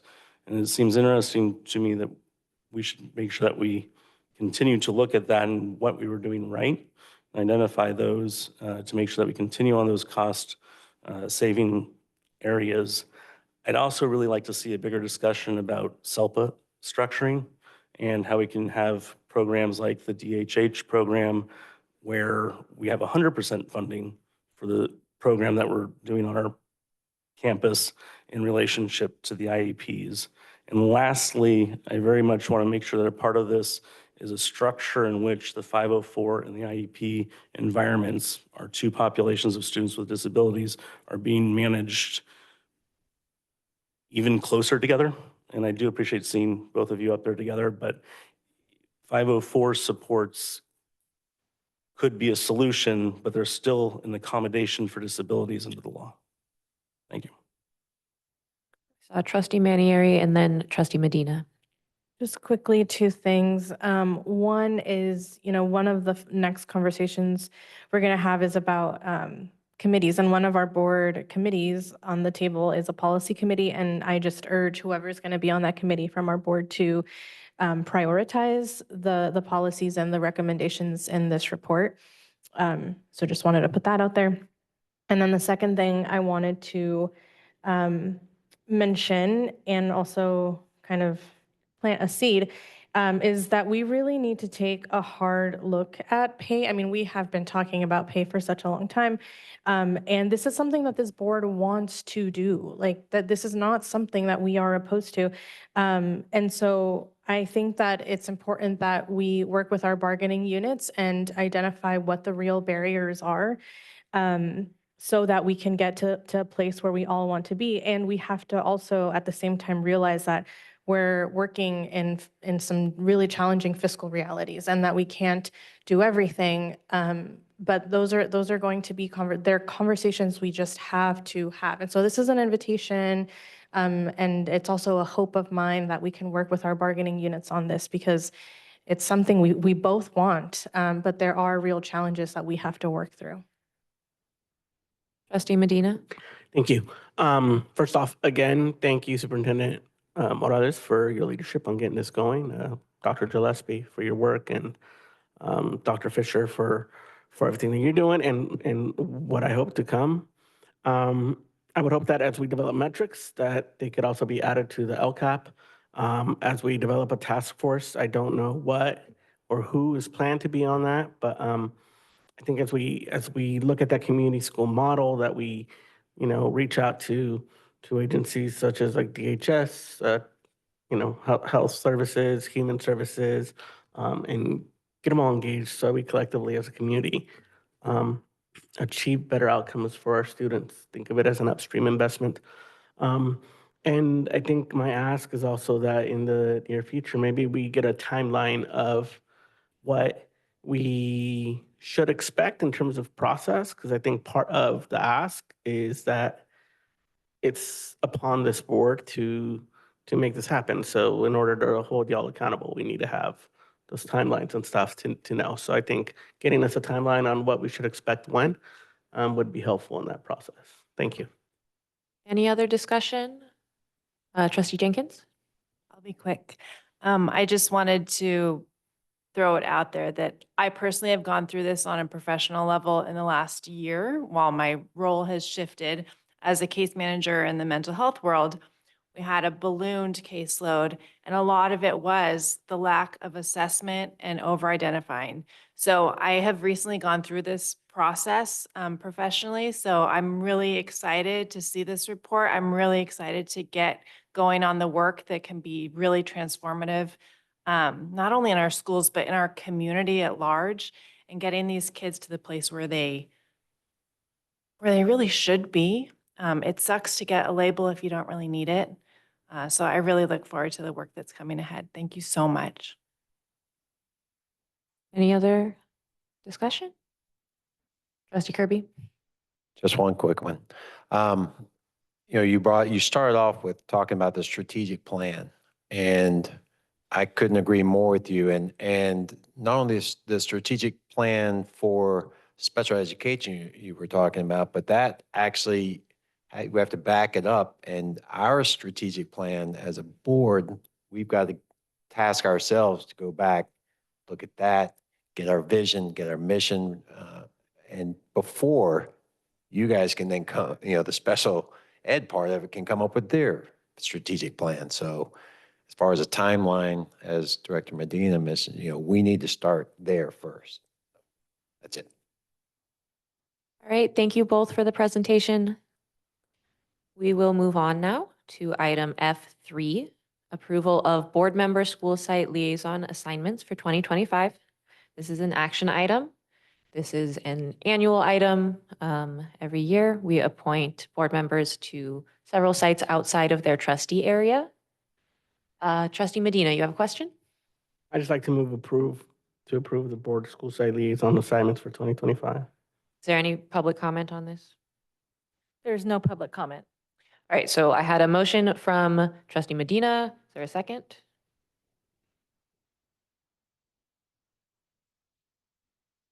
Discussion? All right, let's go to Trustee Medina, not Caston, and then De La Torre. I have concerns about signing school liaisons prior to us completing our process in February. I think right now is a time where any sign of us working on any one campus instead of all of them is just not the right message to send. And so I'd really like to see this matter postponed until March. Trustee De La Torre? My question was just regarding school assignments, if they change, or because I had the same liaison sites that I had last year. Not that I oppose to that, because I go to all the campuses, but I just didn't know if this needed to be moved around at all. So perhaps this does need to wait till further time to reevaluate it.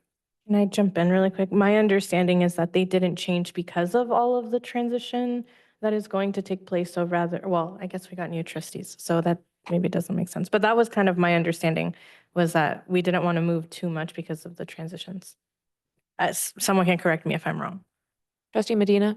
Yeah, I think it's just uh, the outgoing members are no longer there. They had their assignments that were now no longer assigned. So the new trustees get assignments. So if the year is the academic year. So yeah, you have the same ones. The president's changed because the president doesn't have any specific schools. So those are the changes to reflect the new trustees coming in. Trustee Kirby? My separate motion would be to table this. My schools that are assigned are within my jurisdiction, and so that was against board policy. So I would say we, again, move to table this until further date. Second. All right, so we have a motion by Trustee Kirby, seconded by Trustee Caston. Trustee Medina? Yeah, so I think I'd just like to correct Trustee Kirby. If you look at the assignments right there next to each school, it says what trustee area it's in. So you're in trustee area 5. All those assigned to you are area 7 or 3. Well, I am in trustee area 3, so is incorrect. Oh. Okay. Also, a motion to table is not actually debatable. So if we could move to the vote. Roll call vote? Trustee Kirby, Aye. Trustee Caston, Aye. Trustee Medina, No. Trustee Jenkins, Aye. Trustee De La Torre, Aye. Trustee Manieri, Aye. President McNally. Aye. So the item is tabled. So then we'll move on to F4. Board Subcommittees and District Committees 2025. This is discussion and possible action. I am hoping to establish some board subcommittees to hopefully make our work more efficient. I thought that these two areas, fiscal analysis and board policy updates, were two of our most pressing needs, and opening two committees would give us a chance to have each board member serve on one of these committees. I'd like to know if the other board members, how you feel about establishing these committees and which committees you would be interested in serving on. Let's see, I saw Trustee De La Torre first, then Trustee Caston. So I'm in support of establishing committees, but that is the caveat that they actually go somewhere and are actionable. I do not want to form committees where we just have isolated silos and discussions that aren't available to the public and we don't actually do anything. So one of the things from the special ed presentation was that accountability of every 6 months having some progress. So if we do go forward with these committees, we just have to find a way to actually ensure we are doing something and then it's progressing and it's not just a committee to kick the can on some really important issues down the road. Trustee Caston? A question to confirm, but it also, I think, will make a point. These are intended to be standing committees, correct? And thus they would be subject to the Brown Act and increase transparency on these conversations. Yes, that's my intention. And that leads to my point, which is having, even tonight where we're extending the meeting while we're having really important conversations around large financial matters, having standing committees where 3 of us are in the room, being able to have that discussion open to the public, an additional place for public comment, an additional place for asking questions before it gets here. So the questions we're asking then take it to the next level. So we're not having to ask basic things that staff could then go back and refine, I think is incredibly important to good governance. And I commend you for these 2 areas. It's also important for us to focus on that. And I'm fully in support of this. I echo the comments about making this mean something, but I think them being standing, publicly accessible committees where we're able to have more robust conversations, not confined by the theater of this amphitheater, I think is really important. Trustee Medina, did you have your hand raised? Give me a second. You could go to someone else. Any other board questions? Trustee Jenkins? I'm curious, in respect for time as well, because this may be a conversation that may take a little bit of time, maybe not, I know.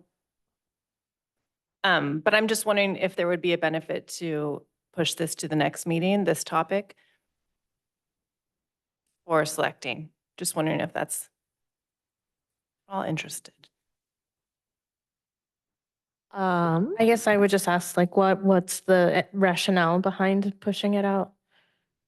Some of it is, well, for me personally, as a brand new board member, I really want to be involved, but I also want to have more information. Like, I want to be able to fully dive into, well, I have done a lot of it already,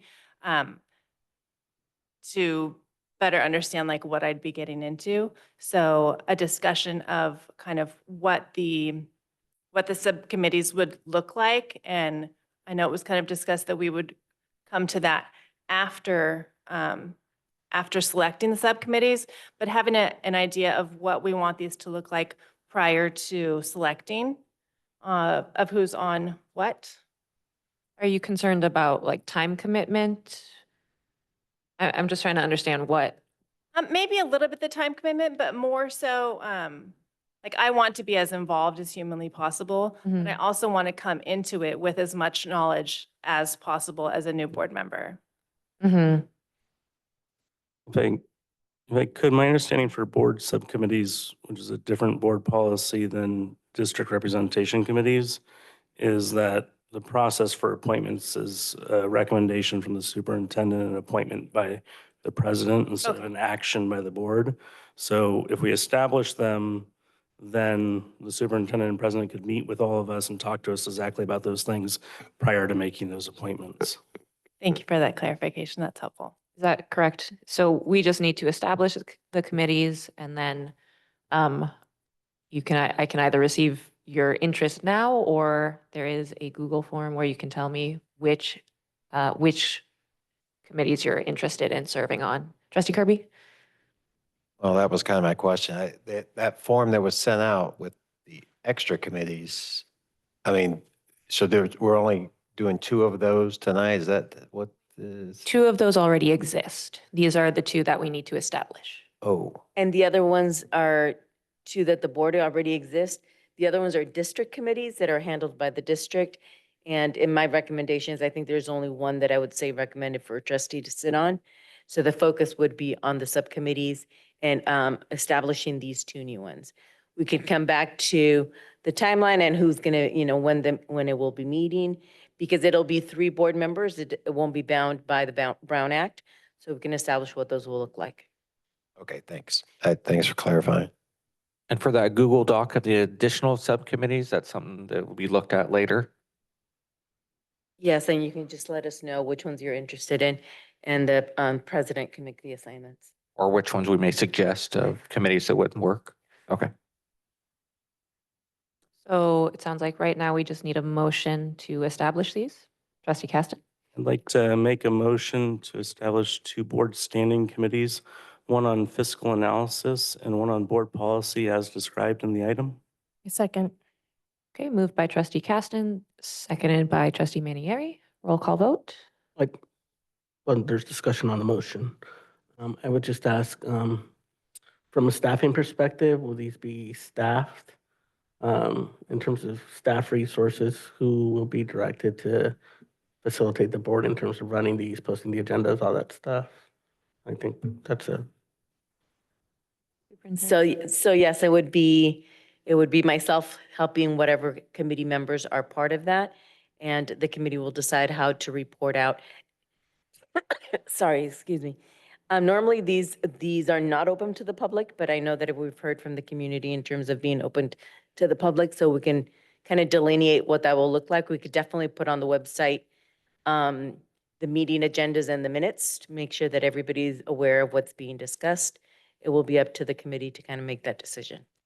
The subcommittee to I would make add that that decision. The motion is to create these as standing committees.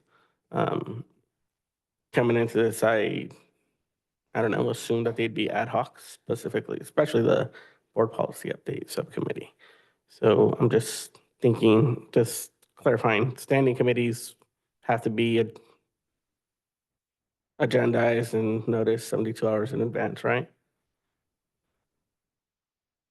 Those would be ad hoc committees, I believe. No, the standing committees are the one, this is for a standing committee vote, Mhm. and those are the ones that have to be agendized and noticed, right? And yes, and then it will require much more of a team to put those together. And that's what we're doing. To answer, yes, my motion is for a standing committee. The intent is that is because that makes it a Brown Act one, and that increases the transparency and many of the important conversations in here being able to advance with full disclosure so that when we get here, we're able to be more or further along in that conversation when the items come up to here. So that is the intent of my motion, is that they be standing committees. So the motion on the table is for both to be standing committees. I will say that I personally I would be open to the fiscal subcommittee being standing and the policy update being ad hoc. I would agree. I'm okay with that as a friendly amendment with the caveat of what was stated about posting the work, kind of similar to how fiscal stabilization was, so that people can track progress on special ed and such. I think the only thing is if it's an ad hoc, you have to have a specific time. So how long will it be for? So I agree, board policy should be an ad hoc, but then we need to add for how long, like, What do we think? 3 months? The board. There's a lot of policy work from the CSBA consistency, so I would suggest we go for 1 year.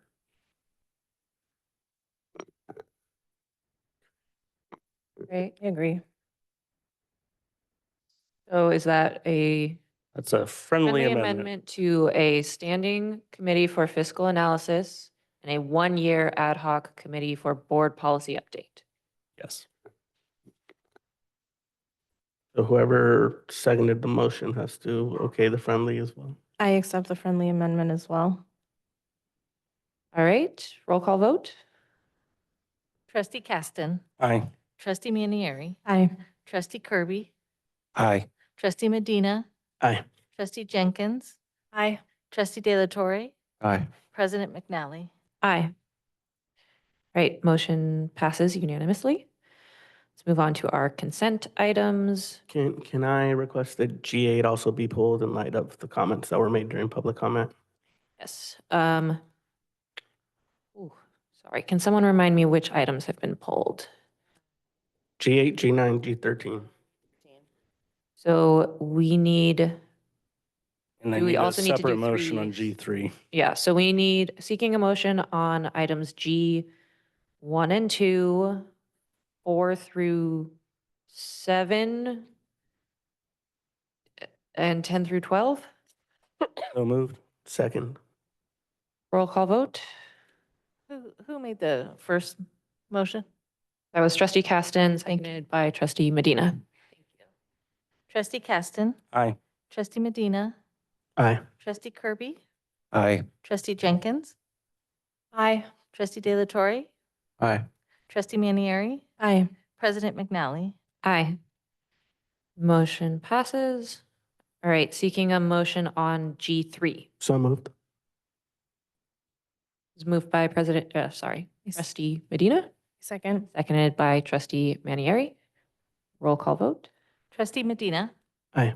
trustee Manieri, Aye. trustee Caston, Abstain. trustee Kirby, Aye. trustee Jenkins, Aye. trustee De La Torre, Aye. President McNally. Aye. Motion passes. All right, so now we're looking at G8. Yeah, on this one, I'd just like to ask that we table it and bring it back. It sounds like there's some concerns with our unions that maybe need to be addressed and discussed before we actually make this decision. So I would move to table this. Is there a second? Trustee Kirby? Hey, just to be clear, this is just for the design fees, correct? This is not for the actual electronic locks. That comes later. This is just for the design of the system. Is that correct? Lisa August has some information that the board might want to hear. Oh, sorry. Go ahead. Yes, that is correct. This would be for design fees only, and we would actually be able to remove specific sites based on what the consolidation and closure committee looks like. This is to get the ball rolling. The other thing to note is that this actually doesn't replace the locks that we've already put in. This is an added security measure that helps control some of the issues that we have, or where we have access, where we have to give physical keys to people who are not employed by us. With having electronic locks, we can do when you think of a hotel and the key swipe, we have control in who does or does not have access. The physical locks actually still remain. We have those Columbine locks. There are reasons that these work together, and this is something that was identified in the facilities master plan as part of that overall safety. There was sorry, it's been a long night. My brain's a little fried. We had the safety analysis, that threat assessment done. And so this is part of all of that piece of it. So just so the board understands that piece of it. And I'll just add that I think it sounds like something good and positive that makes sense. I just hear there's concerns that maybe need to be addressed. And I think it makes sense to address them before we even invest in the design. So that's my concern. And that's why my ask is that we take this back, have some sort of discussion with the unions to understand those concerns and maybe get some sort of agreement on that, and then bring it back. So, and that's why I made that motion. Is there a sense of urgency around this, Lisa? Some sort of like timeline we're bound to? Not necessarily a timeline we're bound to. It was that safety was one of the highest priorities identified in the facilities master plan. And so while we've had to put a lot of things on hold, this is one of the items that would be able to at least the planning piece of it, start moving forward, especially as we're making transitions and changes. It's something that just sets us up for success in meeting other timelines in the future. It's not we need to have this today. It is just helpful in our overall planning and securing our campuses. So we have a motion to table. Is there a second? Is it reasonable to ask for this to be tabled but brought back at the next meeting so that it's not just carried out forever? Yes, we'll be happy to do that. This could have been something addressed at our facilities advisory committee, but we did have to cancel that and move it because of the addition of a special board meeting this last month. Well, I'll second Director Medina's motion with that timeline of bringing it back at the next meeting. Thank you. Roll call vote. Trustee Medina. Aye. Trustee Manieri. Aye. Trustee Caston. Aye. Trustee Kirby. No. Trustee Jenkins. Aye. Trustee De La Torre. Aye. President McNally. Aye. So the item is tabled to be brought back next meeting. Now we need to talk about G9. Okay, so I pulled G9. I just want to move to amend the extra duty salary schedule on the A1 accompanist, A3 after school athletic program elementary, A4 auditorium supervisor, A11 ticket taker, timekeeper, scorekeeper, and B1 student worker, so that they match the actual local minimum wage for Santa Rosa that went into effect on January 1st, which is $17.87. I think the important thing to to know here is that this is a group of people that aren't represented, don't have anyone arguing for them, so it's up to the board to make any decisions on this. You know, as we're often reminded, people are struggling with the cost of living, and so I think all other employees are, you know, with what's on the table, would already be above that 1787. So I think it makes sense and it's the right thing to do to make sure that we pay folks at the local minimum wage of 1787. So I would move to make that amendment to this document. Trustee Caston? I would like to refer that motion to the board policy subcommittee because there's also the city's local ordinance, which includes some collective bargaining language also around it. I think there's a lot of merit to this and it's something that we should definitely be able to pursue, but it would benefit from the very deliberations that we just talked about. And if we did it through policy to where whatever we do today becomes something that automatically happens in the future, instead of it requiring us to be up here and remembering tonight, the next time this item comes forward, I think that would give us a more long-term solution. In general, I would agree, and I've tried to go that route for multiple years. It still hasn't happened. There's been obstacle over obstacle. I think the thing to know is that the longer this is delayed, this is potential lost wages for these folks that could be getting paid at this rate, you know, which is what everybody else in Santa Rosa is likely getting paid, at the least. There is no retroactive measure on this if we change this later on. So the longer we wait, the longer that happens. You know, other bargaining units, their wages go retroactive to potentially July, and they would make up for that. But for this, we wouldn't. So I would say, you know, for this pay period, this would impact these people. The cost, you know, for what was stated here is $3,000. Going from 16 to 1650, going from 16 to the 1787, it's $11,220 at that same amount of hours. So it's just an additional $7,000, which is less than 0.5% of, you know, what we're currently dealing with on additional negotiations. So that's my ask, you know. Making a plea for these people that aren't represented. I'm going to second so that I can then make a motion to refer to the committee. So I second the motion, and I'd like to make a motion to refer this to the ad hoc committee on board policy. Okay, what do I do? Ask for a second. Is there a second for Trustee Caston's referral? Second that. Roll call vote? Discussion on that second motion. So I would object referring it, and I would say vote no on the referral, and then approve the initial motion, the main motion. So that it could go into effect now, so that our staff can have the time to implement it and make sure that these workers are paid minimum wage for Santa Rosa.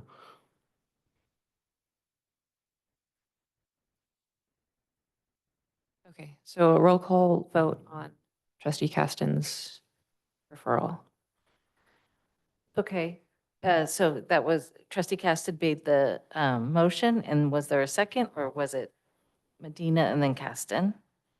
Sorry, Seconded by Trustee Jenkins. gotcha.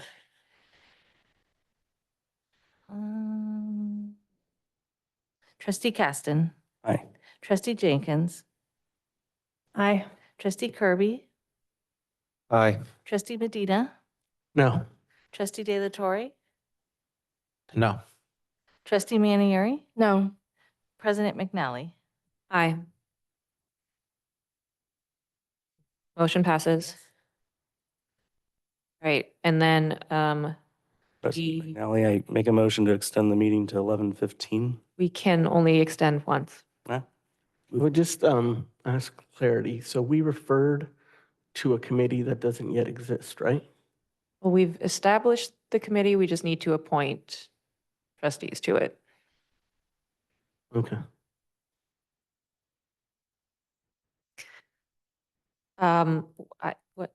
What happens?